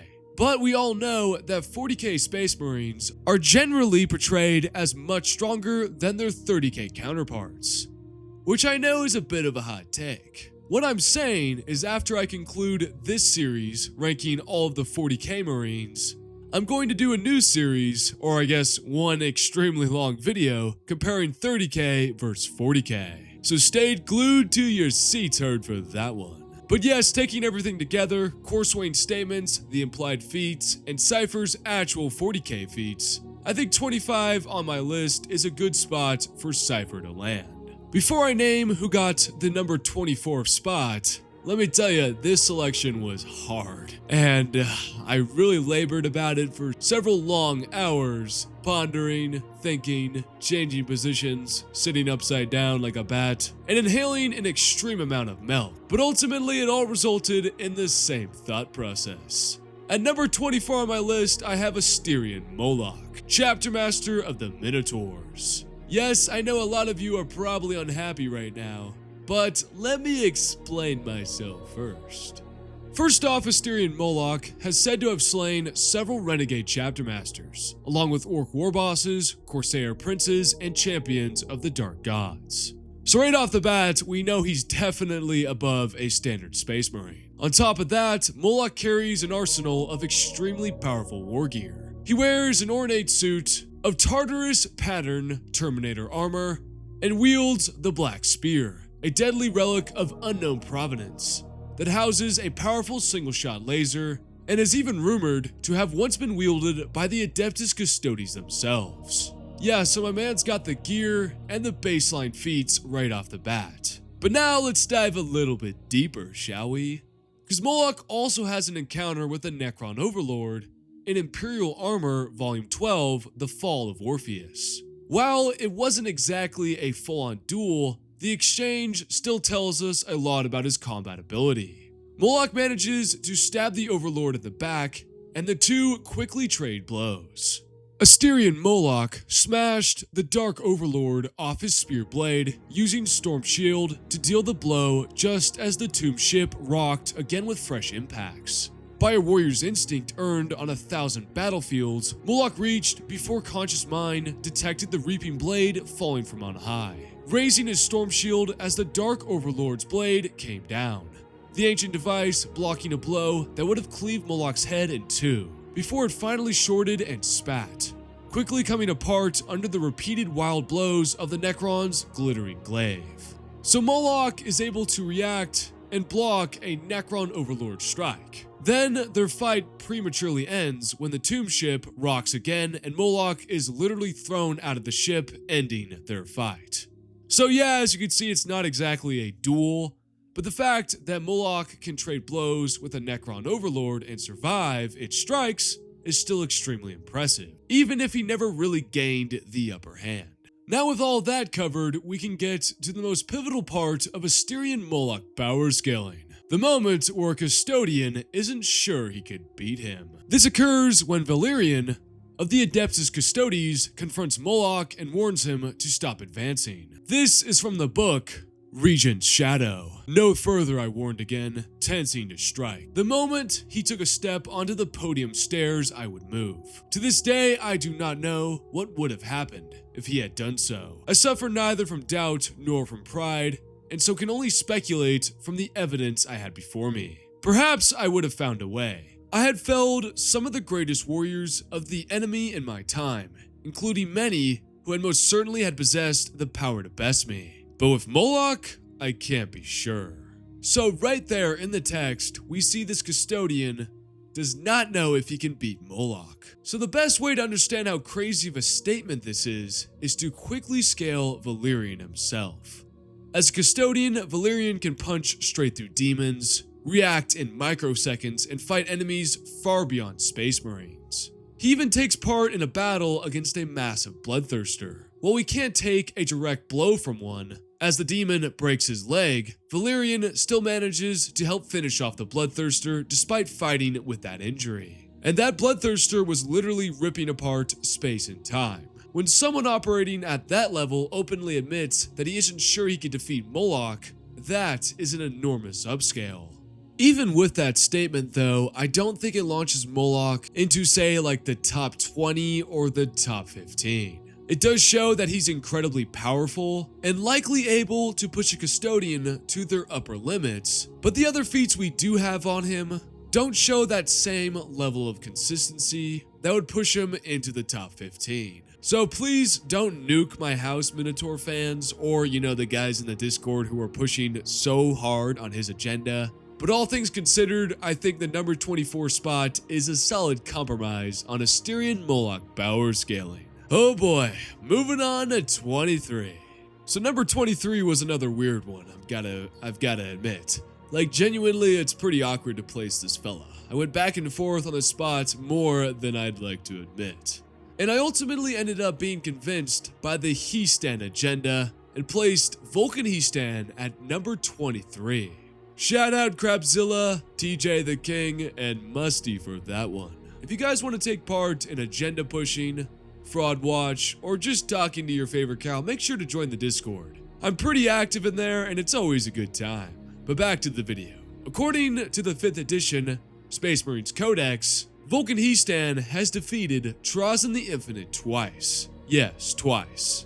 And that's kind of the sole reason Vulcan He-Stan is here at 23. For some context on that, Trazyn is a pretty strong Necron Lord. He is essentially Ash Ketchum of the 40k universe, with the ability to freeze and capture entities and temporal shields, as well as the other capabilities of a Necron Lord, such as regeneration, high durability, and the ability to process huge amounts of data in microseconds. It's also possible that this fight takes place before the book The Infinite and the Divine, so Trazyn would not have his Time Splitter cloak, which allows him to see briefly into the future. But still, this is an insane feat for a Space Marine, because Trazyn really is a pretty strong character, especially as a Necron character nonetheless.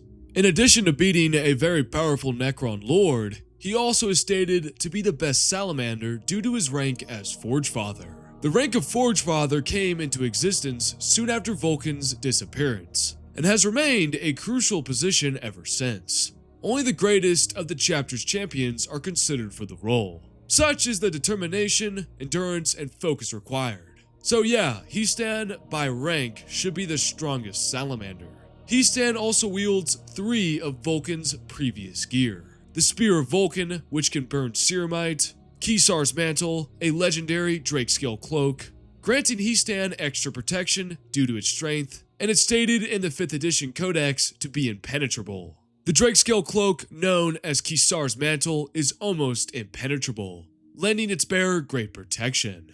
And then third and finally, we have the Gauntlet of the Forge, an armored gauntlet that is also a heavy flamer.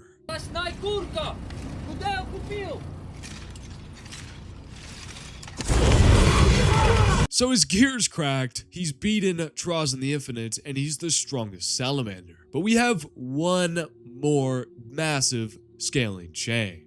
So, hear me out. Tushan, another salamander who should be weaker due to that statement I just discussed, basically solos, though he did have some help from other salamanders, a third host, Bloodthirster. Third host greater demons are the same ones that Valerian fought, the one that I just talked about in the Asterian Moloch section. And given the statement that Histan is the strongest salamander, and therefore scaling higher than Tushan, Vulcan Histan should be able to do the exact same feat, and perhaps perform even better. You're welcome, Crab, Musty, TJ the King, and the other Vulcan agenda pushers in the Discord. Vulcan lives. Say it with your chest. Vulcan lives. And so Vulcan Histan comes in at number 23 on my list. I'm not gonna lie, I originally had him at like 32, but I was convinced to push him up this high, and I think the reasoning is correct. Moving on to number 22. So before I announce number 22, I have to admit, this Marine in question is probably my favorite on this entire list, and you've probably never heard of him. Wow, surprise, surprise. But trust me, by the time I'm finished glazing the hell out of him, you'll probably love him too. At number 22, we have Shaka Bloodless, often simply called the Bloodless. He was a World Eater's warlord whose butcher's nails had driven him completely insane. Little bit more backstory on him. On the eve of the invasion of Terra, Shaka experienced his final moments of sanity and tried to kill himself by cutting his own throat. But chaos had corrupted him to such an extent that he literally could not die. And so he simply joined the ground invasion because there was nothing else left for him to do. So now I feel like we should talk about his mutation and how chaos affects him, because it's kind of bizarre. So pretty much, no matter what wounds he inflicts on others, their blood will never stain him. Instead, it will simply slide off his armor and flesh, leaving him completely spotless, hence the name Bloodless.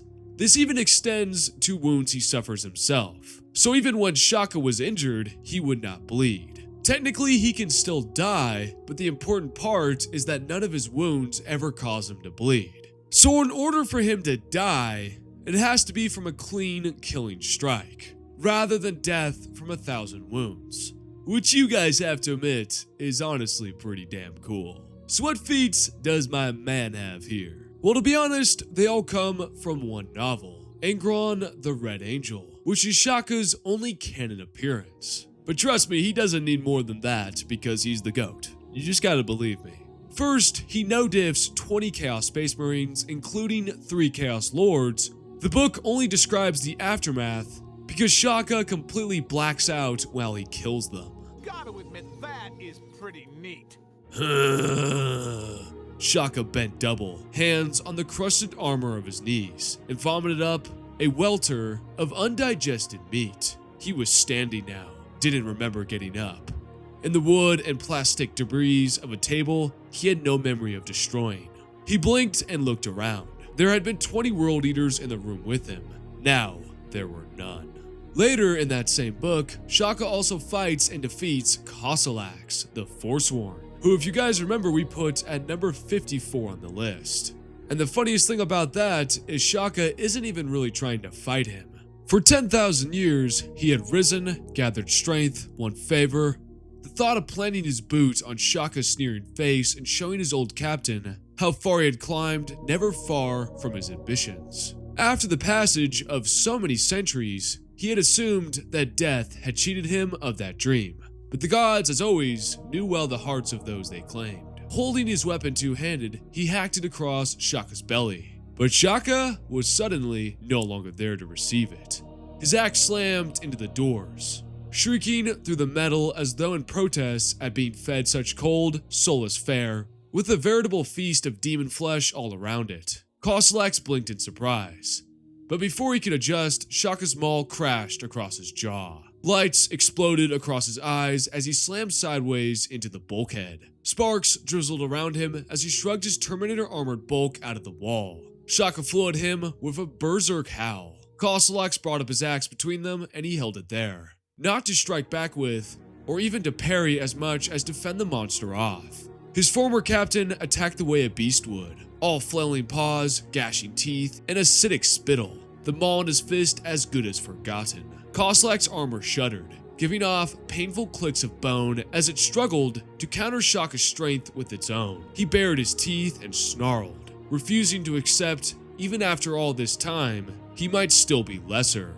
Oh my god, he's so goddamn cool! And folks, the funniest thing about that is Shaka's not even trying to fight Koslax. He's trying to get through the door behind them to fight a bunch of demons. It just goes to show how powerful Shaka truly is. And Koslax himself compares Shaka to fucking Karn the Betrayer, guys. An insane glaze, but possibly true statement. The Bloodless could be a killer to rival Karn himself. Koslax would see him tamed, or he would see him broken, and he would be satisfied either way. And on top of all of this, the Karn statement, no diffing Koslax.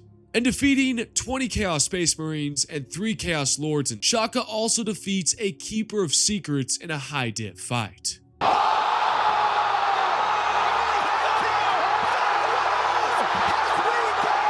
Yeah, my guy is something else, right fellas? Right? As a side note, his death though is one of the saddest moments in recent World Eaters lore. As in later in the book, when Shaka is attacking an Imperial world, he manages to fight his way all the way to the heart of the Imperial defenses and witnesses a trap set by the Grey Knights take effect. A captured, corrupted astropath used as a psychic bomb bathes the entire world in the Emperor's psychic light. And as that light washes over Shaka, he is briefly cleansed of his corruption and madness. In his final moments of clarity, he realizes what he has become, understands Angron never gave a shit about him, and finally sees the horror of everything he has done. In his final moments, as thousands of years of wounds finally catch up to him, Shaka simply says, "Forgive," gives the sign of the Aquila from the Great Crusade, and then his body explodes into red mist as all those wounds finally claim him.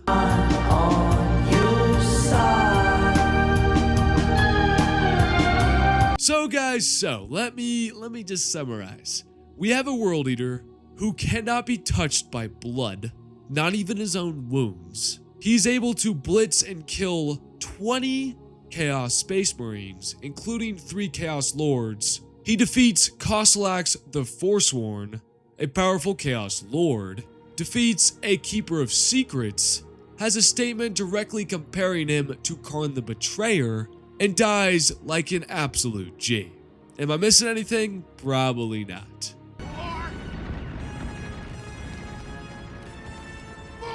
Enough said, enough said. Shaka, my sweet bloodless king, claims the number 22 spot. At number 21, we have another one of my personal favorite Marines. He kind of appears out of nowhere, and when I first started working on this list, he quickly grew on me as I dug deeper into his feats. So at number 21, we have Cadulin, the Saint of Blades of the Iron Knights chapter. And the main reason he's on the list is because he fought Lilith Hesperax. Yes, that Lilith for 6 straight hours. We'll get more into that moment in a second, because that's not his only impressive feat. According to the Index Astartes Company Champions, Cadulin earned the title Saint of Blades for his unparalleled skill at arms, and became revered by every chapter that sent warriors to the ritual tournament of the Feast of Blades.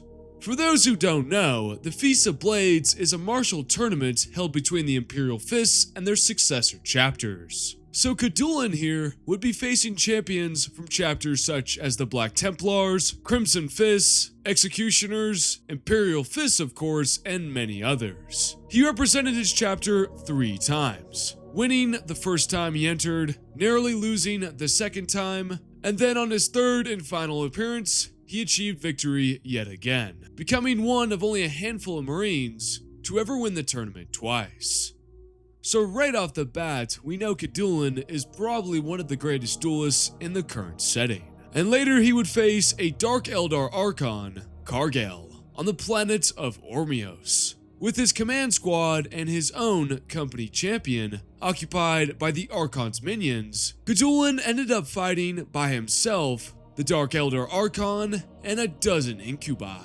And even the Saint of Blades could not hold out against that many foes and was taken prisoner. Now, at first glance, that may seem like an anti-feat, but when you dig a little bit deeper in the 7th edition Dark Eldar Codex, the incubi are stated to be an order of faceless warriors who dedicate every waking moment to mastering the glaive and perfecting the art of killing. So in many ways, they mirror the craft world aspect warriors. So realistically speaking, you could scale an incubi to be roughly 1-to-1 with a Space Marine. And folks, Gadulin held out against 12 of them, including an Archon. Now granted, that Archon is kind of on fraud watch, since he later lost to Lilith in about 6 minutes, so I wouldn't exactly call him the biggest threat in Gamun Ra. But still, like I said, it's not an anti-feat.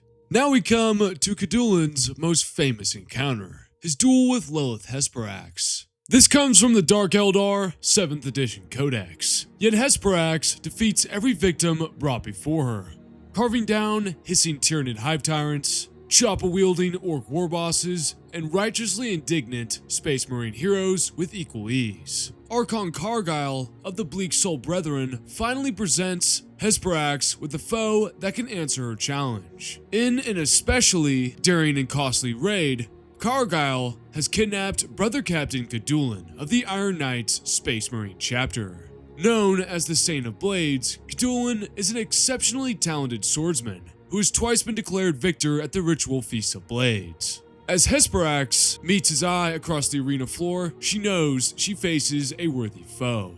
With a predatory grin, the Belladonna of the Dark City goes to work, her blades ringing against Gadulin's sword in a blizzard of sparks to the maddened roar of the crowd. The duel lasts for over 6 hours before Gadulin finally falls, leaving Hesperax victorious with but a single bloody cut across her midriff.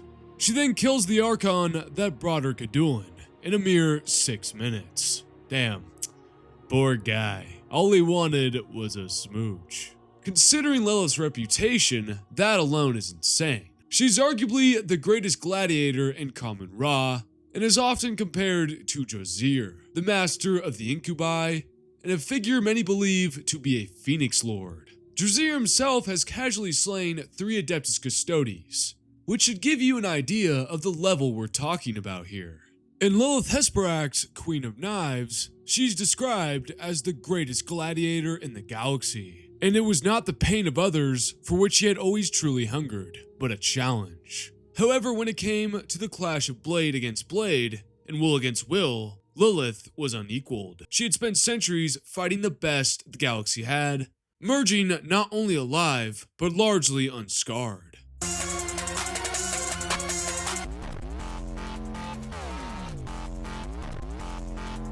I mean, for those who are just not clocking it right now, she has killed orc war bosses, hive tyrants, Necron overlords, and has even defeated Helbrick and Yefrain. She's literally just kinda her. Like, she's kinda her, I'm not even kidding. But, and there is a but unfortunately, Lilith is said to kind of play with her toys. As in, she prolongs her duels to have more fun. We just don't know if she did the same exact thing with Gadulin, but I feel like the answer is no, she didn't. Or if she did, she realized that Gadulin was the real deal and locked in. He even managed to wound her, which is a pretty remarkable thing to do on Lilith, because that rarely happens. So Gadulin fighting an entity that scales above Custodes for 6 straight hours gives him the number 21 spot. And trust me guys, this was a tough placement yet again, but I think the fellas above him have even better feats and better scaling. Sorry my Pookie and Gray, but the others have got you beat by the slightest of margins. Let's move on to number 20. Yep, we've reached the top 20. Can you believe it? I sure cannot. At number 20, we have another Emperor's Children. This time, it's Xanti, the main protagonist of the book Lords of Excess. And let me tell you guys, he is quite powerful in his own right. Though he's a little eccentric and a little unhinged, Zante racks up a very strong list of feats across his novel.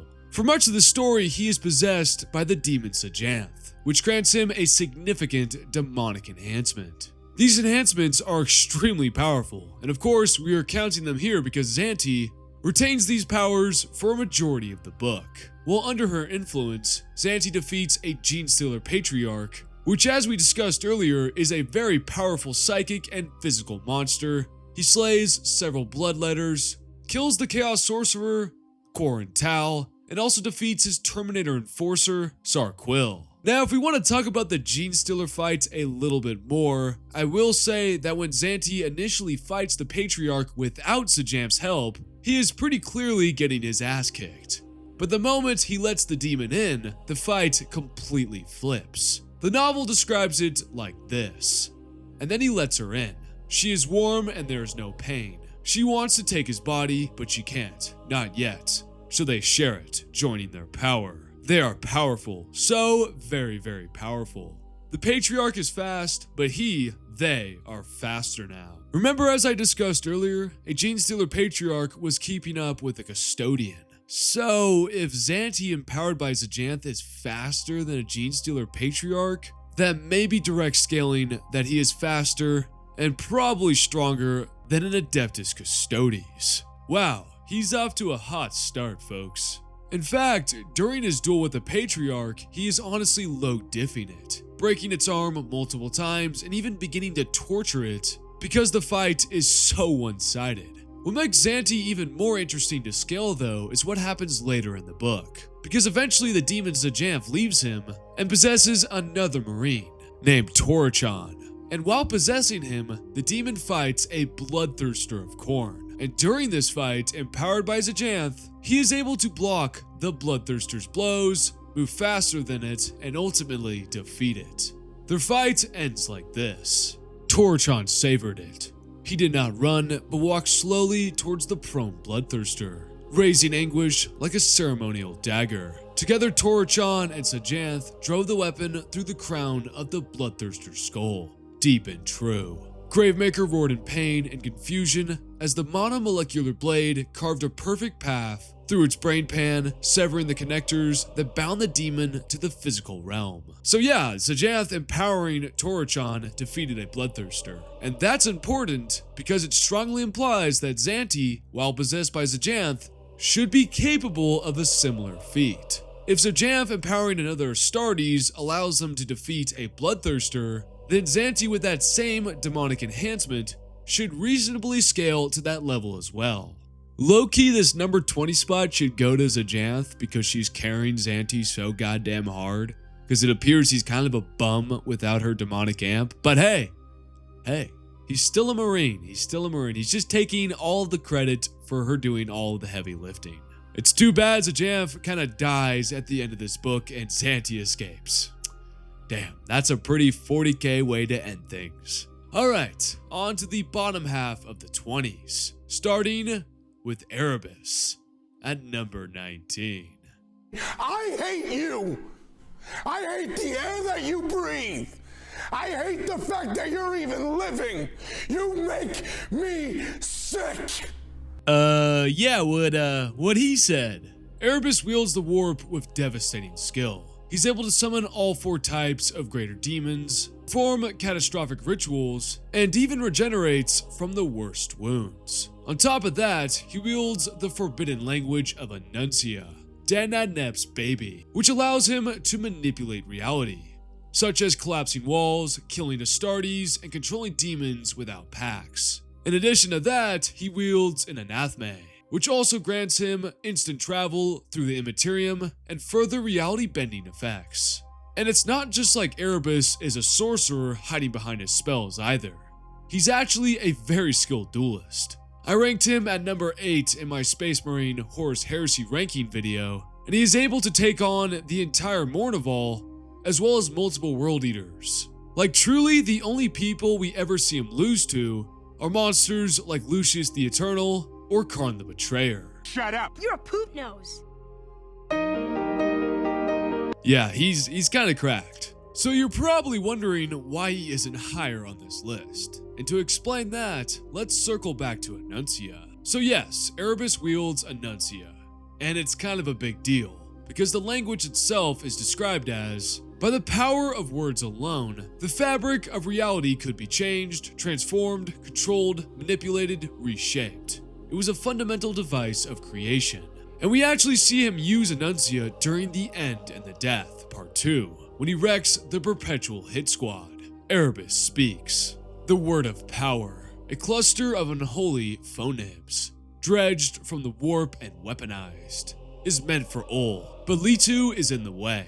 The Astartes is hurled backwards by the impact, knocking John flat, the post spinning from his hand. He hits the crumbling copestones of the wall and doesn't get up. Erebus is already intent on Ol again. He has other things to say, and most of them are lethal. Ol lunges at him with the knife. No, Erebus says, just no. Ol realizes he can't move. His hand is extended, shaking, clenching the knife, but he's frozen. His body obeying the other's demand. Erebus smiles and reaches through the rain towards Ol's throat. He's also shown to be able to stop a large crowd of word bearers with nothing but a single word. Abaddon has been holding back the word bearers for over an hour, with every ounce of fury and firepower his companies can muster. Erebus stops his brethren in their tracks with a single word.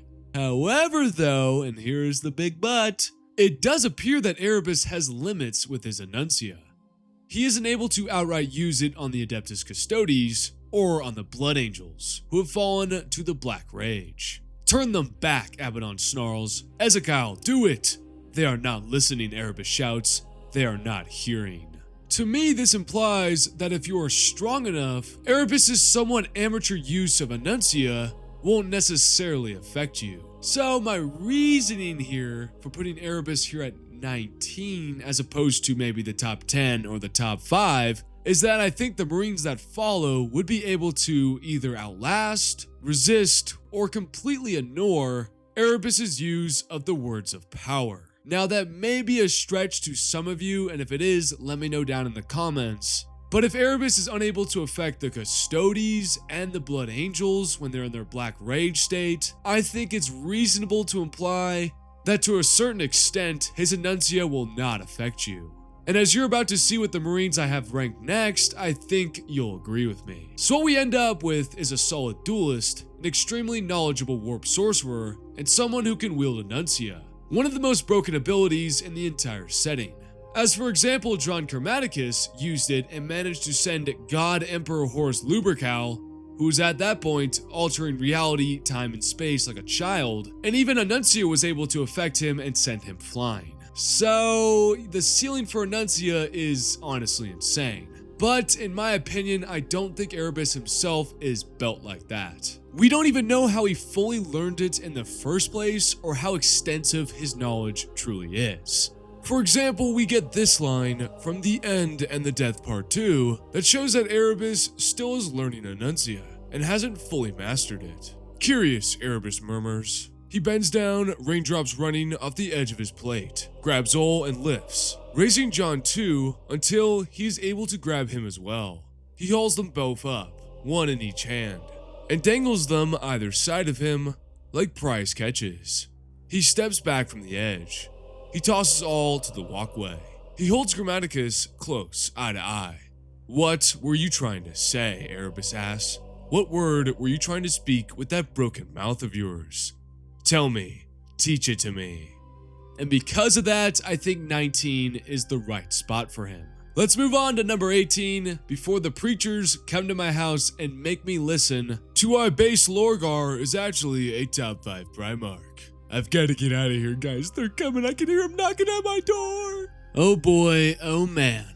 Number 18 is also kinda just weird. At this spot, we have Dante, the master of the Blood Angels. First off, Dante is over 1500 years old, which is already a ridiculous achievement for a Space Marine, especially him. However, truly speaking, a lot of things about him are just kinda questionable. Many of his exploits have become myth over time, as stated in the Blood Angels 8th edition Codex. So long now has Dante lived that his exploits have passed into myth. It is now impossible to say how many orc heads Dante cleaved at the liberation of Kanawa, for the tally grows greater each time the story is recounted. Did Dante truly defeat the bloodthirster Skarbrand before the gates of Pandemonium? Did he really face the Night Lord's warband of Ghoul-ass Hole alone, killing each of his 13 would-be assassins single-handed, and without the benefits of his armor or weapons? Only Dante himself can say with certainty.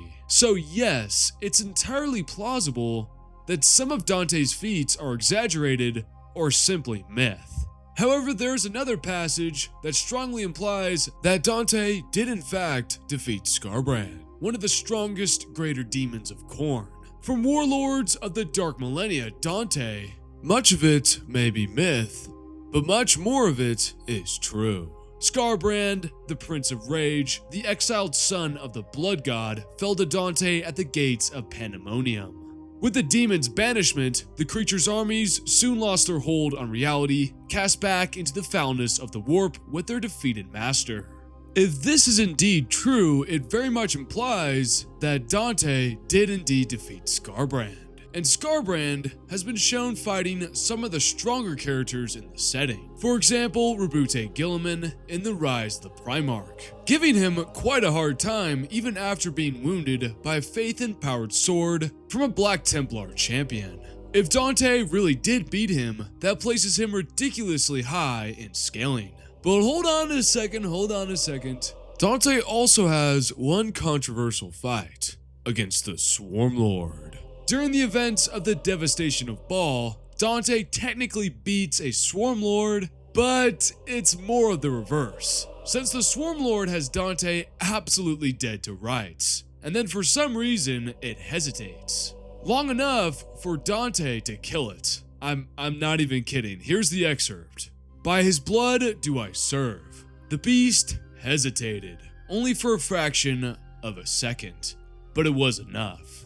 As it was raising its two remaining blades to cut Dante in two, the commander raised the perdition pistol. My service is done, I give thanks. My life is finished, I give thanks. Blood returns to blood. Another will take up my burden in my stead, I give thanks."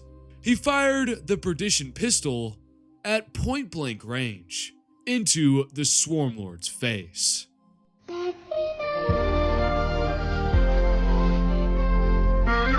Which really doesn't make any sense, because the Swarm Lord is a direct extension of the Hive Mind, and there's no real reason it should ever hesitate.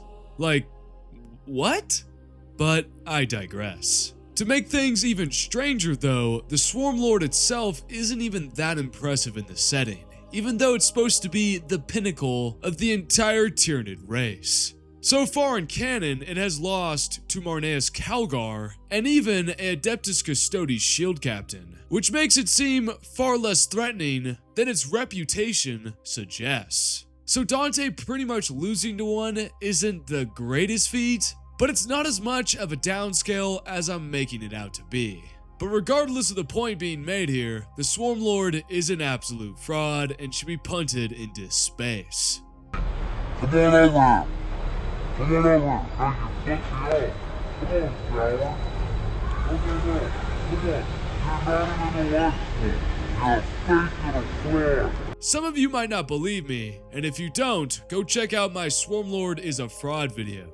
It'll explain everything. And I'm sure I'm going to talk about it a lot more when I finally get to Calgar selection. Dante's situation is just weird. Having defeated a greater demon that has a mutual kill on an avatar of Cain, and who gave the work to Gilliman in Rise of the Primarch, is kinda just nuts. The only problem is we just don't know how it happened. But then again, Dante is kinda dragged down by him almost losing to the Swarm Lord, which is kinda crazy, saying that out loud to be honest. But the characters above Dante here should be able to reliably beat the Swarm Lord. I'm not even kidding. So it's just kind of a weird situation, guys, like literally. Besides these two feats, Dante has fought alongside Mephiston and defeated a greater demon, Chris, during the battle for the Blood Angel's homeworld. He also managed to stagger Demon Primarch Angron in Ark of Omens. but it did virtually take him out of the fight after doing so.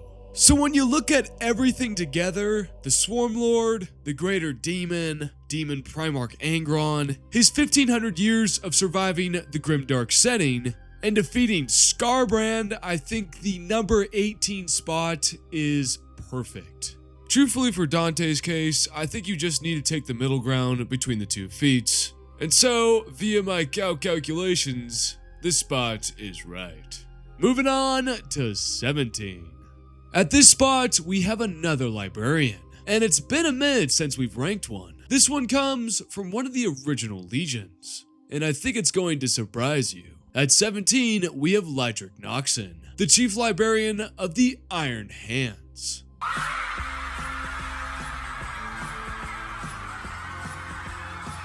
Yes, you heard that right.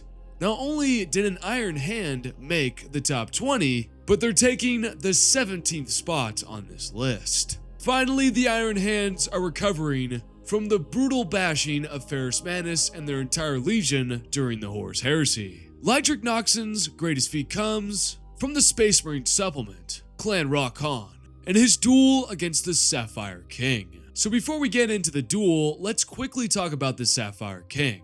The Sapphire King is a demon of Slaanesh, and a noted enemy of the Iron Hands chapter. The demon was created by the frustrations of Ferrus Manus at the time of his death, as well as Fulgrim's love for his brother as he slew him. So this demon, the Sapphire King, is a manifestation of not one, but two Primarchs, making it quite a powerful entity. And the Codex elaborates on this, stating, "It was at that precise moment that Ferrus Manus' head was scythed from his shoulders by the traitor Fulgrim that the Sapphire King came into being. Spawned from the psychic bow wave of Manus' death, this demon was forged from the Primarch's frustrated pride, his boiling anger and sorrow, and from his shame. From the moment of its birth, the Sapphire King fed on the repressed emotions of the soul-scarred Iron Hands. It basked in their chained desperation, bound to their fate by the emotions they felt but would not express." Yeah, so right there, bam,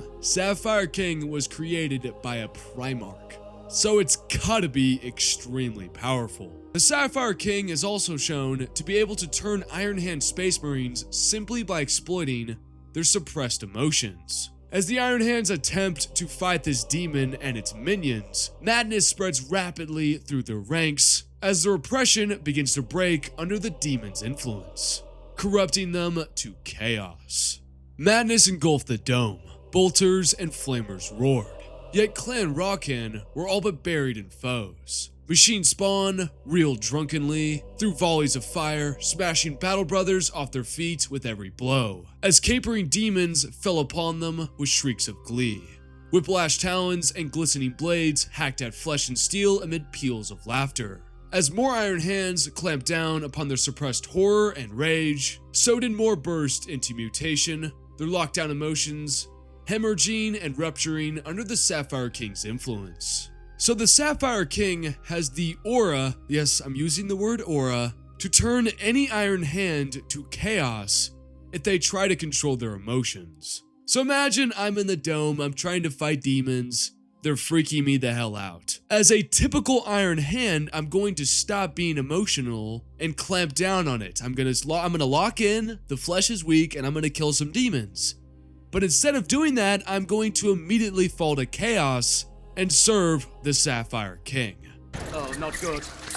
But now, here's the moment that puts Lydric this high on my list. I'm going to read the entire fight because it's awesome. And the Iron Hand fans deserve it. All 7 of them.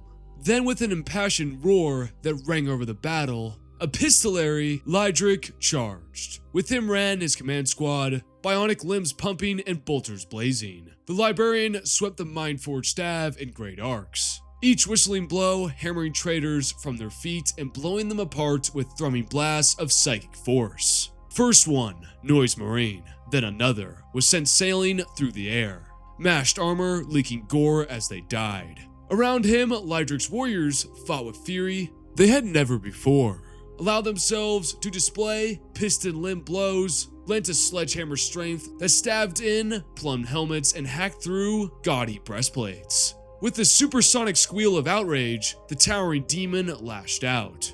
Coral-hued claws snipping the arm from apothecary Rumas, and punching through the faceplate of brother Lorgas. Lydric narrowed his eyes as the beast towered over him, forging his hate and anger into a single white-hot star behind his eyes. Even as the Sapphire King swept his talons down towards him, the librarian unleashed his rolling powers, sending them surging from the tip of the Mindforged staff straight into the freakish demon's face. Tainted blood splattered out, amid a spinning shrapnel cloud of warped black bone and flickering jewels. Decapitated by the thunderous blast, the Sapphire King's body reared backwards, claws flailing, rancid black filth jetting violently from its stump of a neck. Still standing, the demon's form convulsed, bulged obscenely, and then exploded in a spray of noisome black filth that stank like rotted perfume. Wow. Just wow. Let's give a big round of applause for Lydric. He just one-shot a demon prince that is created by the emotions of two Primarchs. Wow. Now I will say this feat can be interpreted in different ways, as the Sapphire King can be viewed as a weakling who got one-shot, or he can be viewed as incredibly powerful because he was born by a Primarch's emotions. And not just any emotions, but the emotions of a Primarch who was on the verge of death. A demon formed from the psychic shockwave of a Primarch's death should be extremely powerful, and I don't see how he wouldn't be. The Sapphire King, even though he isn't around for long, shows that he can corrupt Iron Hands quite easily, can easily no-diff Marines when in combat, and has the durability to tank literally everything they throw at him besides the shocking blast from the Chief Librarian. So yes, I would argue that this feat is insane, and it clearly shows that Lydric Noxon is easily one of the stronger psychers in the setting for being able to one-shot this demon prince. I am just so happy that the Iron Hand fans and their loyalty is finally rewarded with this amazing Chief Librarian character. Thank you, GW, you finally cooked with something. With the number 16 spot, I knew from the very beginning this Space Marine would at least make the top 20. He's one of the few Marines in the setting who consistently ends up fighting the absolute best of the best. And the fact that he survives all of these encounters says a lot about his power level. Coming in at number 16, we have Azrael, Chapter Master of the Dark Angels. Yep, he falls in here at 16. And you know what's funny about him? Even though he fights, as I said, the best and brightest of 40k, his arsenal honestly isn't even that insane compared to some of the other characters on this list. His main weapon is the Sword of Secrets, one of the legendary Heavenfall blades used by the Dark Angels. Now this weapon does sound like it's really powerful and spooky and special, right? Like Sigismund's Black Blade. Well, you're wrong. The weapon is described as a master-crafted power sword, cut from a single block of jet black obsidian, with an edge that remains razor sharp even after thousands of years. So yeah, the sword is just a special power sword. There's nothing else fancy about it. So there are no weapons doing the heavy lifting, it's all Azrael. So despite not having some absurd reality warping relic, Azrael still manages to pull off some crazy feats. One of the most notable comes from the book The Unforgiven, when he fights Typhus, the mortal champion of Nurgle. And let me tell you folks, he actually trades blows with him and even manages to wound this stinky boy. Azrael wasted no time and leapt up the last few steps, swinging the Sword of Secrets at the head of the bloated Terminator. The haft of Typhus's scythe, Man Reaper, met the Heavenfall blade, turning aside the ancient weapon with a sickening thud like a hammer on bone. Azrael struck again, cutting low then high, each tack met with haft or blade of the demon-infused scythe. Azrael turned aside his foe's next swipe and smashed his shoulder into Typhus's midriff, creating enough separation to cut the Sword of Secrets across the Chaos Lord's chest. Armor split like stretched skin, spilling dark, thick fluid. God, that's really gross. So besides making me want to throw up, this makes it appear that Azrael and Typhus are almost relative to each other, at least in pure martial combat, with Azrael managing to create separation and land a shallow but legitimate wound on the stinky, poopy lord. Now, to be fair though, Typhus is not using his psychic powers here, and if he had, I think the fight would have probably gone a lot differently, as Typhus is one of the most powerful psychers among his legion, the Death Guard. But brace for impact, because it gets even crazier for this dude. Because this Dark Angel also fights Vashtor the Archifane. Yes, that Vashtor, the minor chaos entity who is literally on the cusp of becoming a chaos god. What the fuck is this? The two actually trade blows, and the narrative even implies that on another day, Azrael might have done even better. I'm not kidding, here's the statement. This is from Vashtor, Ark of Omens. Amidst it all, the Archifane dueled the Supreme Grand Master. Azrael was a superlative warrior with centuries of experience and skill, but his newly augmented body had not yet healed from its dramatic surgeries. Vashtor, meanwhile, was a timeless and tireless horror of the warp, a demon demigod goaded to fury by the nearness of his prize. As the Archifane's onslaught intensified, even the proud artificer systems of Azrael's relic war gear began to spark and seize. The demon's hammer rose and fell like an industrial piston, clashing against the Sword of Secrets again and again. To his horror, Azrael realized too late that this was a fight he could not, in this moment, win.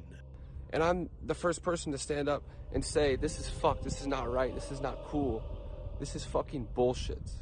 So yeah, right there, the text states that at that moment, Azrael couldn't win, implying that maybe at some different time period when he wasn't healing from the Rubicon Primaris, he could take on and defeat a demigod of chaos. Wow, such glaze. This has some pretty insane implications. Either Azrael is ridiculously skilled, or Vashtor, Crabzilla's goat, might secretly be a fraud. I'm not saying that's confirmed, but the result is definitely a little eyebrow raising. And somehow Azrael's fights do not stop there. In the book, The Trials of Azrael, he next fights fucking Karn the Betrayer, the mortal champion of Khorne and one of the best fighters in the entire setting. That's a little bit of a spoiler, but we'll cover him in a little bit, trust me. Here Azrael again manages to defend himself and even creates an opportunity for a killing blow. Azrael dropped to one knee and heaved his sword upwards to block another potentially killing blow, which ended up embedded in the deck.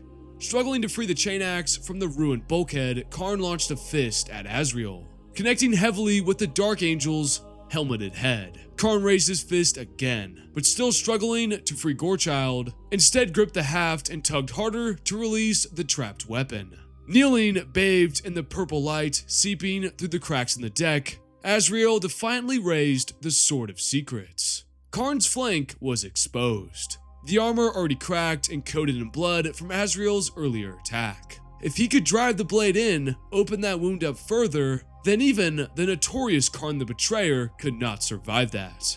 But his death would not be instant. He would still be able to free the chain axe, and Azrael's life would be forfeit regardless. So yet again, we have Azrael fighting another one of the greatest, and he says, emphasis on he says, that he can take out Karn with a strike to his unprotected flank. Now, let's be honest here, guys. There is probably no universe ever where Azrael actually kills Karn in that moment. Why the fuck you lying? Why you always lying? Karn would likely dodge the attack, tank the attack because he can, he's shown the feats to be able to do that, and then afterwards he would kill Azrael with one strike. But still, the fact that Azrael was even in a position to threaten Karn the Betrayer at all shows that Azrael might be that guy.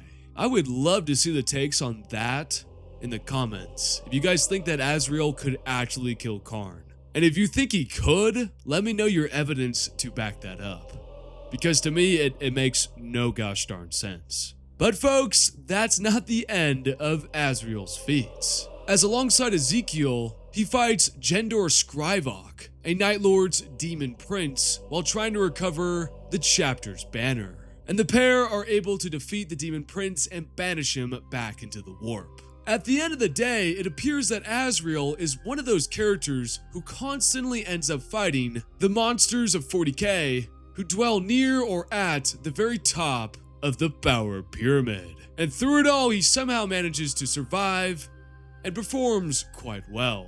The greatest thing about Azrael, besides surviving all of these crazy duels, is the fact that every single one of these guys has extremely insane showings, at least before fighting Azrael. For example, Karn the Betrayer. He defeats entities like Sigismund before he got his Black Blade, has defeated living saints, greater demons, and even had a brush with Abaddon the Despoiler. Or for example, Typhus. Typhus fought his own Primarch Mortarion during the Buried Dagger, and hell, even Vashtor the Archifane, as I said, is a demigod of chaos.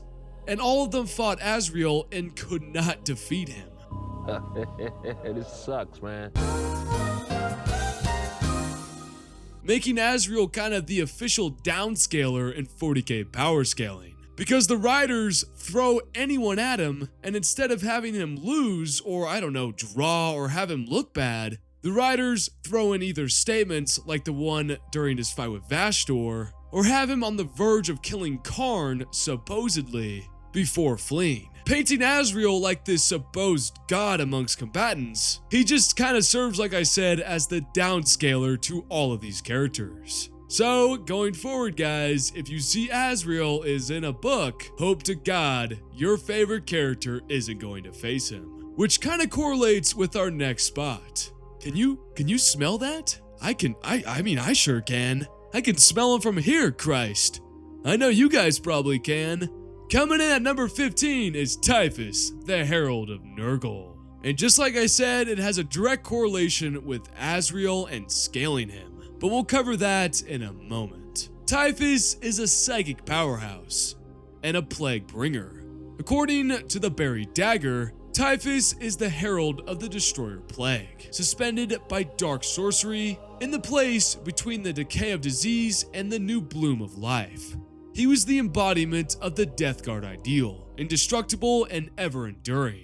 But what a grave price he had paid to achieve that status. So as the Herald of Nurgle, Typhus is incredibly durable, almost nigh unkillable to be honest. As for his weapons, he wields the demonic Man Reaper, Lacrimae, carries the Slacker Alchem pistol, and his body houses none other than the Destroyer Hive, a swarm of insects that spread the lethal Destroyer Plague. For those who don't know, the Destroyer Plague is, well, it's a plague that manifests as a swarm of sentient warp-spawn flies that, get this, infest every orifice of the body and lay eggs inside their victims.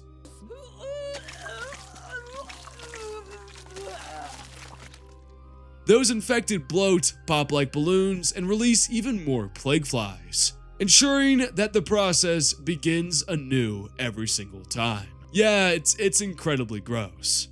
As for his psychic powers, they allow him to manipulate objects, even massive war machines. He can also liquefy armored opponents and crush enemies regardless of how armored they are. So combine those psychic powers with the Destroyer Plague, the natural durability of a Death Guard Plague Marine and Terminator armor, enhanced further by Nurgle's blessings as the mortal champion of the Plague God, and he is virtually unstoppable. As for his feats, as you'd imagine, there's something else. First off, in the Buried Dagger, he battles Mortarion. Yes, Mortarion, his Primarch, and somehow manages to survive the encounter, even tanking a face blast for Mortarion's pistol, Lantern.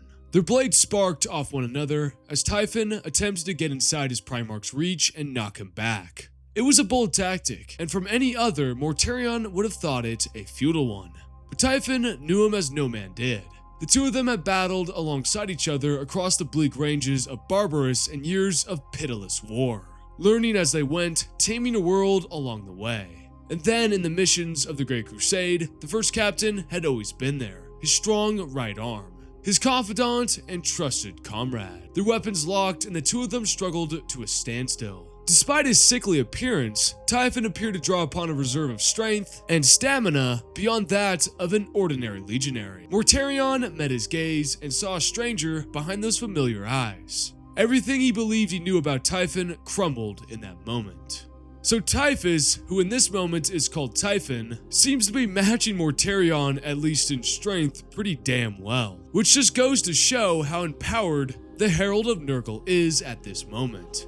Later in that same duel, the curve of the razor edge dug inwards and upwards through the meat of his body, the yawning passage of its cut finding both of his hearts and slicing them open. Black blood gushed in a torrent from the fatal gaping wound, and Typhon sagged lifelessly, supported on the end of the blade like a hooked fish. "Forgive me, old friend." The thought gathered in Mortarion's mind, about to be spoken aloud, but then Typhon's head snapped up, and his jaundiced eyes glared back at the Primarch, lit with baleful fire. "Did you think it would be that easy?" Noxious yellow froth drooled from his mouth as he spoke, pitting the floor and sizzling where it landed. "I told you, we can't die here. You can't kill me, old friend." I will say that as Typhus states in the last passage of this excerpt, it seems to be that because they're in the warp, Typhus can't die. Not that this is an everyday ability he can use if he did die in the material world. Still though, being able to fight a Primarch this evenly like Typhus does for this amount of time shows how much of a threat he is. Outside of fighting his Primarch, Typhus has also psychically crushed Land Raiders, liquefied a Terminator from the inside using Nurgle's biomancy, easily killed Loyalist Chapter Masters like Bard and Duvaro, and defeated Chaos Warlords like Lord Huron Blackheart of the Red Corsairs. Yet, despite all of this, including fighting his own Primarch, he can't defeat Azrael, as their duel ends in a stalemate. How'd that get in there? Yes, this is exactly what I talked about earlier. Azrael is the downscaler. He is the man that will bring you back to Earth even if you have fought your own Primarch. I do think that if Typhus had employed his psychic abilities during that fight, he probably would have emerged victorious. But since the two were so evenly matched, and the fact that Azrael was able to wound Typhus even though it was a small wound, makes it seem like they're almost exactly relative. And that with his psychic powers, I think Typhus comes in at number 15, with Azrael right behind him at number 16. If you guys remember my Horus Heresy rankings, Typhus took the number 4 spot, but sadly he ends up at 15 here, showing just how powerful the 40k era is compared to 30k. At the number 14 spot, we have a lesser known Space Marine, but he's going to knock your socks off, trust me. At number 14, we have Arcos the Faithless, also known as the Scion of Alfarius, a Chaos Lord of the Alpha Legion and the leader of the Faithless Warband. This guy is only seen in the Siege of Arax, and is heavily upscaled because of the campaign book material, which gives him some insane fights and feats. First, let's talk about him and his abilities. Arcos is another possessed Chaos Marine, which means he carries all the usual enhancements of his kind. Enhanced strength, reflexes, resilience, durability, speed, and mutations granted by his demon patron. Arcos also wields a demon weapon, a Darkblade demon weapon, whose strikes inflict cauterized and bloodless wounds, and consume not only the light, but also the souls of those slain by it. So brace yourself, Arcos has fought Azrael. Yes, he's fought Azrael as well, apparently. The Supreme Grand Master of the Dark Angels. And even crazier, he actually gained the upper hand in their duel until Belphegor, the Interrogator Chaplain, intervened to prevent Azrael's death. As he did so, a massive armored figure strode through the smoke, his ancient power armor decorated with blasphemous ruins and the heretical 8-pointed star of Chaos Undivided. Arcos himself charged Azrael. As he did so, an assault marine launched himself into Arcos' path, only to be cut clean in two by the stroke of the Chaos Champions' warped power blade. The two mighty heroes clashed, In one hand, Azrael held the sacred standard of devastation, in the other, the sword of secrets. The two rained smashing blows upon each other's armor until blood seeped through the joints of Azrael's suit of artificer armor. The weight of Arcos's mighty blows had wounded the Supreme Grand Master. Both summoned every ounce of strength, but Arcos had the combined power of 4 Chaos Gods with him this day. Chanting a liturgy to the gods, Arcos's blows forced Azrael ever backwards, weakening his opponent until a shoulder charge and a fast, low-sweeping cut sent Azrael sprawling to the ground, the Sword of Secrets skittering from his grasp. Prone among the rubble, the banner still clutched to him, Azrael saw death approaching. Arcos loomed over him. The Chaos Champion laughed in triumph and raised his dark blade for the killing blow. Obviously, that blow never falls because Azrael lives to tell the tale, but it's an undeniable fact Azrael was on the verge of death right there. He was about to get low-diffed by Arcos the Faithless, apparently the GOAT. But even more incredible than that, the text says that Arcos is said to have the combined power of all 4 Chaos Gods. Is this mini-me horse over here? God damn! Send him against the Emperor, have him kill his ass! Later in the siege's final days, trapped behind their own defenses after the destruction of Anarchy's heart, Arcos killed Yafnir, chapter master of the Angels of Absolution, before finally being subdued by Belphegor, who we discussed earlier. This resulted in him, along with 14 others from his warband, being captured and imprisoned within the rock. But the feats are undeniable, folks. Arcos almost killed Azrael. He did indeed defeat Yafnir, another chapter master, and had the combined might of all 4 Chaos Gods. His feats very clearly scale him above Azrael, and based on the results of their duel, above Typhus as well. What a crazy run Arcos had during the siege of Arax. Bro was moving like LeBron in Miami.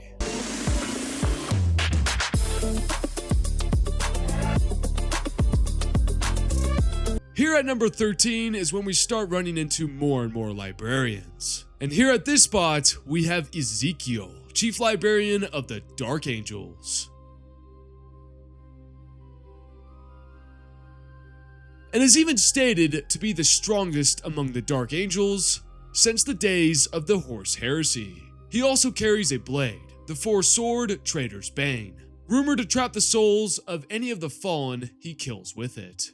Now let's get to his feats. Ezekiel has defeated a orc warboss without using any psychic powers or even a weapon, because he's just like that. I'm not kidding, guys, he literally beat the shit out of this orc warboss to prove a point. He also helped Azrael defeat Jendor Scrivok, the demon prince of the Night Lords, to retrieve a chapter's banner. So yeah, those are all of his feats. And Ezekiel is considered one of the most powerful psychers. Why is Ezekiel at 13? Well, fellas, well. There's a statement that upscales him above Azrael, Typhus, and of course, Arcos the Faithless, giving him this spot at 13. This comes from the book Pandorax. The Lord of Liberius turned away and the room returned to its normal state. You must understand a simple fact, Azrael, Ezekiel told him, not turning around. I am more powerful than you. How? My abilities and training have honed me into a creature as far above a space marine as you are above a normal man. If I desired it, I could slay you out of hand. I need not even raise my sword to do so. Azrael pushed to his feet, an angry retort swelling inside. But it was halted as Ezekiel turned around, his expression not one of belligerence, but sorrow. I do not say these things to threaten you, Azrael, because I do not need to. Like I guess, bro. Despite your conditioning, against all the defenses prepared in your mind against the likes of me, I can unpick your thoughts as a thief at a lock. More than that, I can reassemble them as I desire, to make a puppet of you to my whim. So yeah, Ezekiel flat out says that Azrael would get no diffs by him. It's kind of funny, he's like, don't get upset, Azrael, I'm just saying I could beat the ever-living shit out of you if I wanted to. Kind of a funny roasting from Ezekiel of all people. But I think this statement easily implies that he would perform far better than Arcos and Typhus did against Azrael, hence why I put him at number 13. Oh yeah, it's all coming together. Oh yeah, it's all coming together. At number 12, oh look, we have another Psyker. This time we have our third Grey Knight, Hyperion. And thank God he's not a fraud. After his genetic modifications, mind wiping, and training to become a Grey Knight, the boy once known as Ziel Efernetti was reborn as Hyperion. He then became a member of Squad Castian, an interceptor squad led by Justeri Galeo of the Grey Knights 8th Brotherhood under Grandmaster Joros. Hyperion stood apart from his brothers because of his immense psychic potential and control, though he was also impulsive to the point of recklessness, just like Anakin Skywalker. If you'll excuse me.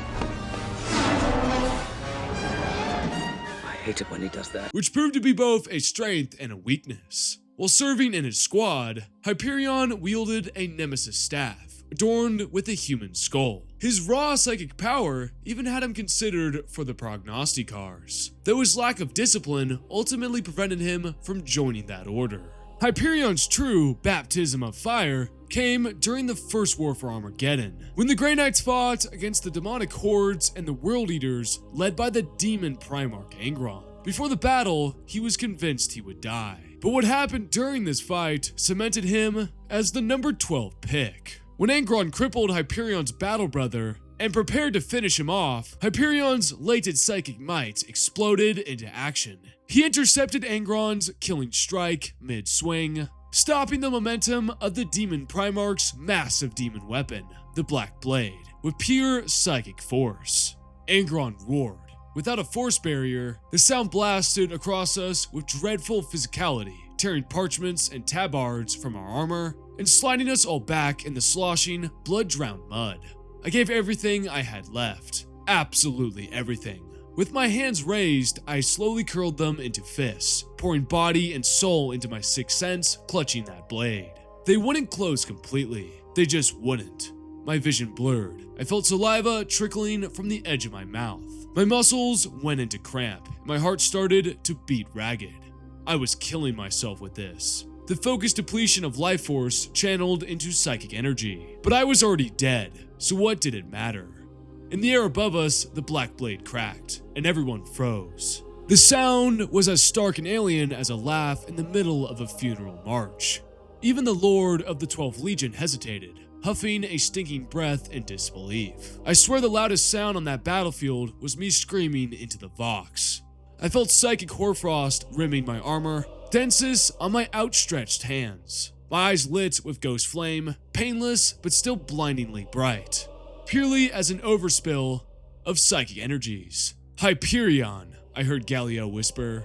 I closed my hands, made them fists. Above me, the blade shattered. Cursed black bronze blasted across the field of battle, raining on the just and unjust alike. Several shards tore gashes across the demon's skin or lodged into his flesh. There came a roar the likes of which defied reality. It had no place outside a nightmare. So yeah, Hyperion literally stops the swing of a demon Primarch and then shatters his weapon. That weapon, the Black Blade, was an enormous demon sword forged on Sarum by the Dark Mechanicum, and it grew stronger by absorbing the power of other blades. In Echoes of Eternity, we even see it mortally wound Sanguinius, and Hyperion broke it like a toy.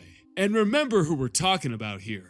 Angron, who even before becoming a demon Primarch, was strong enough to lift the foot of a Warhound Titan, and after his demonic ascension, he could throw Bane blades like toys. And once again, Hyperion halted his strike mid-swing. Later in that same story, Hyperion fights Logan Grimnar, the great wolf of the Space Wolves. And I'm going to admit it, man enough to say it, Grimnar easily defeats Hyperion and several other Grey Knights in moments. Hyperion even attempts to challenge him again, and although the fight is interrupted, the moments where their weapons lock shows us everything we need to know to scale him. The axe crashed down. I stared at Jarl Grimnar, eye to eye, both of us baring our teeth into the face of the other. His axe trembled, the blade locked tight against the haft of my black staff. I could feel ghost flame filling my eye sockets, bleaching and burning all color from my vision. Even through the pale fire, I saw the unease in the great wolf's dark stare. No. His fangs scraped his lower teeth as he grunted. If it was a reply, it was a weak one. No. The old warrior tensed, pressed harder. His grimace became a predator's toothy smile. My staff, the Tricenti ruins along its black side, flaring white hot, started to shiver as he forced me down. I couldn't stand against his strength and Terminator plate. I felt the fire streaming from my eyes begin to cool. Brother, came Malkadil's fading voice, finish him. I can't. You shattered the cursed blade of a demon god's son. Finish this mortal mongrel bastard. I smiled back, teeth bared again, almost laughing. My voice was nothing more than a guttural snarl through the protracted effort. Do not speak to me of honor. White warp fire sidewindered in hissing coils around my fists. You are as guilty as we are. This is the Imperium of Man, old wolf. Not a fabled empire of bliss and joy. We are the Emperor's gift. We know what must be done. We never let stubborn pride and misplaced kindness blind us to the real enemy. The axe cracked, a thick black crack, split the ancient relic, severing one wolf's head from its shoulders. Behind you, I heard Mal's warning the same moment Jarl Grimnar's eyes flicked to glance over my shoulder. I couldn't turn. I tried to hurl the Jarl back, but even with every iota of energy, it was no different from trying to move a mountain. Wow, that's crazy glaze for Grimnar, seeing that he literally shattered Angron's sword, and then he says that Jarl Grimnar is like trying to move a mountain. So even though Hyperion manages to crack Logan Grimnar's axe, he is still ultimately overpowered and defeated. But the fact that Hyperion can match Logan Grimnar's strength even for a moment, while channeling warp energy and cracking the Great Wolf's ancient axe, is a pretty good feat for scaling. Between stopping a Demon Primarch strike, shattering Angron's demon blade, and momentarily matching Logan Grimnar, it's pretty easy to see why I placed him at number 12. To be honest, all I see is Logan Grimnar upscale from this. Like, holy cow. Hyperion seemed to be struggling the same way with Logan Grimnar's axe as he did with Angron's. Damn, ZBK is gonna have a field day with this one. Now we come to number 11. The last spot on our list before we get to the top 10. Who's excited? Who's still alive, actually? That's a better question to ask. I hope everyone is enjoying a lot of milk or is either sleeping. I don't know how you're gonna get through this 4-hour video without copious amounts of caffeine though. Regardless, I hope you're all enjoying this installment of A Falling Cow. My back hurts so bad from writing this script, because I've been hunched over like a gremlin for the last 7 hours reading. I should make my own book at this point, god damn. I'm getting distracted. Coming in at number 11, we have one of the greatest swordsmen of all time, and also one of the most annoying motherfuckers I've seen in my Cal life. The immortal herald of Slaanesh, Lucius the Eternal. Now before everyone starts yelling at me, Lucius has a ton of feats to consider here. But let's start with his Horus Heresy era feats first. And even during 30k, Lucius was already one of the best duelists alive. Throughout the Great Crusade and the Horus Heresy, he defeated some of the most skilled fighters among the Adeptus Astartes, including Garviel Loken in their second duel, Ascalon of the Blood Angels, Erebus of the Word Bearers, Solomon Demeter, and over 30 other Emperor's children during Istvan III, and even Sonakt of the 1,000 Suns, a psyker who could literally see the future. His only real loss during the Horus Heresy came at the hands of Naikoa Shirokin of the Raven Guard. Still, by the end of the Heresy, Lucius had more than proven himself as one of the greatest duelists in the galaxy. In fact, we get this statement from False Gods from Garviel Loken. The swordsman had barely broken a sweat, and Loken knew that he was hopelessly outclassed by Lucius. To fight Lucius with life and death resting on the blades would be to die, and he suspected that there was no one in the Sons of Horus who could best him. Which I want to remind everyone includes Abaddon, yes, base Abaddon. So this statement implies that Lucius is above the likes of Abaddon, Loken, Horus Aximon, Torgadon, and literally everyone else in this legion.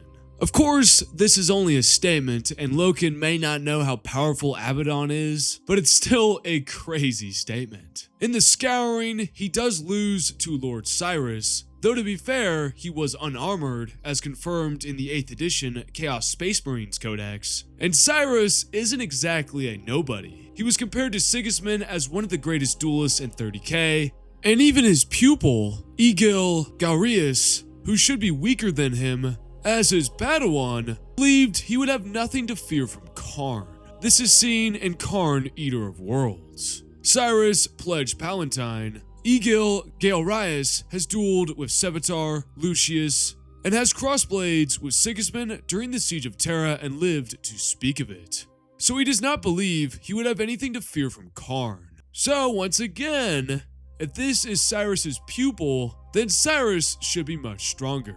So Lucius losing to Cyrus completely butt naked is kind of a feat for Lucius, because it implies that if he was armored, he would fare far better. And it wasn't even a low or mid diff, it was definitely a high diff for Cyrus. The Lord Commander was every bit as fast as his chosen foe.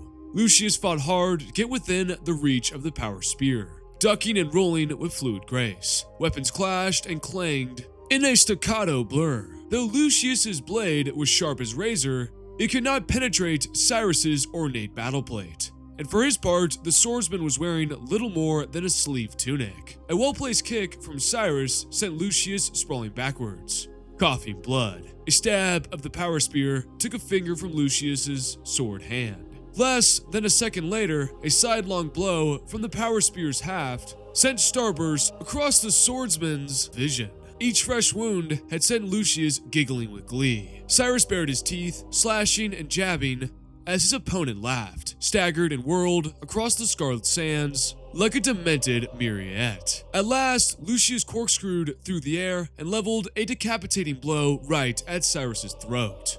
There was a sudden crack of electrical discharge from the impact, and Lucius's blade snapped in two. As the crowd howled and howlered at him, Lord Commander Cyrus caught his laughing opponent by the throat. Grinning a mirthless smile, he pounded Lucius into the scarlet sands of the arena, until there was nothing left but a red ruin of broken bone. The Emperor's children had lost their favorite duelist, but gained a memory to be savored for years to come. And after a few weeks, Lucius, of course, comes back from the dead, taking to Cyrus's body, because he felt immense pride from killing the Emperor's children duelist. So from this, I think Lucius is definitely in the same conversation as the other great 30k duelists, such as Sevatar, Sigismund, and Karn. But I will say Lucius has died plenty of times. As you know, he is immortal, such as being blown up by a landmine, and even losing to the phasing blade and Necron swordsman. So he definitely has his fair share of losses.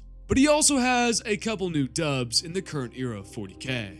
He has slain the Emperor's champion of the Black Templars at Veil Fate, the Dark Elder Archon, Fresque, and even the Orc Warboss Two Claws on Arcturus Sigma. But what makes this situation even weirder is that Lucius's greatest peak state came when he was drugged by Fabius Bile. In that state, he actually killed a bloodthirster, as seen in the book The Faultless Blade. Lucius relented, relaxing the crushing hold his will held over his bound killers for a fraction of a second. Every wailing maw that strained against his cracking armor shrieked, releasing their pent-up malevolence in a defending crescendo. The bloodthirster staggered back, as if struck by a thunderhammer. With every remaining ounce of energy still in his body, Lucius leapt forwards into the air. His arm swung. The Illyrian blade flashed. Lucius fell on his shoulder as his leap carried him over and behind the greater demon. He rolled and spun about in an exhausted crouch. He brought up his blade to try to deflect the desolation of the bloodthirster's reply. It was a blow that never came. The demon turned to Lucius in heavy, lumbering steps that rattled the stone floor. Its flesh of white liquid metal hazed the air around it. With a sound like a tolling bell, it fell to one knee. The snarling horn knot of its head shuddered, glaring down at Lucius, and tumbled free of its shoulders. So yes, Lucius does kill a bloodthirster, but he does it with a drug from Fabius Bile. And before he received that drug, he was kinda losing handedly, which implies that without that enhancement, he likely would have lost straight up. But I will say this bloodthirster is not your average greater demon. The text describes it like this. Every strike of its black talons sent the substance of the material universe. Its blows birthed holes in reality, crackling tunnels leading into the madness of the Sea of Souls. Any beings they struck were obliterated, hauled into the warp by billions of grasping hands. So Lucius was fighting a demon whose strikes could literally tear holes in the surface of reality, marking it as probably a supremely powerful greater demon, even though we don't know its name, of course. So Lucius only being able to beat it with this drug isn't exactly an anti-feat. And just to make sure I'm covering my butt for all those Lucius eternal haters out there, we have this statement from Saul Tarvitz. To Tarvitz' knowledge, Lucius had never been bested in swordplay. Where Tarvitz and men like him rotated through weapon drills to extend perfection in all forms and manners, Lucius had made a single art of the sword. Frustratingly, his firearm skill was such that he had never seemed to need to hone in on ranges. It was Lucius's proudest claim to have personally worn out 4 practice cages. Sometimes, the Legion's other sword masters, warriors like Ekhelon and Braznor sparred with Lucius to improve their technique. It was said that Eidolon himself often chose Lucius as a training partner. So, did I convince you haters out there? Lucius is one of the greatest duelists in the entire galaxy. He is the Herald of Slaanesh, her greatest mortal champion, the defeater of multiple powerful marines in both 30k and 40k, and his skills back it all up. Now I will say, the person who comes immediately after him is due to direct scaling with 2 30k era marines. Yep, you heard that right, we're getting super into the weeds here, almost 4 or 5 hours in? These 2 marines are Quinn Jha of the White Scars Legion, captain of the Kasig, and Ascalon, Lord of the Sanguinary Guard, as the 2 fight in Jagatai Khan, Warhawk of Jagoras. Had a test of arms with Ascalon off screen, which left Quinn Jha's face a bloody crisscross of wounds and bruises. One eye was swollen closed and his lip was split. Yusugai asks Jha how Ascalon fared. Jha grins and states that they both walked away, but Ascalon limped worse. This implies that Quinn Jha is stronger than Ascalon, and therefore since Lucius defeated Ascalon, and Ascalon barely lost Quinn Jha, who was killed by, yep, you guessed it, our number 10 spot, and who is directly scalable to Lucius via this feat, is the Lord Commander Primus of the Emperor's Children, Eidolon, who is one of the most physically and biologically enhanced Space Marines ever created. On top of his natural Astartes abilities, he's been heavily augmented by Fabius Bile, making him even more powerful. As according to Horus Heresy Book 2, Massacre, Eidolon possesses xenotech implants grafted into his neck that create a devastating, bone-shattering scream. This polyphonic sonic attack is powerful enough to rupture flesh and even crack the armor of a Primarch. Eidolon is constantly pumped full of combat drugs and stimulants that push his physical strength to absurd levels. So much so that during the Siege of Terra, Rogel Dorn himself notes that Eidolon possesses the strength of a Primarch, as seen in the book Saturn IX. They tested him. Eidolon was the worst by far. The Howling Lord Commander fractured Dorn's warplate with his polyphonic screams. His blade pierced the Praetorian twice. Eidolon had the strength of a Primarch. Wow, so right off the bat, Eidolon is stated to have the strength of a Primarch, and his screams can fracture a Primarch's armor. Wow, do we even need to talk about the rest of his feats? Cause that's crazy. Of course we're going to though, because as always, this is a Falling Cow video, and we like to be as autistic as possible here. In the book The Path of Heaven, Eidolon defeats Quinn Jha, captain of the Kasig of the White Scars. This is the Lucius scaling chain I discussed earlier. And since Eidolon high-dips Quinn Jha, then Lucius and Eidolon have to be close to equal to each other, hence why they come in on number 10 and 11 on my list. Right back to back. He does have one anti-feat that immediately follows his fight with Dorn in the book Saturn IX, when Sigismund picks him up and throws him off a wall like a small child. But even still, in their brief fight, Eidolon manages to wound Sigismund, impaling him through the collarbone. So not really the worst anti-feat, but it's still there. So do I even need to go even further? Eidolon is easily one of the stronger Marines in the setting, and due to this, he takes the number 10 spot. Honestly, he's kind of just carried from that Dorn statement, that he has the strength of a Primarch. Thanks for that statement, Dorn. You're saving every single Eidolon fan out there. Everyone give Eidolon a round of applause. Way to go, buddy. Way to go. You don't have a lot of fights, and you got beheaded by Fulgrim in the book Reflection Cracked, which kind of sucks. But you came back stronger than ever, apparently. It's not every day you fight a Primarch and manage to scream at him so thoroughly that his armor fractures. So Eidolon takes the number 10 spot. Let's move on to number 9, where we finally find another Ultramarine. I know, it's been, since 49 with Cato Sicarius?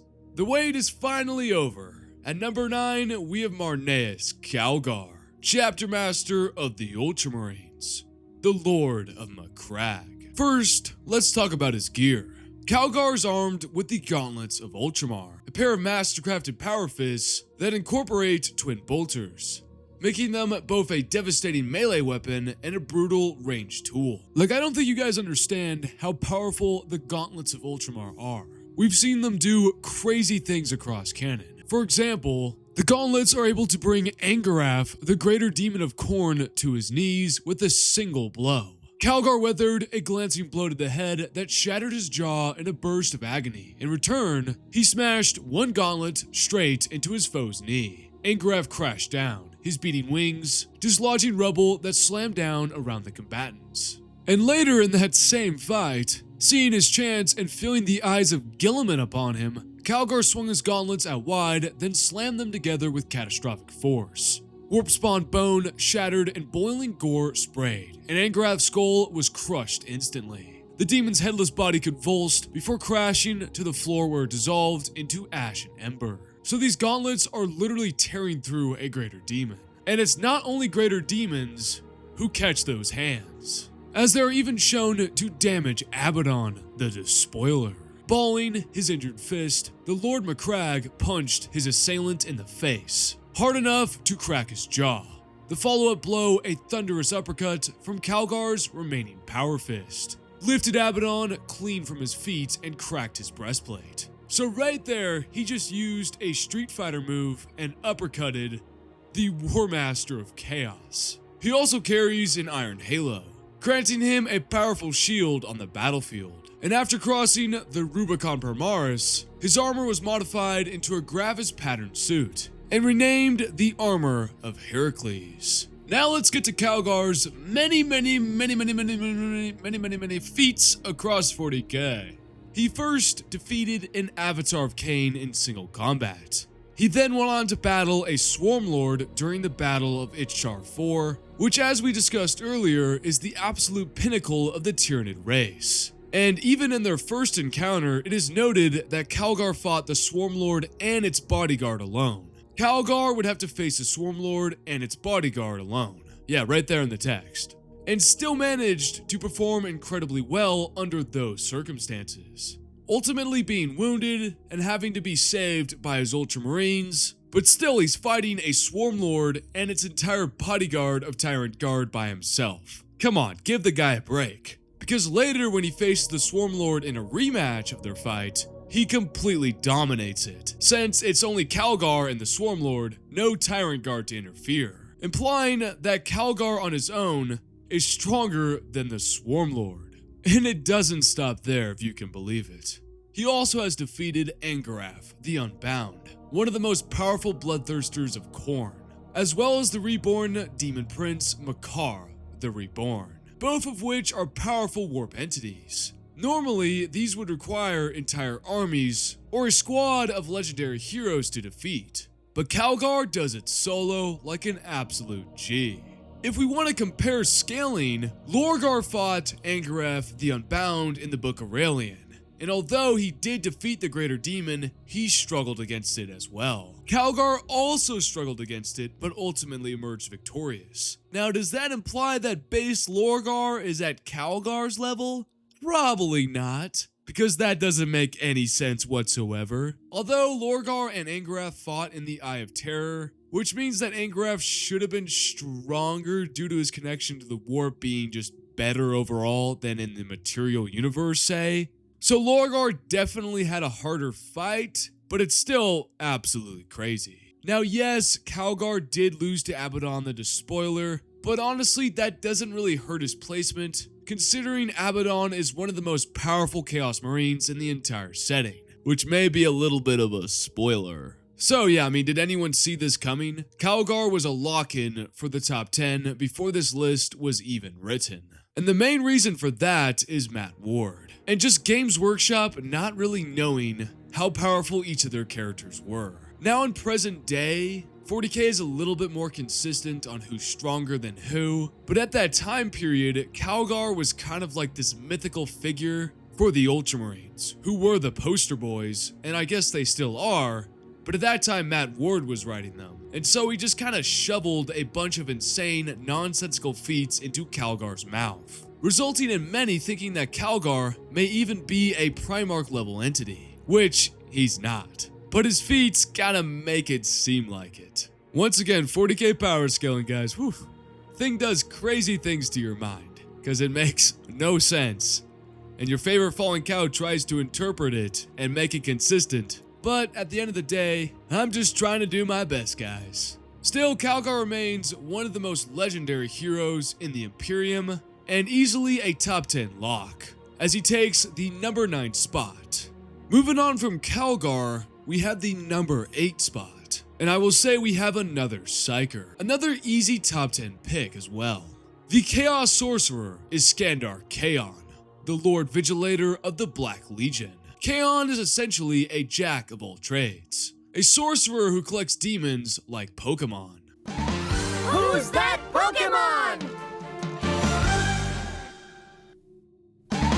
It's a giant bloodthirster that's gonna eat your face. Oh no! Among the many entities bound to him is the Ragged Knight, a demon that is able to no-sell 18 Emperor's Children in seconds, as we discussed earlier in Telmacon Lyris' section. So while other sorcerers are playing with psychic abilities, Kaon merely has to unleash a greater demon on the battlefield to turn the tide. While Trazyn is Ash Ketchum, maybe Kaon is Brock from Pokemon. Now we just need to find him his Nurse Joy. On top of being the Pokemon Master, Kaon possesses an extremely wide range of psychic powers and abilities that make him an enormous threat.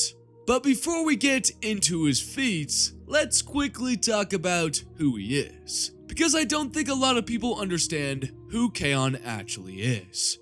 Before joining the Black Legion, Kaon was a member of the Thousand Sons Legion, a part of the Kentai cult. These warriors were psychically bound to one another, and the best of them formed cabals of blades, each led by a blade master, combining their psychic might with bladesmanship, implying that while Kaon is also a master at psychic abilities, that he also may be a gifted swordsman as well. Unfortunately for Kaon and for his brothers, this entire secret order was wiped out by Constantine Valdor during the burning of Prospero. So with that out of the way, now let's talk about his feats, which are pretty fucking ridiculous. One of his most insane demonstrations of his power involves chucking a spaceship at a planet. And that's not a hyperbole, guys, he literally did it. In the book Black Legion, it smashed into the earth with the force of the War God's axe. The Talok was almost 2 kilometers and 8 megatons of ancient ironclad anger, and then I hurled it right into the heart of the 3rd Legion's fortress.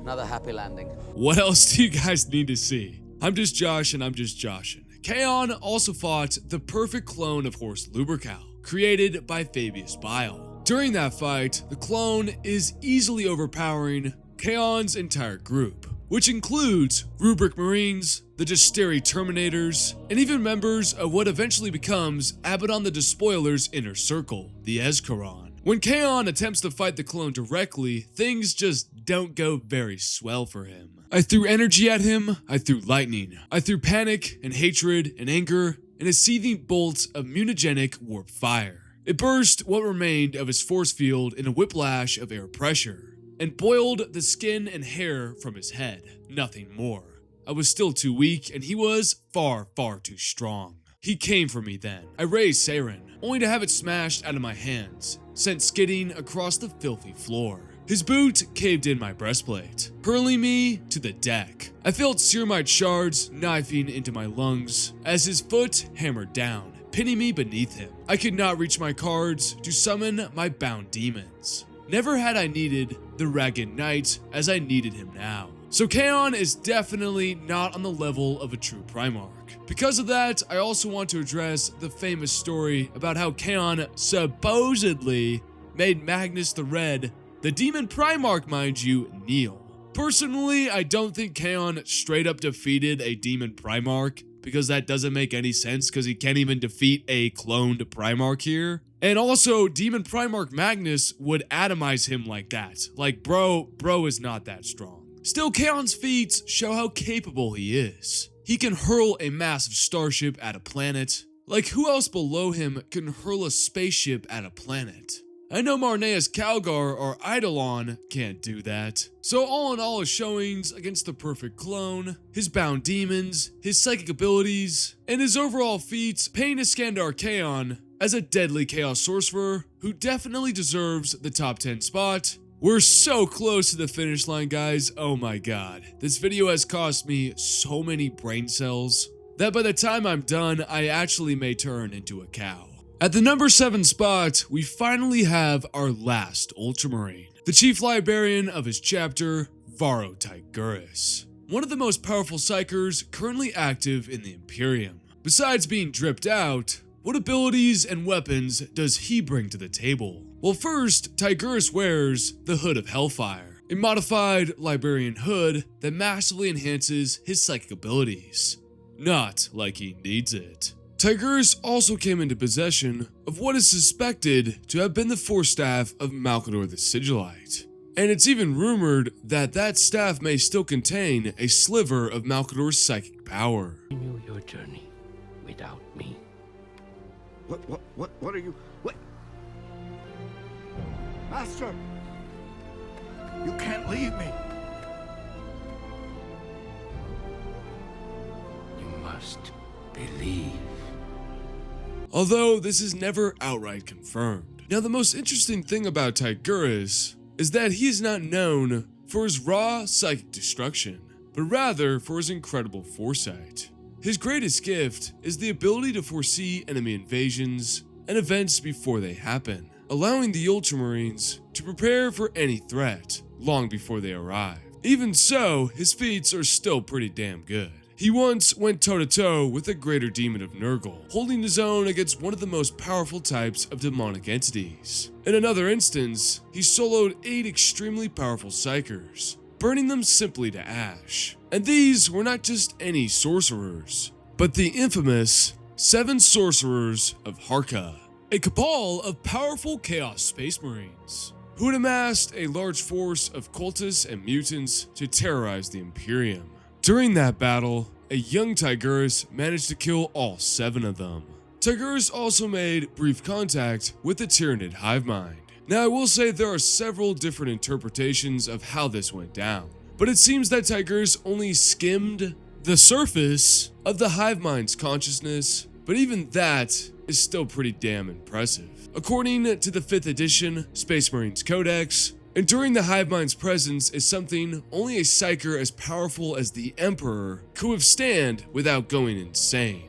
Even as silly as that sounds, if the Codex is to be believed, even if we don't take it at face value, it definitely implies that Tigurus is one of the more powerful Psykers currently active in the Imperium, maybe just right below the Emperor. But I don't know if that's exactly true. Tigurus has also fought the Demon Prince Makar the Reborn, Although Makar has a reputation for getting beat fairly often, Tigurus faced him after being heavily weakened from an extended fight against multiple demons while simultaneously maintaining a psychic shield that prevented the demons from entering the fortress. Even though the text literally says he was too weak to move his own limbs, Tigurius was carried by human refugees to the battlefield, where he unleashed a psychic blast powerful enough to drive Makar away and sever the demon's connection to the warp core of the Star Fort Indomitable. So yeah, it's like that one scene from the movie Spider-Man 2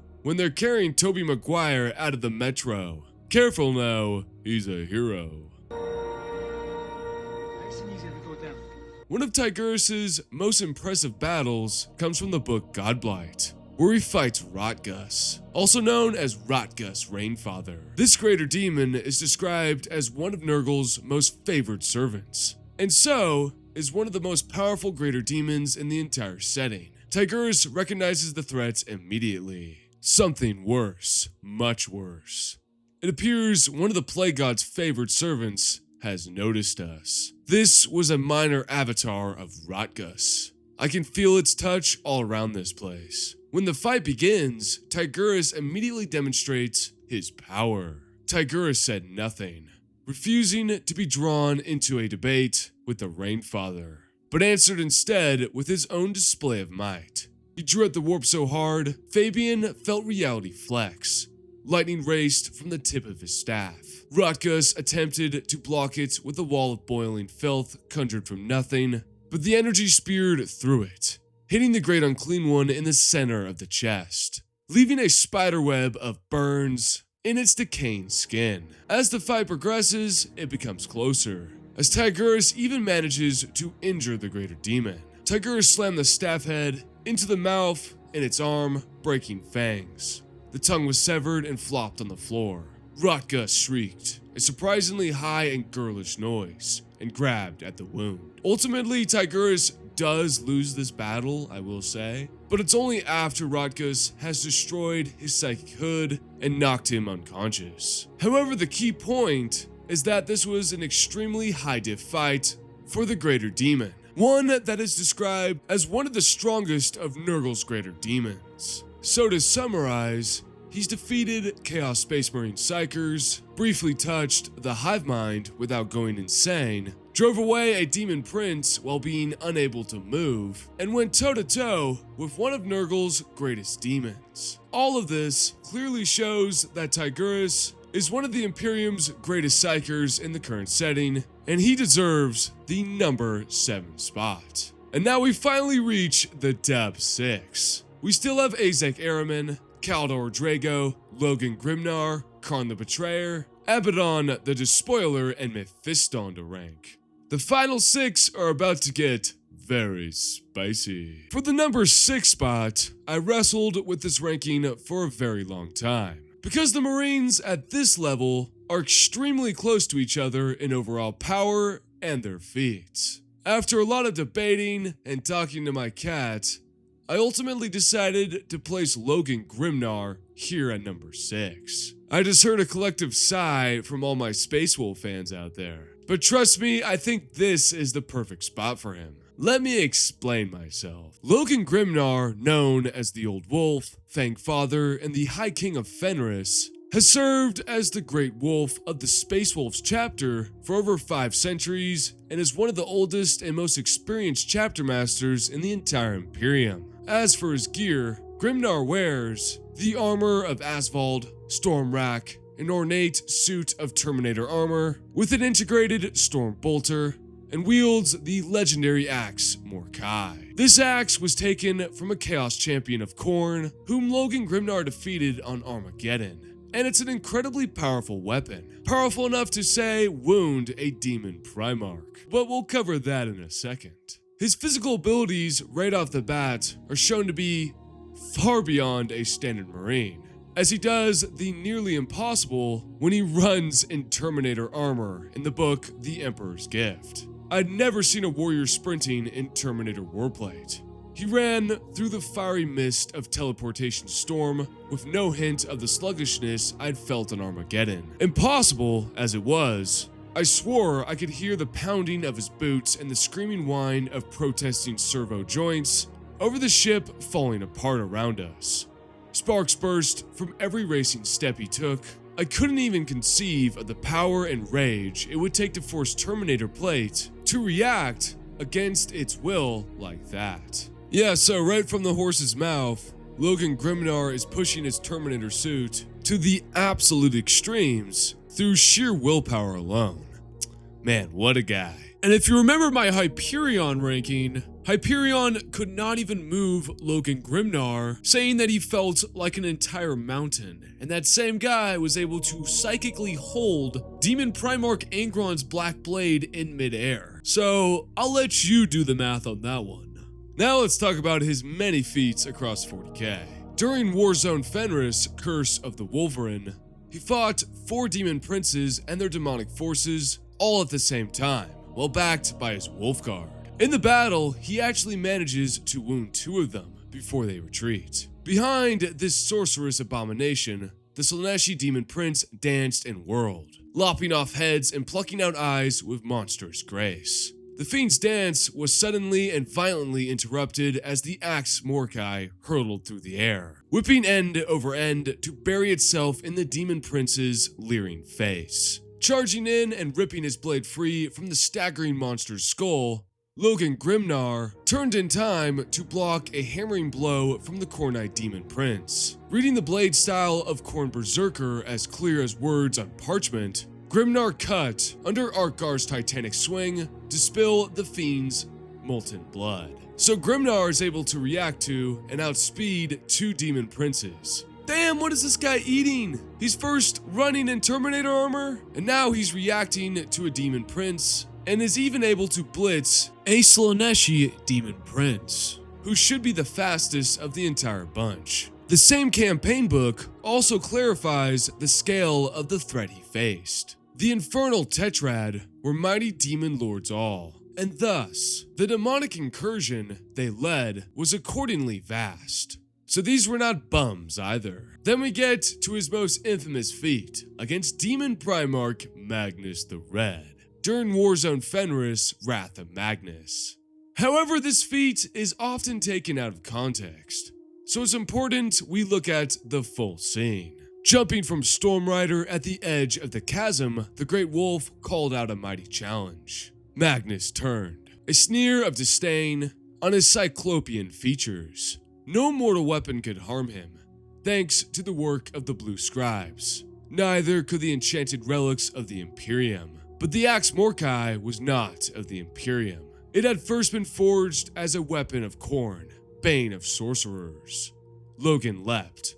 The double-headed power axe slammed into Magnus's chest, shattering arcane wards and piercing his breastplate to bite deep. In the distance, thunder rumbled, long and loud. Only the psychers present heard it for what it was. The laughter of the blood god himself. With a deafening roar of pain, Magnus swatted Grimnar back over the lip of the precipice. His allies were close at hand, and more than ready to seize their chance. A gleaming throg of Grey Knight purifiers gained the chasm's edge. Blades extended to pour the white fires of banishment into the demon Primarch's wound. So yes, while Grimnar does indeed wound Magnus, the moment happens largely because Magnus is too arrogant to defend the strike, allowing it to happen. Something the Crimson King is notorious for doing. So it's not really a feat for Grimnar, it's more of the fact that Magnus kinda just stood there and took the blow. It's a great showing for the axe of Mordecai, because it was straight up able to breach Magnus's wards and wound a demon Primarch. Finally, we have one of Grimnar's greatest feats, when he speed blitzed a Grey Knight's Grand Master in the book The Emperor's Gift, killing Joros, a Grand Master of the Grey Knight's 8th Brotherhood, almost instantly. Lord Joros of the 8th Brotherhood had ruled with cautiously ambitious hand for 70 years. He was respected by those of his brotherhood, though scarcely loved. A warrior admired, but rarely emulated. The list of his deeds was more impressive than his unapproachable exterior might suggest. While he lacked a great many commendations for command as a duelist and a frontline fighter, it was acknowledged across the order that few could match his reputation and skills with 2 falchion blades. A vital aspect in any blade master's repertoire is the ability to read an opponent's movements and react with greater speed than they can act in the first place. Joros was a master, and his reflexes were renowned. And yet his blades had scarcely cleared his scabbards when Logan Grimnar's axe of blackened steel and burnished gold cleaved into our Grandmaster's breastplates and throat, ending a worthy, respectable life of service with a single crunching chop. Joros went down, felled by the axe blow, and dead before he hit the ground. The Great Wolf's axe, named Morkai, after some heathen Fenrisian superstition about a god guarding the halls of the dead, ripped back out, blood sizzling on its active metal surface. In the time it had taken me to look back from raw throat to his liege lord, my own Grand Master was dead. That should explain, at least partially, how quickly the High King of Fenris moved.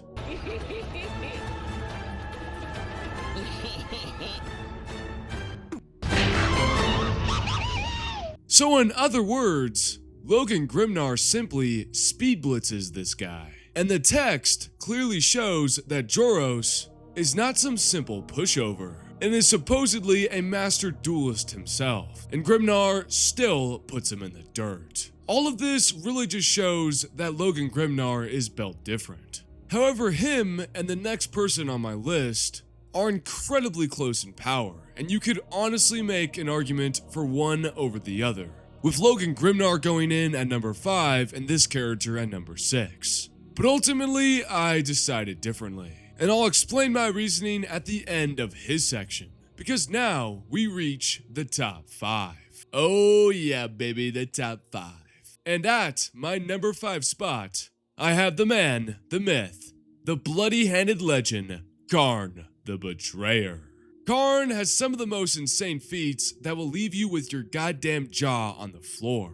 First off, he is the Herald of Khorne, the mortal champion of the Blood God, which gives him an immense empowerment to his physical stats such as speed, strength, and durability. He also wields Gorechild, the former axe of the Primarch Angron. He is also completely immune to psychic abilities by the will of his god, and wherever he walks, a red mist of blood manifests, driving mortals insane and summoning demons to his side.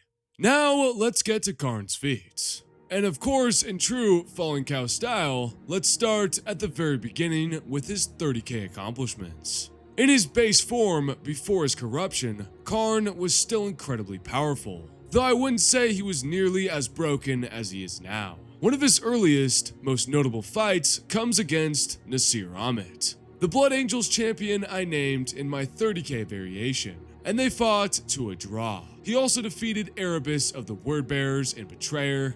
You know the scene where iconically, Karn literally beats the brakes off Erebus and then repeatedly tells him to get up like a pregnant woman on a bus. Huh?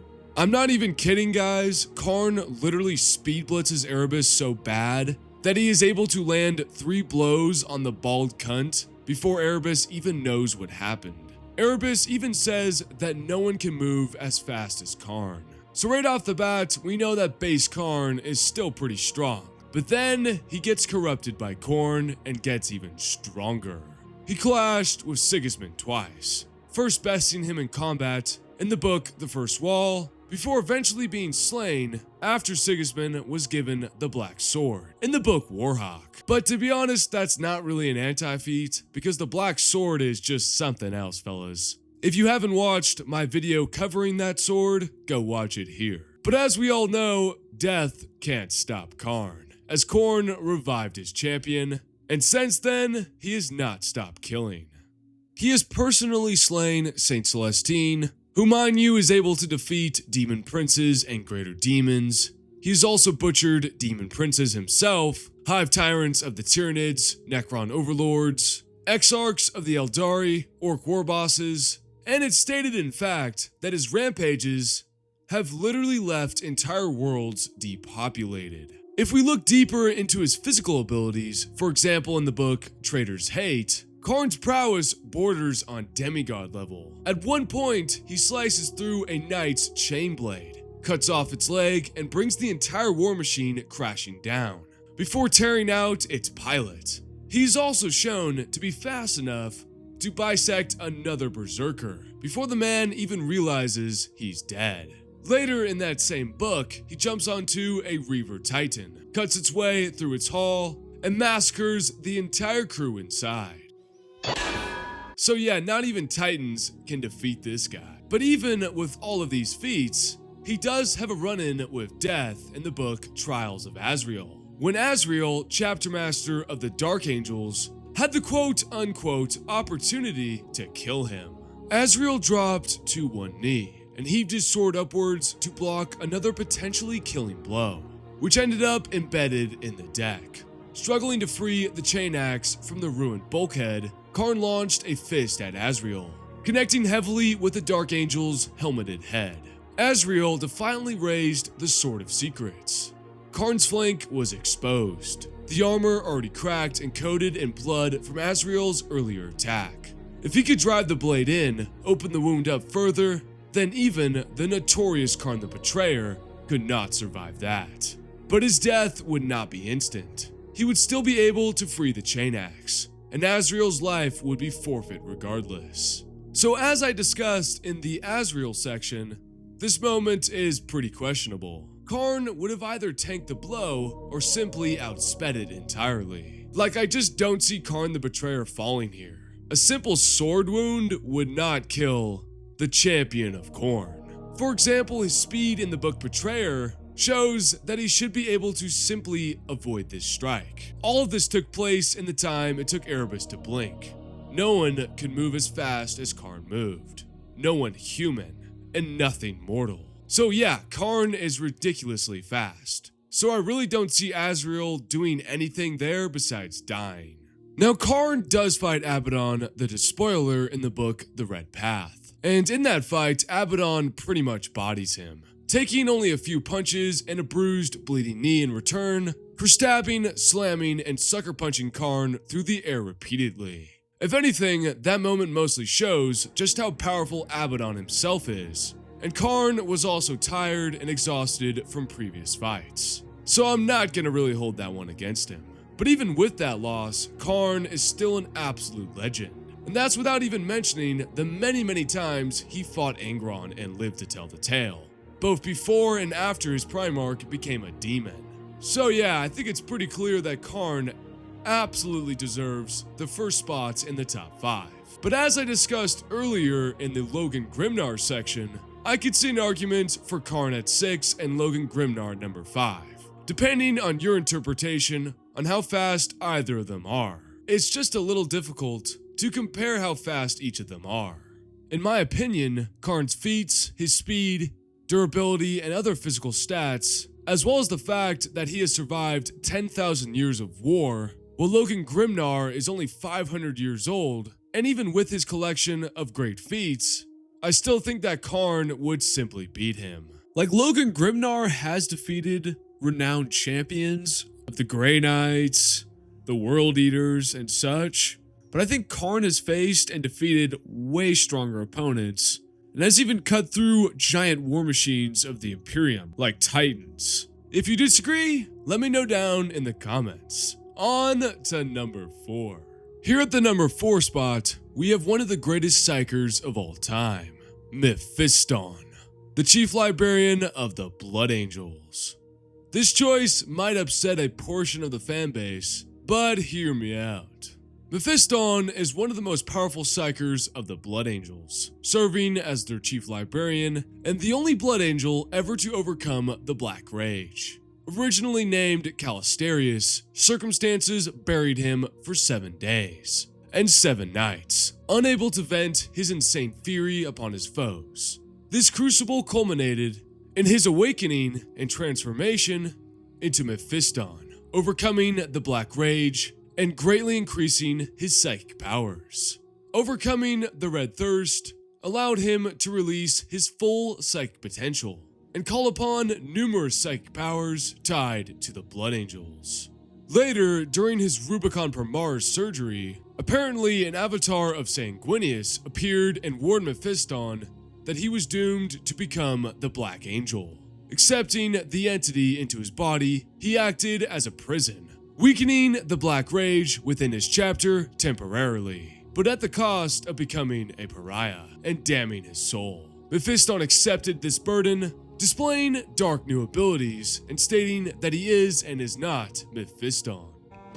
Ooh, very scary. Since this rebirth, Mephiston's powers have grown greatly. He is able to project into the psychically attuned Eldar, driving them to rage and madness. He can split his soul into multiple doppelgangers, who can perform their own feats at the same time. He is able to stop and even reverse time, as seen when he slows time to shoot a Necron, which appears to have no upper limit. Yeah, he's literally a time wizard. In Mephiston, City of Light, he claims to be possibly the strongest psyker in the galaxy. He can even fly, conjuring wings for himself, Mary Poppins style. In Darkness of Blood, it's stated that he is as strong as ever, though his bottle is currently engaged in battle with the Black Angel. And to be even more broken, his psychic hood can negate magic attacks. But his melee weapons are nothing special. Just a simple force sword and a plasma pistol, which are nothing compared to his psychic powers. His greatest feats include blitzing orcs so fast they can't even react, choking out the Demon Prince Makar, the biggest loser in the galaxy, slicing a Cryptek in half.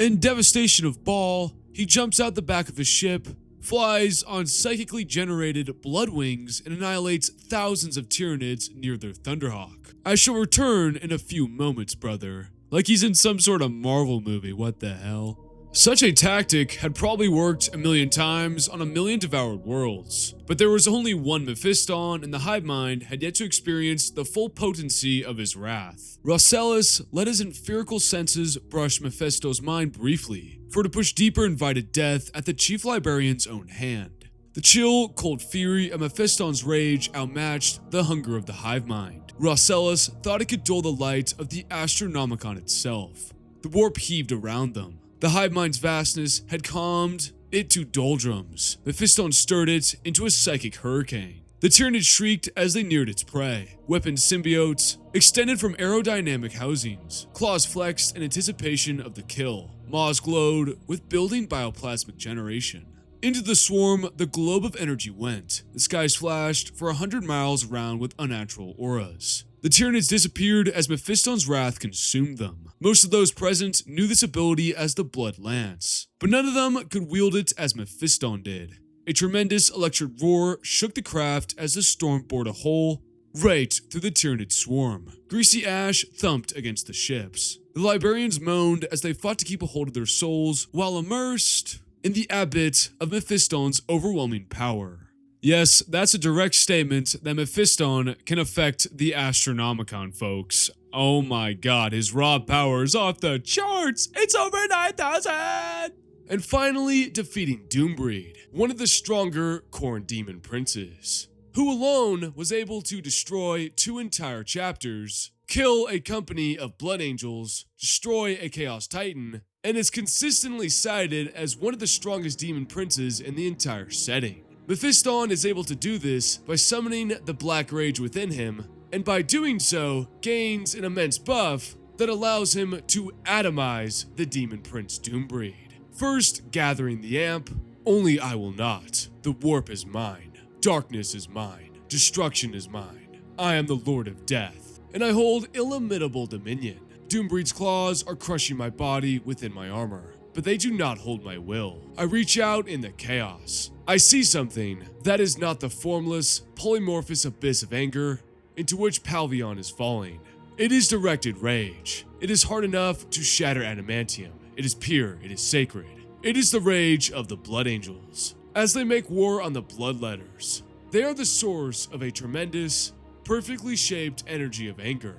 It is so strong so consistent in its nature that it is holding the battlefield's reality stable. Doombreed used it against us. His sculpted memory of Sanguinius, absorbing the power like a battery until it destroyed the barrier between the warp and materium. But that rage did not belong to him. He did not know it as I did. It is mine by birthright.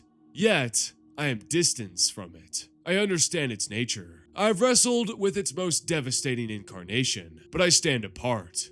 The thing that I am, that holds me separate from my brothers, lets me see the rage from the outside. I can see the shape of the collective fury of the Blood Angels. I grasp it, I wield it. Then, with the power of the Black Angel in his hands, he atomizes one of the greatest demon princes. No, folks, I'm not kidding. This is some Magnus level type shit. This is my most perfect act in the service of my Primarch. I unleash the orb, and all of creation vanishes in the holocaust of my power. So Mephiston is one of the most powerful psychers in the entire setting, and can use his powers to increase his physical abilities, like speed for example. He also is the avatar of the Black Angel, but when it is not, he is constantly fighting against it. Kinda making it a yin and yang situation, so to say. So why does he come in at number 4?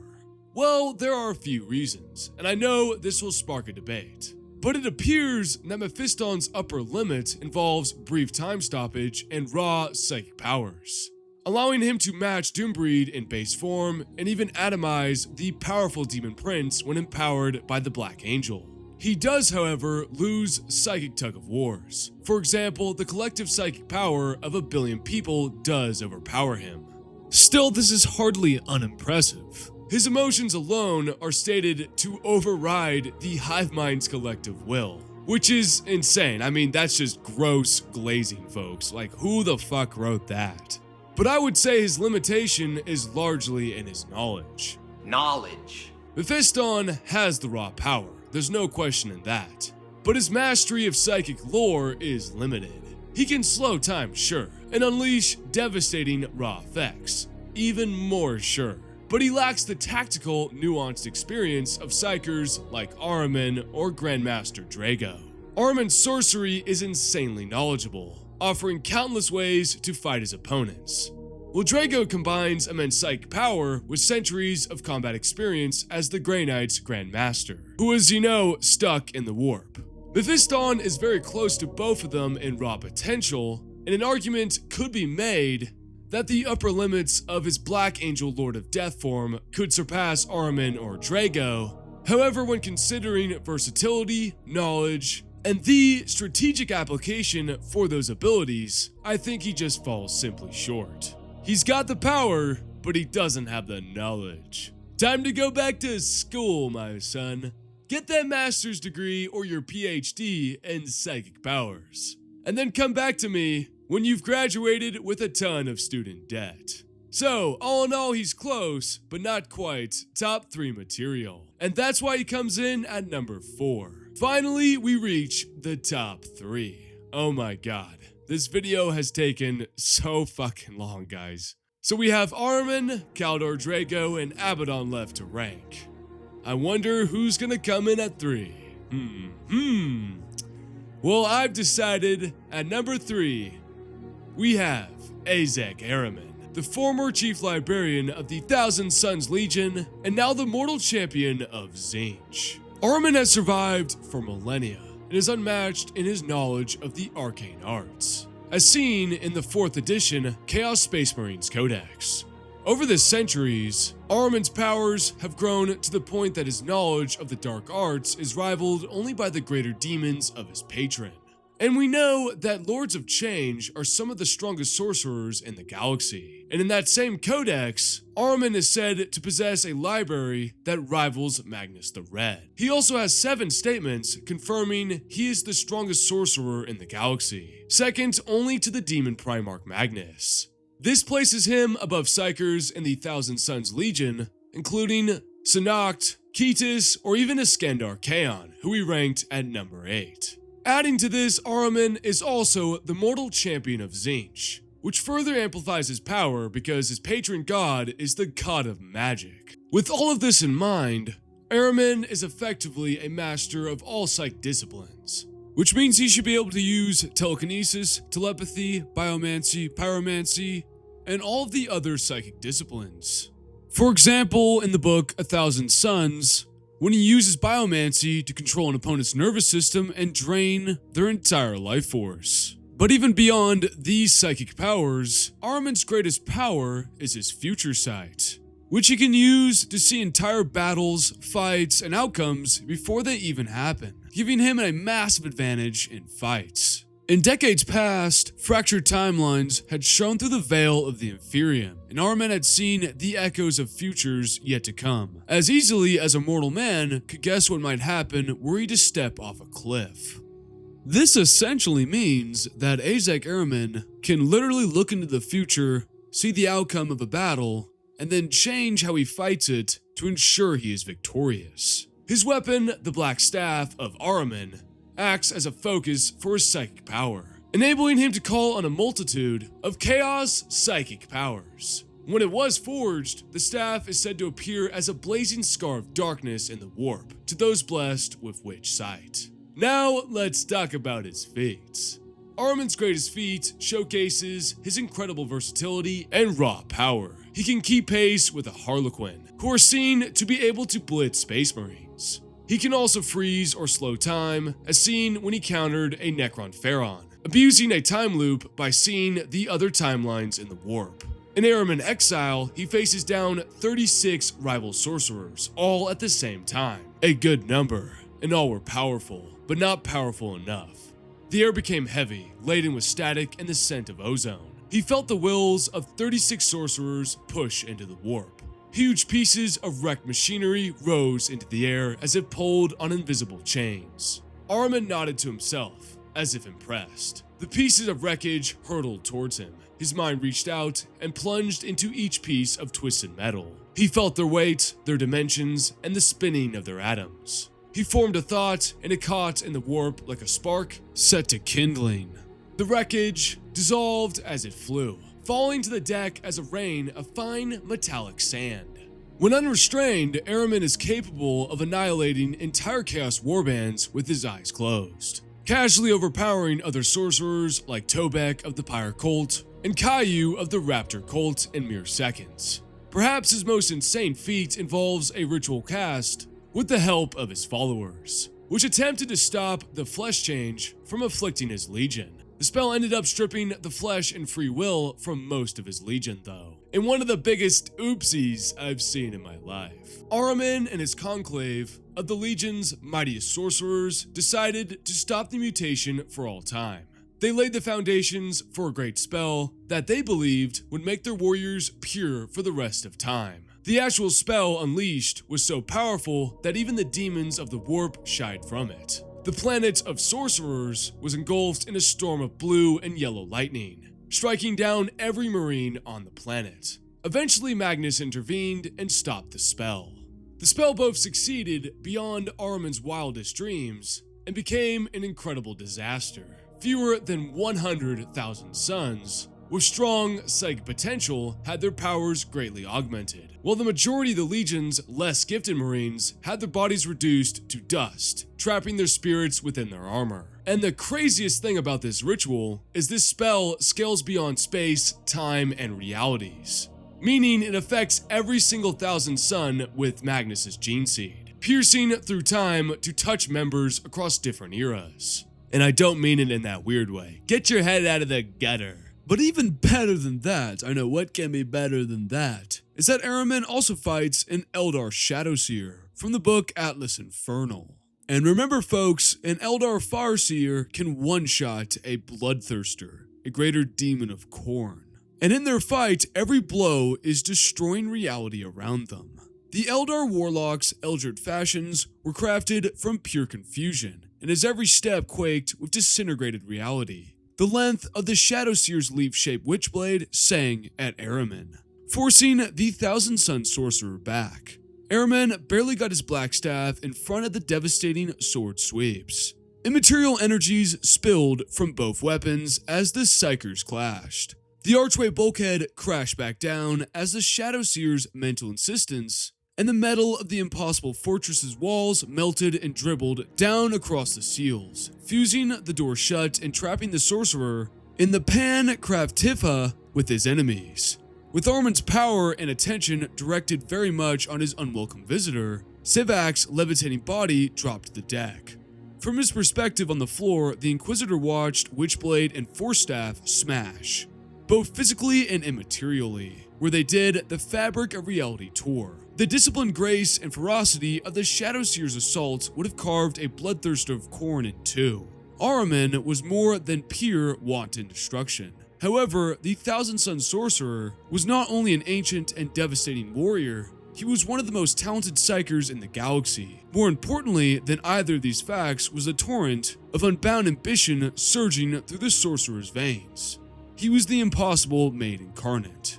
And mind you, Ahriman is forced into this fight. He's largely unprepared and unarmored. And although he ultimately loses, it's because he stumbled over the body of the Inquisitor in the fight, which is such a silly way for the fight to end. So all things considered, Ahriman earns this spot. He surpasses Mephiston not because he has the raw power, but because Ahriman's unparalleled study and mastery of sorcery puts him beyond even Mephiston's formidable abilities.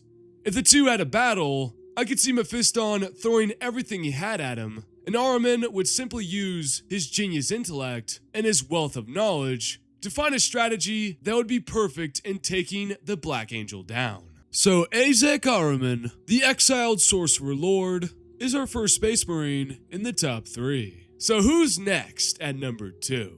Is it Abaddon or Galdor Drago?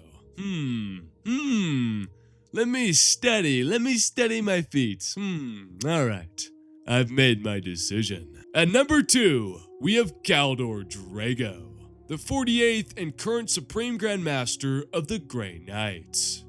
I know, right? What a crazy surprise pick. I bet you thought Galdor Drago would be at number 1. But no. We'll talk about number 1 in a moment, of course. But no, Galdor Drago takes the top 2 spot. He is a very interesting character, because he came about during the infamous Matt Ward era, so his earlier feats are kind of just cracked.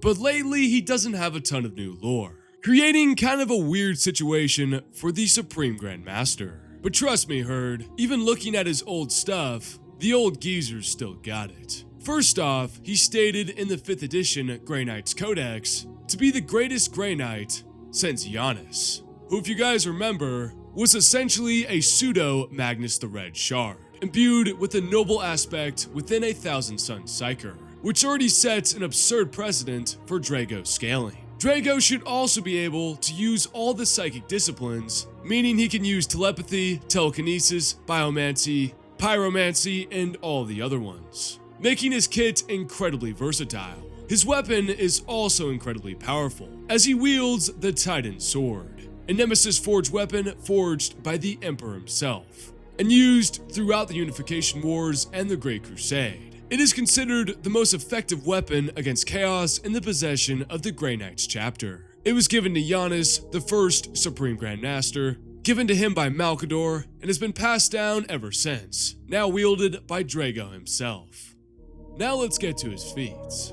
Before even becoming Supreme Grand Master, Drago's greatest feat was banishing the Demon Prince Makar. God damn, this guy fucking sucks. While he was still just a young battle brother. But all of his truly insane feats come after he becomes the Supreme Grand Master and begins wielding the Titan Sword, especially once he's cast into the warp and begins what is essentially his own JoJo's Bizarre Adventure.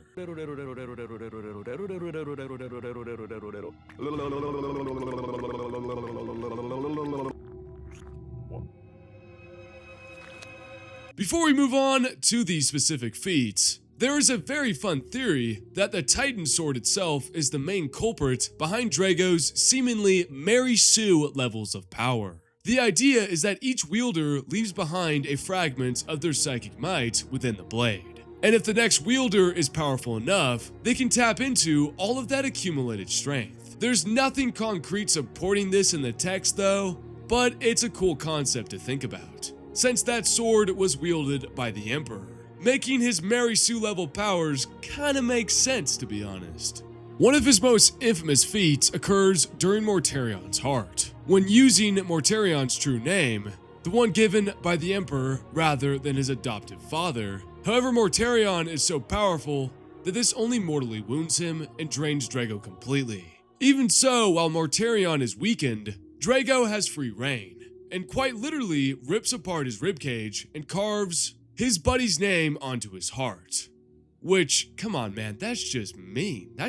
We're just slandering Mortarion out here now. Now for those saying, what are you talking about, Cow? He used his true name, it's not even really a fight. Mortarion just sat there and got his ass kicked. Well folks, we've seen how dangerous demon true names are. For example, in the book Slaves to Darkness, just speaking Fulgrim's true name caused immense mental anguish with Zardu Lyak, who began losing his memory and sanity immediately. Yet Drago not only uses Mortarion's true name, he dominates him with it, showing zero negative effects. Besides getting a little sleepy. Even I have to admit, that's just stupid. He also defeats another demon prince, Jainlo of Nurgle, or as I like to call him, J-Lo, and later returns to fight Makar a second time, defeating him yet again.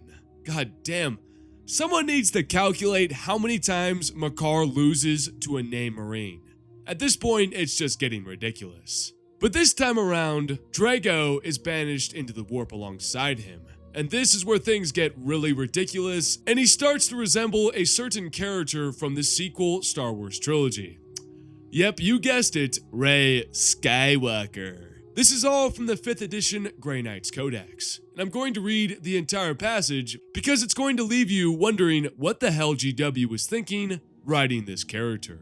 For an uncounted age, Drago wandered that terrible landscape. His path was strewn by demons fair and foul who sought to slay him or seduce him to darkness. Yet Drago overcame them all. Atop the Blood Falls, where the acrid ichor of Khorne's fallen champions tumbles endlessly into the void, Drago slew the great bloodthirster, Khar Voth, with cleansing fire. He drove demonic taint from the beast's great axe and used the molten remains to reforge his own sword, sundered in battle with Makar the Reborn so long ago. He unleashed sanctified flame amongst the writhing jungles of Nurgle's domain, and for a long time, the gusting warp winds carried only the charcoal stench and tortured screaming of demonic vegetation. On a journey through the Whispering Meadow, 6 sisters, the chosen handmaidens of Slaanesh, sought to tempt Drago with promises of glory, power, and all the myriad riches desired by mortal flesh and spirit. But their words could find no purchase upon his soul, and he scattered the demonettes, dismembered remains, amongst the alabaster grasses. At the gates of the inevitable city, the Lord of Change, Makakchin, offered Drago a path homewards. But in reply, the Grey Knight smoked the city walls and left the bird demon entombed amongst the ruins. Boy, that escalated quickly.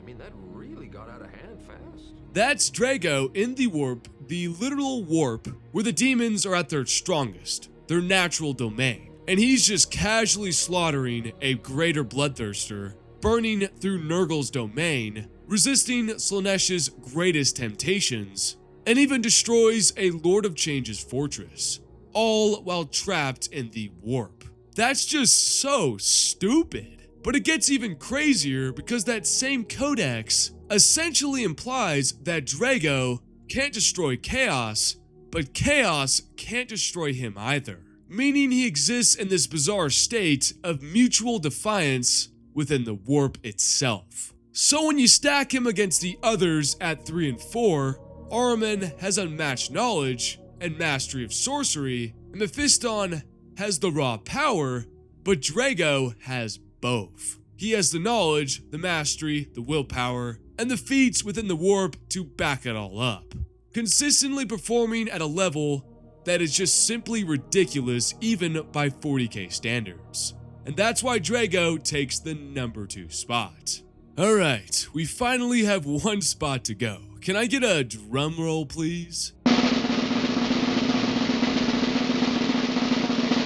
Even though I assume you already know who it is. Coming in at number 1 as the greatest, strongest, and the best Space Marine in the entire 40k setting is the top not fuck, Ezekiel Abaddon, the Despoiler, the War Master of Chaos and the leader of the Black Legion, having risen from the first captain of the Sons of Horus to succeed his fallen Primarch, Horus Lubrical. Unlike the demon Primarchs, Abaddon has resisted fully surrendering to the Chaos Gods, allowing him to operate far beyond the Eye of Terror and orchestrate his vengeance across the Imperium. In the current setting, Abaddon commands the Black Legion with unparalleled ruthlessness and strategic might, leading devastating campaigns such as the destruction of Cadia and the Ark of Omens, driving the Imperium back and bringing chaos across the stars. But this is a power scaling video, guys, not a lore video. So let's talk about Abaddon's abilities and weapons. As the greatest mortal champion of chaos and the War Master of the Black Legion, Abaddon possesses staggering power, rivaling and in some aspects surpassing the Primarchs themselves. His physical prowess is beyond superhuman.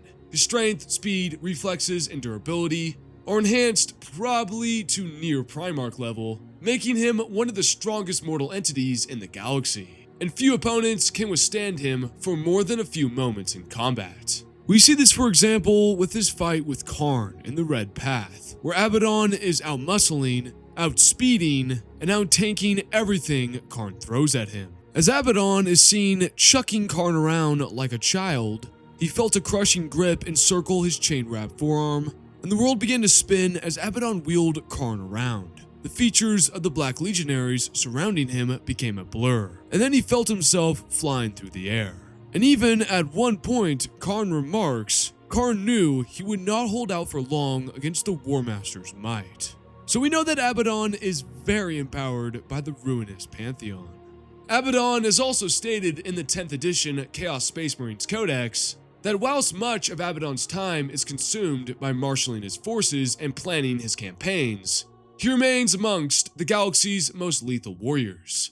And in that same codex, it is stated that War Master Abaddon has proved incomparably greater than any of the mighty Chaos Lords, manipulative sorcerers, or terrifying demon princes, who serve as his lieutenants and lead warbands of the Black Legion. Greater too is he than any of the myriad champions of the Dark Gods amongst the other legions and renegade chapters, save perhaps the fell demon Primarchs. So right off the bat, yes, we have a statement claiming him to be the strongest Marine of any of the Traitor Legions or warbands, save perhaps the demon Primarchs, which even implies that he's at least in the same conversation with them, because of the word perhaps. That's such an insane statement, guys, god damn.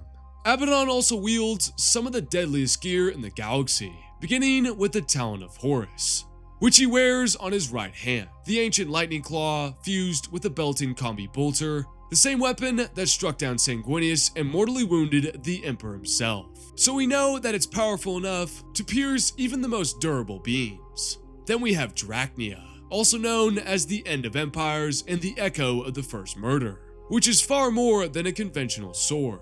In battle, Drachnia typically appears as a two-handed blade, though Abaddon wields it effortlessly alongside the Talon of Horus. Drachnia's abilities are terrifying to say the least. As a reality-warping sword, it can literally cut through the material universe itself. Objects or beings not even directly in contact with the blade can be severed, as if reality bends to its edge. We've seen this firsthand in the fall of Cadia when Abaddon used the blade to cut right through a shield captain. Yes, a shield captain Custodes, guys. Its soul manipulation consumes those it slays, adding their face to the blade. It can also absorb power directly from the Immaterium, bypassing even the most potent warp defenses. And to top it all off, it also possesses immortality negation, being one of the few weapons in 40k that can permanently kill entities on the level of the Emperor, or other perpetuals and demons. On the battlefield, we've seen Drachnia destroy land raiders, flay demon souls, and cut through reality easily. Finally, Abaddon's Terminator armor complements his already absurd abilities. Covered in archaic devices, wards, and fetishes, collected over the millennia of the Long War, the armor provides both offense and defense. Embedded within the suit is a demonic ruin gifted by the Oracle of Asileus Tertius, enhancing his durability to mortal weapons and granting protection against warp-infused attacks. So yeah, his gear is cracked, guys, like holy shit. But now we can finally talk about his feats. Let's start with his 30k showings. In his base form, as in his unaltered, unamped form, Abaddon defeats Garviel Loken, Jubal Khan, Zardu Layak and his blade slaves, Indrid Har, Garo, and Bel Septis, with his only loss coming to Ecos Lamiad, which is an off-screen loss. It's the weirdest duel ever, and somehow it upscales Ecos Lamiad to potentially be the strongest Ultramarine from that era.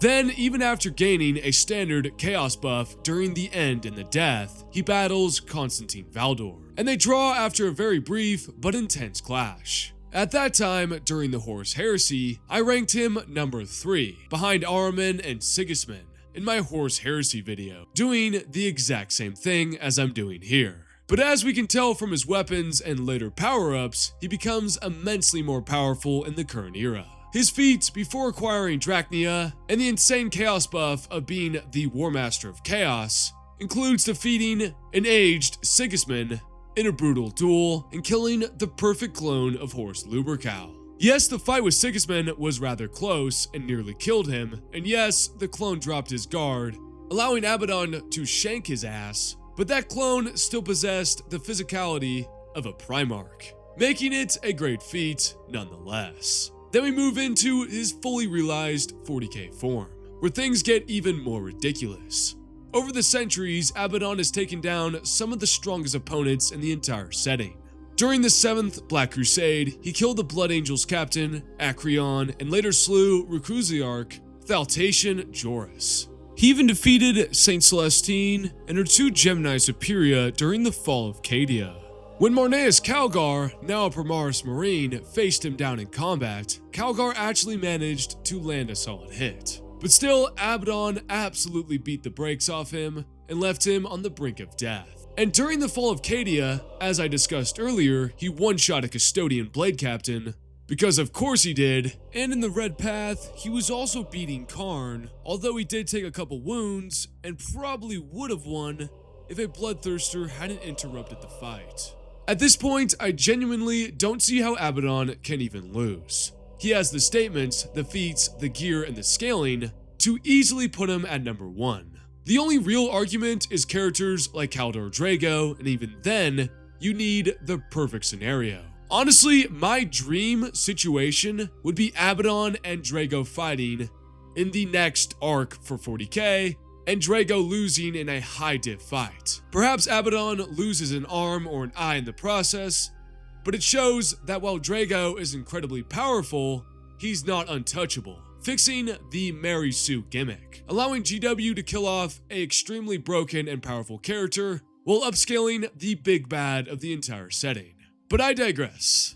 Yeah, Abaddon is number 1, the strongest Marine in all of 40k, and everyone should try to follow his example. Yes, we all need to get massive top knots. I think it's the only way to bench 310 at the gym, guys. Come on. Let's all do it. I'll do it if you guys do it. Let's all make a pact and let's swear it in blood with the dark gods as our witness. But yes, that ends this video. And it's kind of the end of an era, and I'm probably going to cry after I finish recording this, but I digress. Let's summarize the entire rankings one last time. From the top, number 75, we have Balak of the Vilifiers. At 74, we have Brayak of the Emperor's Spears. At 73, we have Chapter Master Laius Isidon of the Raptors. At 72, we have Iron Thane, Valen Cal of the Sons of Medusa. At 71, we have the deceased Chapter Master Bardan Duvaro of the Nova Marines. At 70, we have Mansirius Thracian of the Sice of the Emperor. At 69, we have Vernok of the Ephesers of Medringard. At 68, we have Malachim Foros of the Lamenters. At 67, we have Zartaf of the Black Dragons. At 66, we have Ahazra Redith, the Dust Prophet of the Mantis Warriors. At 65, we have the knockoff Aquaman. At 64, we have Magyar, the Bone Lord. At 63, we have Lord Vorax of the Lords of Silence.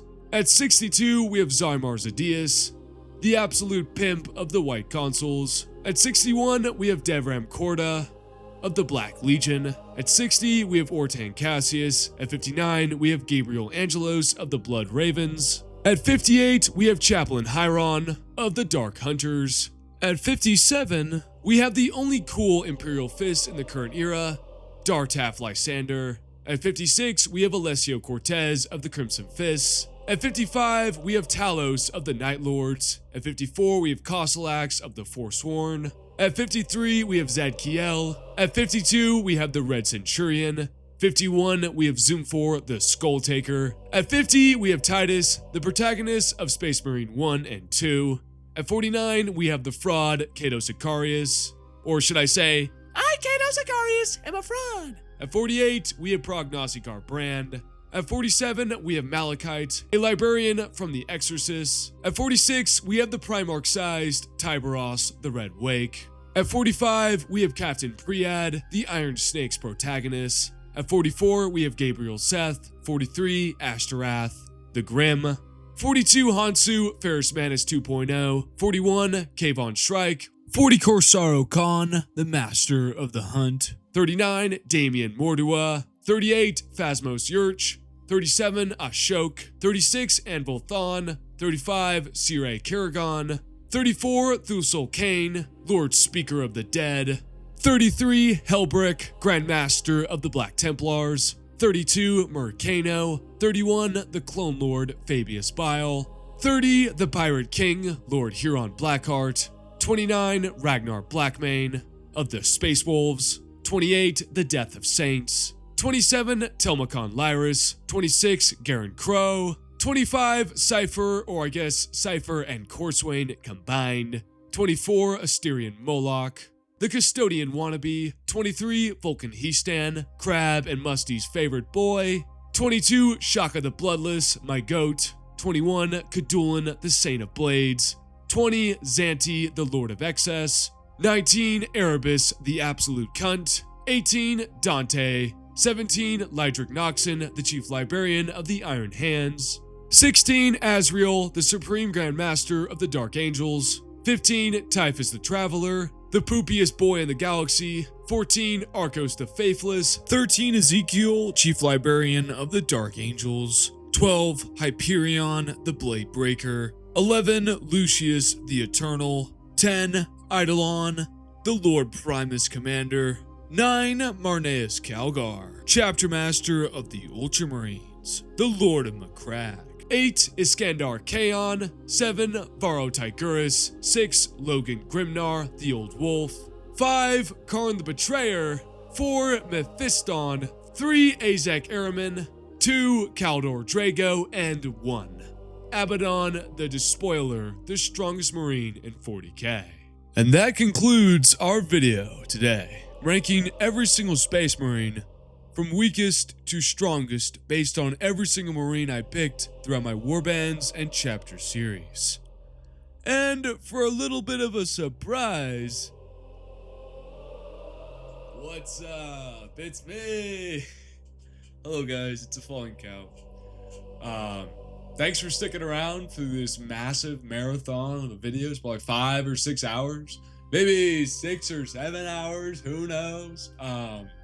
But yeah, thanks for making it to the end of the video. Thanks again for 20k too. We just hit that probably a couple weeks before this video comes out, so thank you for that. I'm also making a skit for that. I think that's probably already out by now too. I just finished recording the audio, so I'm going to jump into editing said audio and then editing everything. So that's going to take me at least 2 or 3 weeks because of the length of this video. I'm also kind of still sick a little bit. I hope you guys couldn't tell in the audio, but I had a fever early on last week, and then I'm just getting the sniffles. So I have the sniffles right now. Evidently, there you go. But yeah, thanks for sticking around. I hope the audio wasn't too bad. Shout out my Patreon and YouTube members: Impossible, Za Blinky, Tyler Pick 7, Musty, Keydry, Seth Capizilla, Lag, Cunning Karkle, Caleb White, Dinkleberry, Omar, Altrazon27, and Michael Skipper 7277. But yeah, let me grab the mic. Thanks for joining this installment of Power Skill and Babes. I have a lot of plans for the upcoming video series I want to do, such as ranking the Catan, the Eldar gods, and just kind of branching outside of the Primarchs and Space Marines in general, because just did a whole fucking series on Marines. It's time to do something else. So maybe we'll talk about Orcs, Necrons, maybe even the Tau soon. But on that note, I do want to discuss 30k versus 40k Marines at some point in the future. That video is going to be even longer probably somehow. I don't know, because it'll be ranking or comparing all the Marines from Horus Heresy era. So that's like Sigismund, Jubal Khan, Quinja, Zardu Lyak, just off the top of my head. Nakoa Sherokin, those guys against 40k. So like these guys we just ranked. So like Kaldor Drago, Mephiston, Marines that are exclusive in each era against each other to see which era is truly stronger. And I think the answer is pretty obvious, but it's still fun to do a nice little deep dive on that. What else? I plan to keep doing Fraud Watch, but I'm kind of stuck on what I want to do next. It's either the Avatar of Cain or Saint Celestine, and I can't for the life of me figure out who I want to do. I started writing Saint Celestine, and then mid-third page I was like, I don't want to do this. I don't know if I want to do this video. And then I was trying to figure out if I wanted to do the Avatar of Cain, and then there's so many fights I'd have to look into. So I was trying to finish this up, and then I was going to try to write something while I was sick, and I just was not up for the task. So right now I have nothing written currently, and I'm going to have to figure that out, what I'm going to do next. Also, I'm going to do more Trench Crusade. Trench Crusade videos are probably going to come maybe once a month, maybe once every other month. You probably have seen the Trench Crusade video that's come out by now, the Endgame one. Thank God I have an editor now, and he's doing a great fucking job. Shout out you, Frickinator. You're the coolest. You're the GOAT. He's doing a great job, so it allows me to focus on projects like this that are damn near 7 hours long. So I think going forward, I'll give him some of the projects that are smaller in scope. Does that makes any sense? Will I focus on the projects like this one that entails so much research and debating and just statement pulling in general that they take forever to do. So I think that's how the channel is going to move forward, is that we're going to have a bit of videos like this that are obscenely autistic, and we're going to have videos that are more simple on the surface but still have a good amount of details within them. So yeah, I think the channel has a really good end goal. I don't know what I think the channel has a really good... I think the channel's been exploding. I just would like to appreciate... I would just like to shout out each and every one of you guys who comments on my videos, who says such nice and pleasant things about the stuff I make. It's very nice to hear, especially when you're kind of making videos and just putting them out into the void, and you're hoping people will like them. So I'm happy the videos found some sort of demographic that enjoys them. That's the greatest thing I could have ever hoped for. I would have never thought a year from now, year in the past, that I would ever be at this point with the channel. I mean, we just hit 20k. I just posted this video, which is obscenely long. Probably damn near 6 or 7 hours. I'll shut up. It's just crazy, and that's all due to you guys. Seriously, it's fucking awesome. Also, check out my room. It has some of the coolest posters you'll see. Thing, great movie. We have Apocalypse Now over here in the right side, left side. My right, your left of the room. Got my bookshelf. This one filled up right back here, so I filled this one up. And we're gonna keep collecting more books for reasons. I need to read so many of those books right there. It's fucked. And then there's Chicken Joe in the corner. Yeah. I don't know why I gave you a room tour. Yeah. Here's my face. Here's what I look like. I look like your typical white guy. Yeah, I'm not gonna tell you my name yet because I feel like some of you will stalk me, and I'm kind of scared of that, and that's why I didn't show my face for the longest time. But I thought, why not do it for those who stuck around till the very end? Thanks, fellas. Seriously, thanks a lot. You guys are the best. I couldn't do it without you guys, and that's. I know a lot of people say that, but that's the truth. I could not do any of this without the love and support of my beautiful, beloved herd. So, you guys are the best. Keep milking those videos. Keep liking it up. Keep passing the word around. And as always, stay milked. And I'll see you all very soon. Peace.